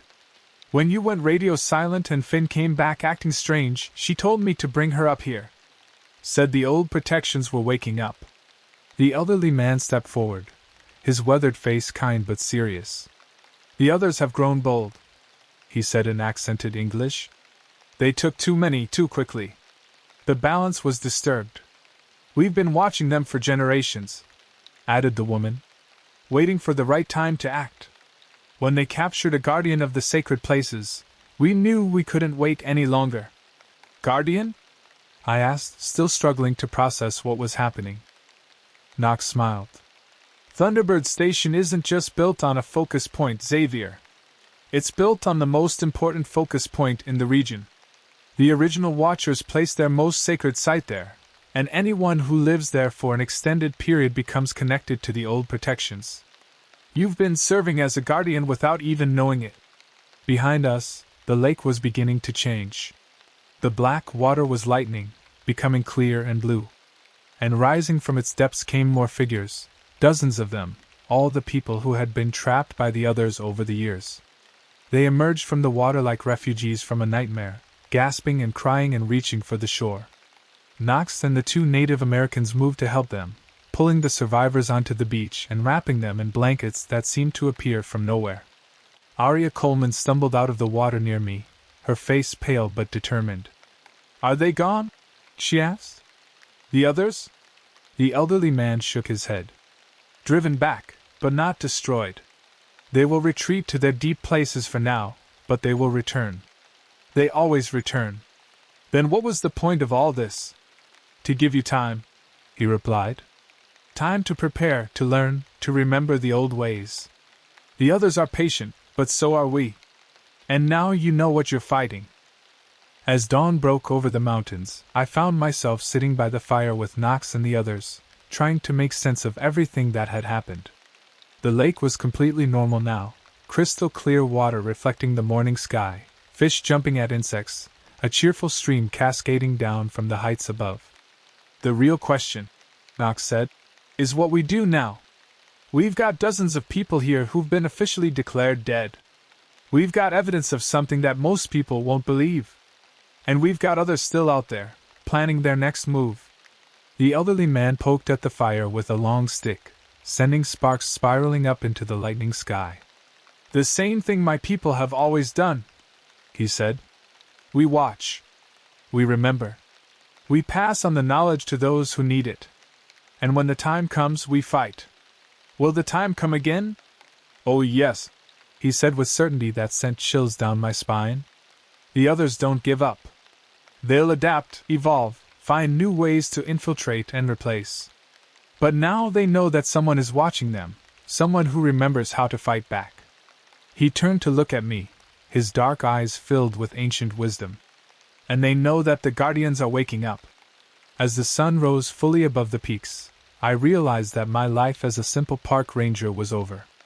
I'd seen too much, learned too much, been changed too much by my time in the dark water. Whatever came next, I would be part of the watch, part of the eternal struggle between the human world and the things that wanted to replace it. But for the first time since this nightmare began, I felt ready for whatever that might mean. 3 weeks after the incident at Mirror Lake, I was back at Thunderbird Station, but everything had changed. On the surface, my life looked the same. I filed reports, conducted routine patrols, assisted lost hikers, and maintained the equipment. But beneath the veneer of normalcy, I was learning to see the world through different eyes. Knox had been right about the station being built on sacred ground. Once I knew what to look for, the signs were everywhere. The way animals behaved around the building, the unusual growth patterns of the vegetation, the fact that electronic equipment lasted longer here than it should in the harsh mountain environment. Even the weather seemed different. Storms would approach the plateau, and then mysteriously dissipate or change direction. But most importantly, I was learning to sense the others. During my first week back, I'd thought I was developing paranoia. Every hiker who seemed slightly off, every camper whose story didn't quite add up, every fellow ranger who acted even marginally different, I found myself studying them for signs of infiltration.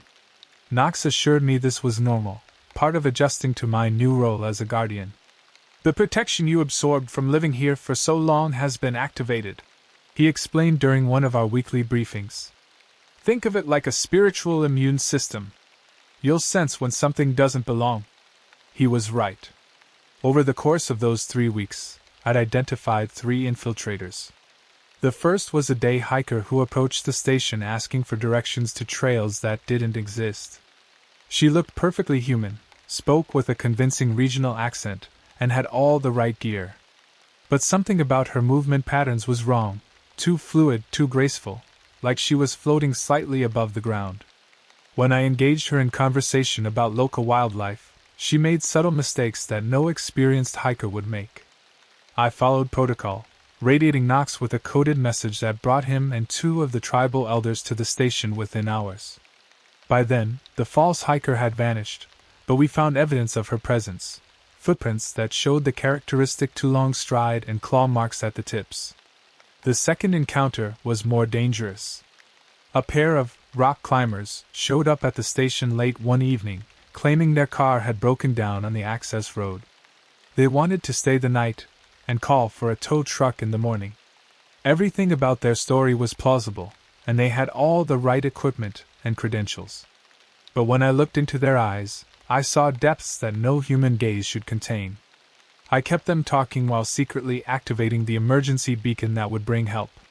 For 2 hours, I engaged them in conversation about climbing routes, weather conditions, and local regulations. They were good, much better than the false hiker. Their knowledge was extensive and accurate. But they made one crucial mistake. When I mentioned a climbing route called Devil's Backbone, they both reacted with subtle but unmistakable fear.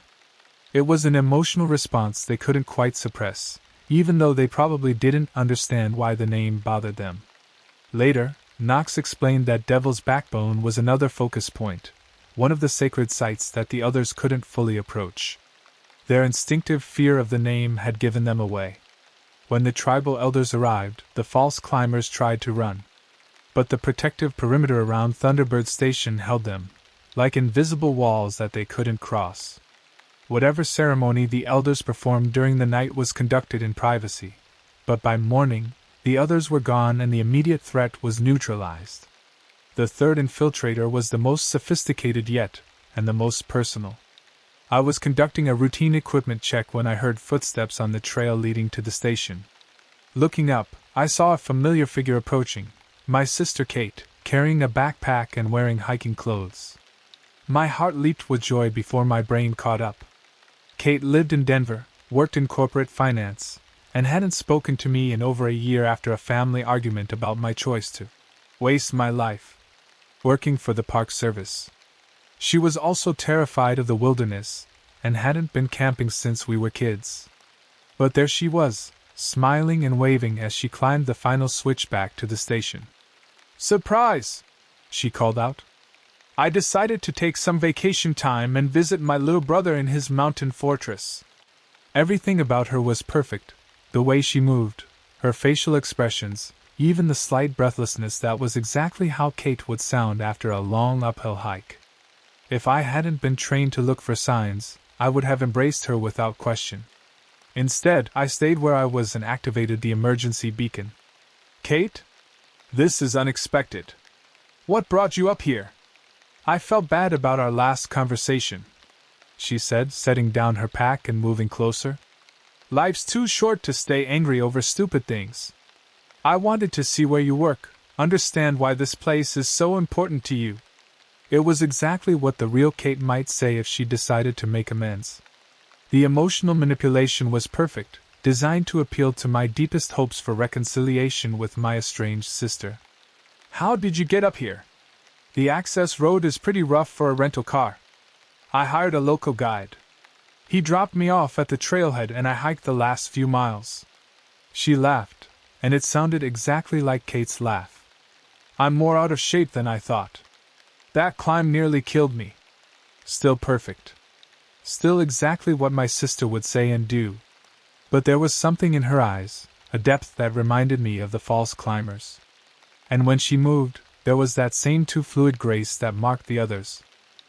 "That's quite a hike for someone who hasn't been in the wilderness in years," I said carefully. "I've been working out," she replied, "trying to get in better shape. I thought this would be a good test."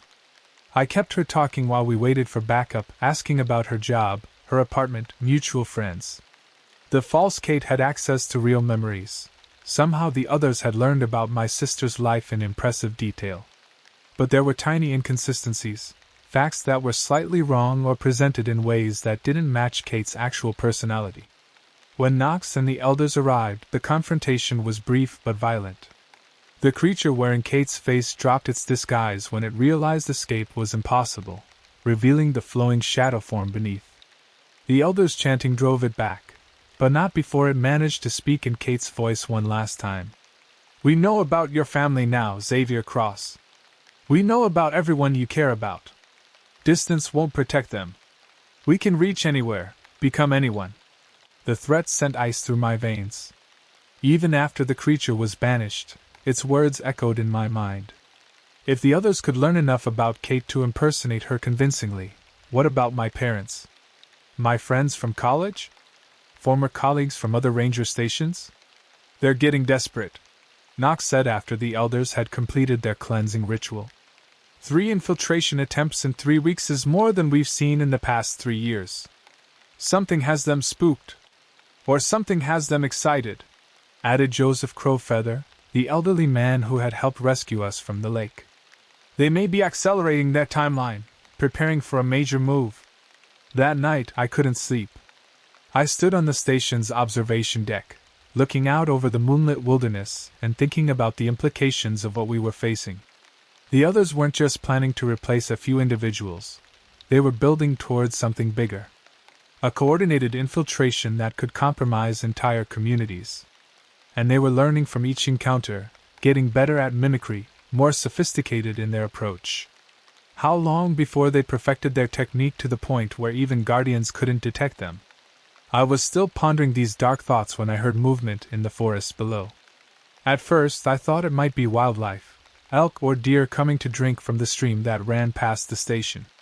But as I watched, shapes began emerging from the tree-line. Human shapes. Dozens of them. They moved in perfect unison, walking in formation across the meadow toward the station. In the moonlight, I could see that they all wore similar clothes, hiking gear, camping equipment, the kind of outfits worn by people who spent time in the wilderness. They looked like every missing person from the past decade, returned from the dead. I grabbed my radio and called Knox. We have a problem. Multiple contacts approaching the station from the south. Looks like a coordinated assault. How many? I counted quickly. At least 40. Maybe 50. Jesus. Hold your position. We're on our way. The figures had reached the base of the plateau now and were beginning to climb the trail to the station. As they got closer, I could make out individual faces. Some I recognized from missing person reports, hikers who had vanished over the years, their bodies never found. Others were strangers, but all had that same too perfect appearance that marked the others' work. They climbed in complete silence, no conversation, no sounds of exertion. Just the soft pad of footsteps on the rocky trail. When they reached the station, they stopped just beyond the protective perimeter. I could feel it now, the invisible barrier that Joseph Crowfeather had described, a wall of spiritual energy that the others couldn't cross. But they weren't trying to cross it. They were just standing there, waiting. One of them stepped forward, a woman in her 30s wearing the kind of technical hiking gear that costs serious money. She looked perfectly human, but when she spoke, her voice carried that resonant quality that indicated she was something else entirely. Guardian, she said, the word carrying both respect and threat. We would speak with you. About what? Terms. The word hung in the air like a challenge. Behind the spokeswoman, the other figures remained motionless, their faces blank but their eyes alert. The old ways are changing, she continued. Your people have tools now that make concealment difficult. Satellites that see everything, computers that remember everything, genetic tests that reveal everything. Soon, the methods we have used for generations will no longer be sufficient. So you're giving up? We are evolving. As we have always evolved. She gestured to the assembled figures. Each of these forms represents years of study, decades of practice. We have learned to be more human than humans themselves. But we need something more. Which is? Cooperation. The word was so unexpected that I almost laughed. You want to cooperate? After what you've done? After all the people you've killed or replaced? We have not killed anyone, she said, and there was what sounded like genuine offense in her voice. Death is a human concept. We have preserved those we have studied, kept them safe in the deep places where time moves differently. They could be returned, if we came to an understanding. What kind of understanding? A sharing of worlds. Your people have taken the surface, built your cities and roads and endless noise. We ask only for the deep places, the forgotten spaces, the areas where your kind no longer wishes to go. In exchange, we offer knowledge. Technologies beyond your current understanding. Insights into the nature of reality that your science has barely begun to glimpse. It sounded almost reasonable, the way she presented it. But I knew better than to trust anything the others said. And if we refuse? The spokeswoman's expression didn't change, but I could feel the menace in her words. Then we continue as we have always continued. We study, we learn, we replace. But now we do it faster, more efficiently. We take not just individuals but entire communities. We infiltrate your governments, your corporations, your military. Within a generation, the distinction between human and other becomes meaningless. You're talking about genocide. We are talking about evolution. Your species has reached the limits of what it can achieve alone. You destroy your environment, fight endless wars, squander the gifts of intelligence and creativity that make you unique. We offer to help you transcend those limitations. By replacing us. By becoming us. And allowing us to become you. A true synthesis of our peoples. The conversation was interrupted by the arrival of Knox and the tribal elders. They appeared at the edge of the meadow, moving carefully but purposefully toward the station. The assembled others turned to watch them approach, but made no aggressive moves. "This is a new development," Joseph Crowfeather said as he joined me on the observation deck. "In all our stories, the others have never attempted direct negotiation. Is that good or bad?" "Both," he replied. "It suggests they respect the old protections enough to treat with us as equals. But it also suggests they have grown confident enough to believe they hold the stronger position." Knox made his way up to the deck, his radio equipment bulky in the moonlight. "I've got teams from 6 different agencies en route," he said quietly. "FBI, Park Service, State Police, even some federal people I've never heard of. Word about the others is spreading through certain channels. How much do they know? Enough to take it seriously. Not enough to be effective." He nodded toward the assembled figures. "What do they want?" I briefed him on the conversation, watching his expression grow grimmer with each detail. "A devil's bargain," he said when I finished. "Give them what they want now, and maybe they'll be merciful later. But if we refuse, they accelerate their timeline and try to take everything." Knox looked out at the sea of false humans standing just beyond the protective barrier. "Either way, we're looking at the end of the world as we know it." Joseph Crowfeather stepped forward to address the spokeswoman directly. "You speak of cooperation, but your actions show only predation. You take our people, wear their faces, corrupt their memories. Where is the partnership in that?" "A necessary phase of learning," she replied. "How else could we understand your species well enough to offer genuine cooperation? But that phase can end now, if you are willing to work with us." "And the people you have taken? The ones you claim to have preserved?" "They can be returned. All of them. As a gesture of good faith, we are prepared to release a portion of them tonight." As if on cue, some of the figures began to move. But instead of advancing toward the station, they stepped backward, fading into the darkness like smoke. Within moments, new figures emerged from the forest, these ones moving with the awkward, stumbling gait of people who had been underwater for too long. I recognized several faces immediately. Aria Coleman was among them, as was Finn Morrison. They looked disoriented but alive, their eyes focusing slowly on the station as if seeing it for the first time in years. "This is a trick," Knox said. "Has to be." But as the released prisoners stumbled closer to the station, I could see that they were genuinely human. No flowing movements, no too deep eyes, no subtle wrongness that marked the others. These were real people, returned from whatever nightmare dimension the others used as their holding area. 53 individuals, announced the spokeswoman, taken over the past 5 years.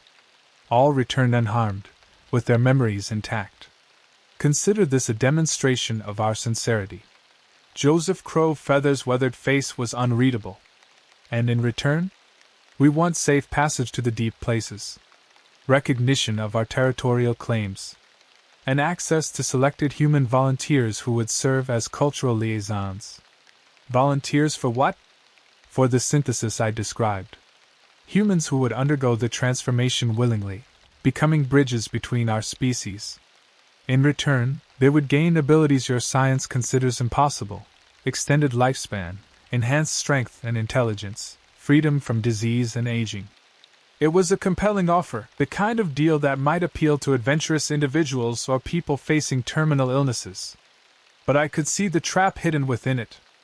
How long before voluntary transformation became expected, then mandatory? "We need time to consider your offer," Joseph said carefully. "Of course. But not too much time. The old boundaries between your world and ours are weakening. Change is coming whether we guide it or not. The only question is whether that change will be cooperative or catastrophic. The spokeswoman gestured to her assembled companions, and they began to move back toward the forest. We will return in 7 days for your answer. Use that time wisely. As the others melted back into the darkness, the released prisoners continued their slow advance toward the station. Finn was the first to cross the protective barrier, his familiar face creased with confusion and exhaustion. "Xavier?" he said, his voice hoarse. "What's going on? Where are we?" I remember being at the cabin, and then, water. Lots of water. And voices that weren't quite right. "It's okay," I said, helping him up the stairs to the deck. "You're safe now. You've been missing for 3 weeks, but you're safe." Over the next few hours, as we processed the returned prisoners and waited for the various government agencies to arrive, I couldn't shake the feeling that we'd been presented with an impossible choice. Accept the others' terms and potentially save humanity from a worse fate, or reject them and face an all-out war that we probably couldn't win. But as dawn broke over the mountains and I watched the sunrise paint the peaks in shades of gold and red, I realized there was a third option. One that the others probably hadn't considered, but that might be our only real hope for survival. We would have to beat them at their own game. 7 days to save the world. 7 days to find a solution that didn't involve either surrender or genocide. 7 days to discover weaknesses in an enemy that had been perfecting its methods for longer than human civilization had existed. No pressure at all. The arrival of the federal response teams transformed Thunderbird Station from a remote ranger outpost into a military command center. Black SUVs filled the parking area, satellite dishes sprouted from every available surface, and serious-looking people in suits conducted hushed conversations on encrypted phones. Someone had taken the other threat very seriously indeed. Dr. Sarah Chin, the lead investigator from something called the Anomalous Phenomena Division, set up shop in the station's main building. She was a small, intense woman with graying hair and the kind of tired eyes that came from seeing too many impossible things. "We've been tracking unusual disappearances in remote areas for the past decade," she explained during our first briefing. "Patterns that didn't fit normal missing person profiles. People vanishing without trace, even when they should have been easy to find. Bodies that turned up in impossible locations with no explanation for how they got there." She gestured to a map covered in red pins. "What we found was a network of activity centered around specific geographic features. Isolated lakes, deep caves, ancient forests that predate human settlement. Places that local indigenous populations often considered forbidden or sacred." "The focus points," I said. "Exactly. We started to suspect that these weren't random disappearances but part of a larger pattern. Something systematic. When your report came through official channels, it confirmed what we'd been theorizing for years." Knox leaned forward in his chair. "How many other sites are we talking about? In North America alone?" "At least 40 confirmed locations, with another dozen under investigation. And that's just what we've identified.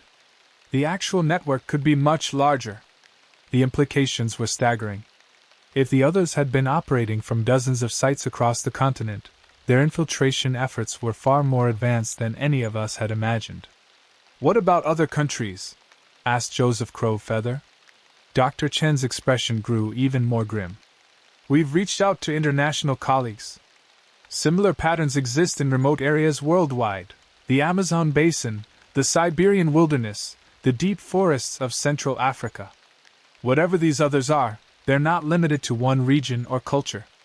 So we're looking at a global phenomenon," I said. "One that appears to be approaching some kind of critical threshold. The number of incidents has increased dramatically over the past 5 years. Either they're getting bolder, or they're preparing for something big."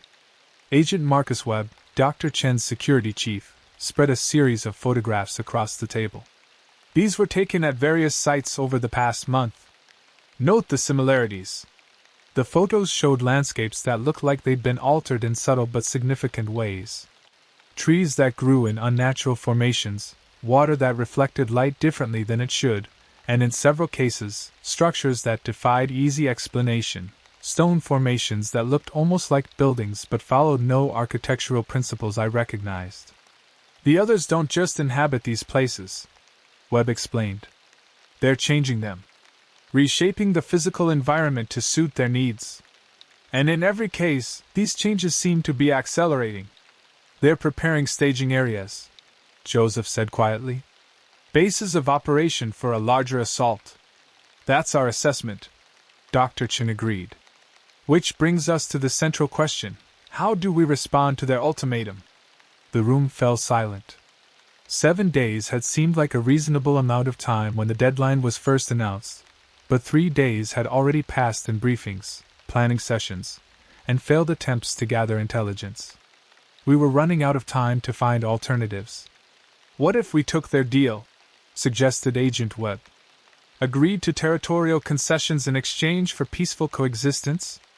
It wouldn't work, I said. They're not interested in coexistence.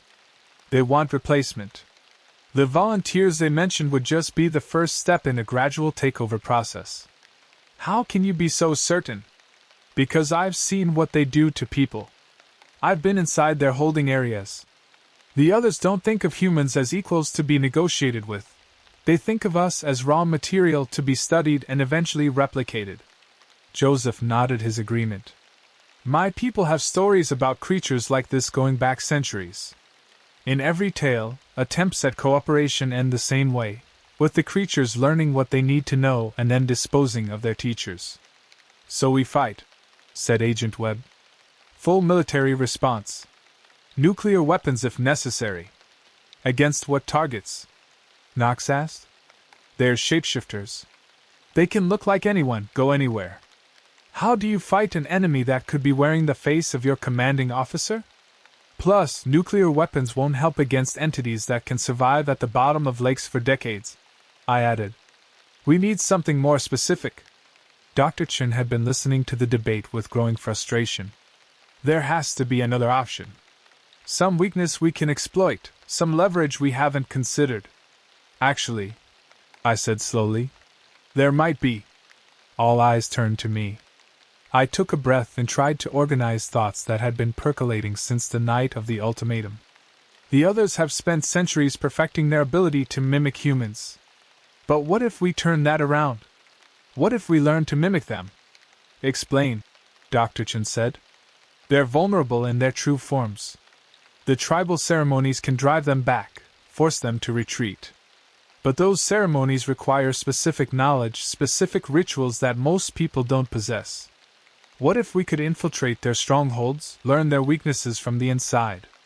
You're talking about suicide, Agent Webb said flatly. Anyone who tried to infiltrate their base would end up in their collection, like all the other prisoners. Not necessarily. I've been exposed to their methods. I know how they think, how they operate. And I've got protection from the focus points that they can't easily overcome. Joseph Crowfeather was shaking his head. The sacred sites offer some protection, but not enough for what you're suggesting. To enter their deep places willingly would be to walk into the heart of their power. Then we make sure I'm not going in alone, I said. What if we could find a way to extend the protection? Create portable versions of the focus point defenses? Is that possible? Dr. Chen asked. Joseph exchanged glances with the other tribal elders who had been quietly observing the briefing. Perhaps, he said carefully. The old knowledge includes methods for carrying sacred power beyond the traditional sites.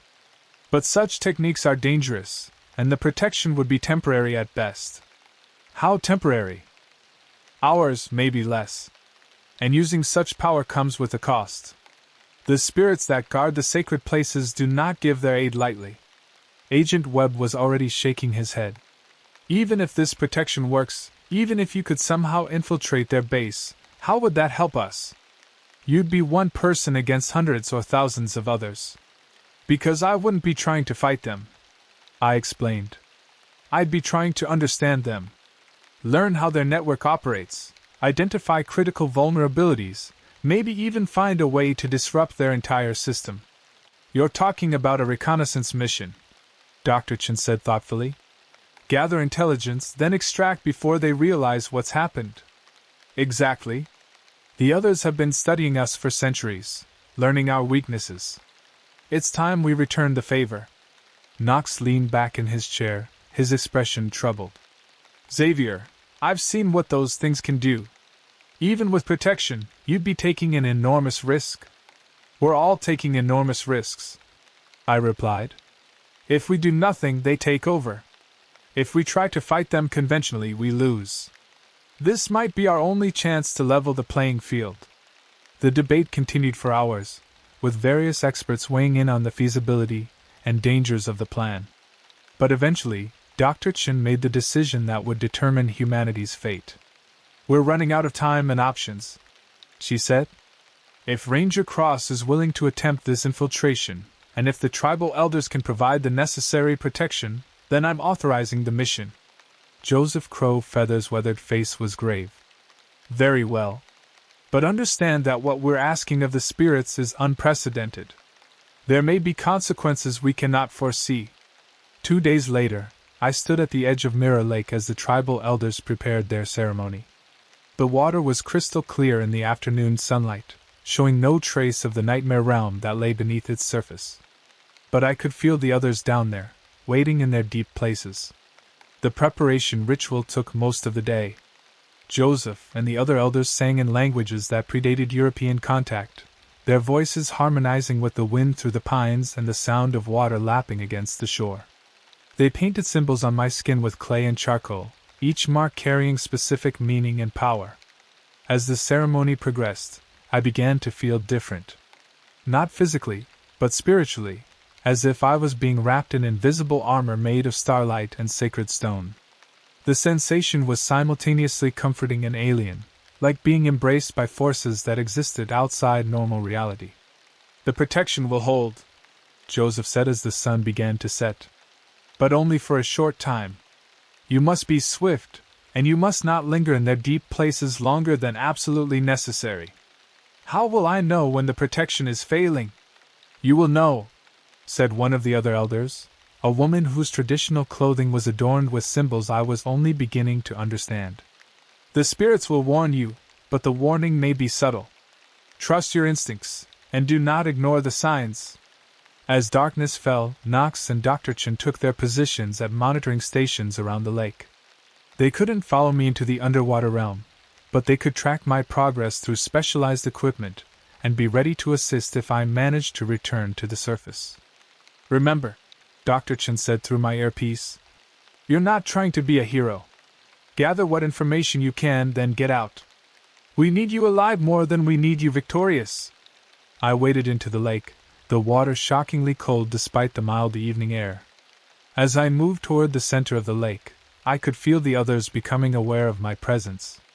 The water around me began to darken, and shapes moved in the depths below.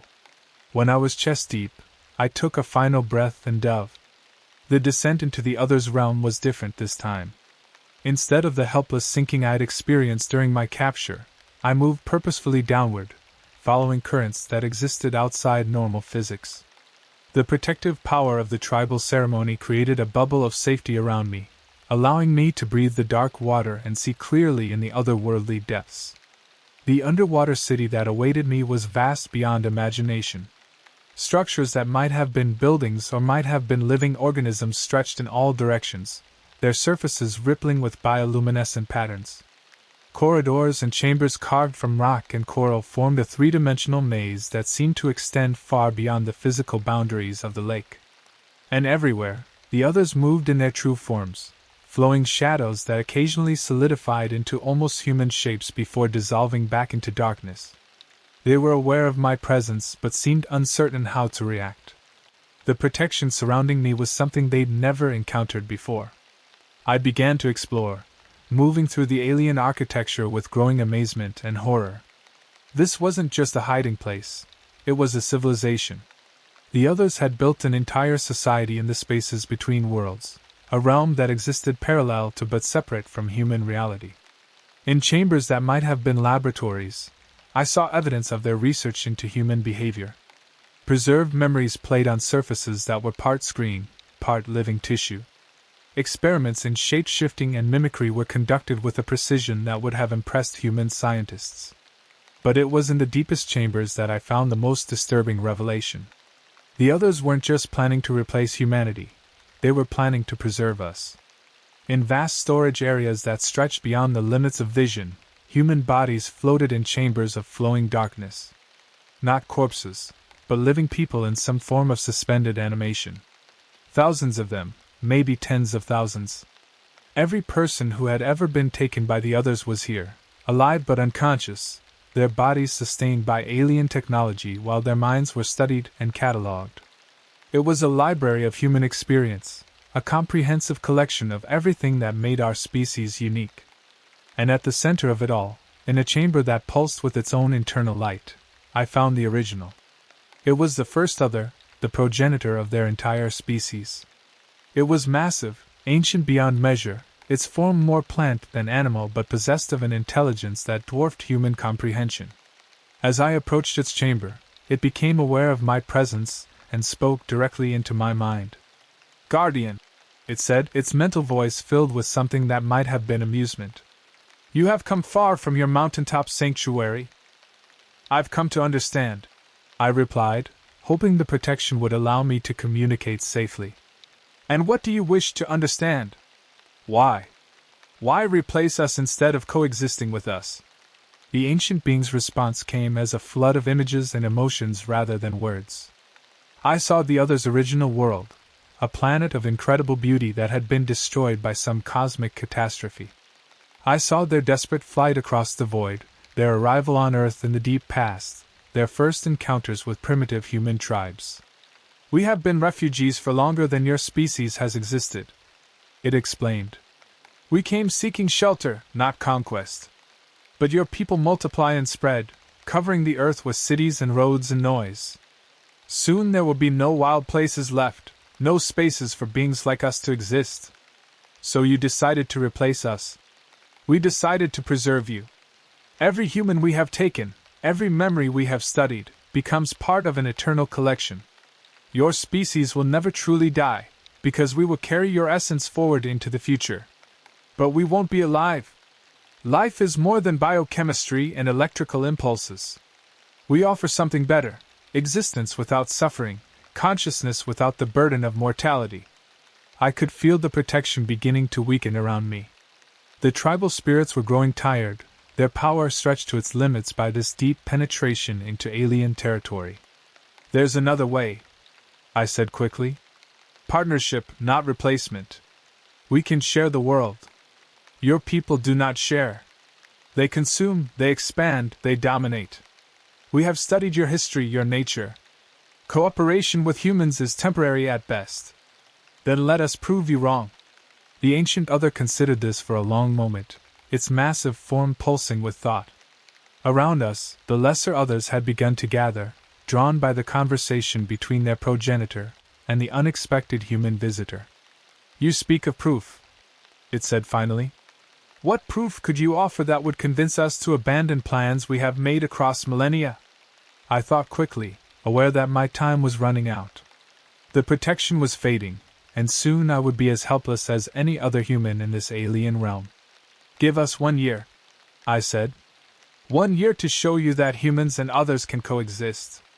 If we fail, if we prove ourselves incapable of sharing the world, then you can proceed with your replacement plan. And in return, we offer genuine cooperation. Access to our technology, our knowledge, our resources. Partners, not prisoners." The ancient being was silent for so long that I began to think the protection had failed and I was trapped. But finally it responded. 1 year, it agreed. "But there will be conditions. Observers among your people. Hostages to ensure compliance. And if you fail, if your species proves as destructive as we believe, then the replacement will proceed without further negotiation." "Agreed," I said, though I had no authority to make such a deal. As if reading my thoughts, the ancient other smiled, a disturbing expression on its inhuman features. "You speak for your species now, Guardian. The sacred power that protects you carries the authority of the first inhabitants of your world. Your word binds both our peoples. The protection failed completely at that moment, and I felt the weight of the dark water crushing down on me. But instead of being trapped, I found myself being carried upward by currents that hadn't existed moments before. The others were returning me to the surface, honoring the bargain I'd just made. I broke through into the night air to find Knox and Dr. Chen waiting anxiously on the shore. As they pulled me from the water, I tried to explain what I'd learned, what I'd agreed to, and what it would mean for both our species. 1 year, I gasped, coughing up lake water. We have 1 year to prove we can coexist with them. And if we can't? Dr. Chen asked. I looked back at the dark water, now calm and peaceful in the moonlight. Somewhere beneath its surface, an ancient intelligence was beginning to prepare for the most complex social experiment in the history of two worlds. Then they replace us all, I said. But they do it as partners, not as invaders. Our memories, our experiences, our culture, it all gets preserved in their living library. That's not exactly a victory, Knox pointed out. No, I agreed. But it's not defeat either. It's a chance. Maybe our only chance. As dawn broke over the mountains, I realized that my role as guardian was just beginning. The next year would determine not just the fate of humanity, but the nature of consciousness itself. We had 365 days to prove that two radically different species could share a world. The countdown had begun. 6 months later. I'm writing this from the observation deck at Thunderbird Station, watching the sunset paint the peaks in shades of gold and crimson. The mountains look the same as they always have, but everything else has changed. The integration process has been complex. Dr. Chen's anomalous phenomena division has become something called the Interspecies Cooperation Initiative, with offices in major cities around the world. The existence of the others is no longer secret. After 6 months of careful disclosure, most of humanity has accepted that we share our world with another intelligent species. The reaction has been about what you'd expect. Religious leaders debate whether the others have souls. Scientists study their technology and biology with barely contained excitement. Politicians argue about territorial rights and sovereignty. Military leaders worry about security implications. But for most people, daily life continues much as it always has. The others are careful about their interactions with human society, preferring to work through official channels and designated liaisons. The average person might never encounter one directly. Here in the wilderness, though, the changes are more obvious. The protected zones have been expanded dramatically. Entire mountain ranges, deep forests, and remote lake systems are now designated as other habitat, off-limits to human development. In exchange, the others have shared technologies that are revolutionizing our understanding of energy, medicine, and environmental restoration. The partnership isn't perfect. There have been incidents.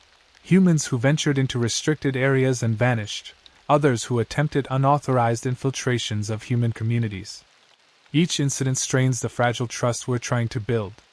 But there have also been successes. Other medical knowledge has led to treatments for diseases that were previously incurable. Their environmental technologies are helping us address climate change and ecosystem destruction. And their perspectives on consciousness and existence have opened new fields of philosophy and psychology. The biggest change, though, is in how we see ourselves.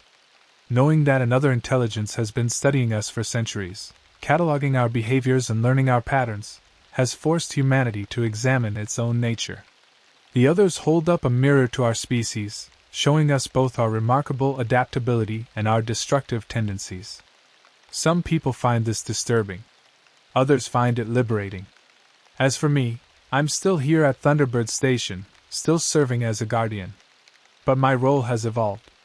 Instead of protecting humans from the others, I'm helping facilitate communication between our species. I've become something like an ambassador, though the title makes me uncomfortable. The work isn't easy. The others think in ways that don't always translate to human understanding, and their concept of time and causality can be baffling. But slowly, patiently, we're building bridges of comprehension. Knox has been promoted to head the western region of the initiative, coordinating between human authorities and other communities across several states.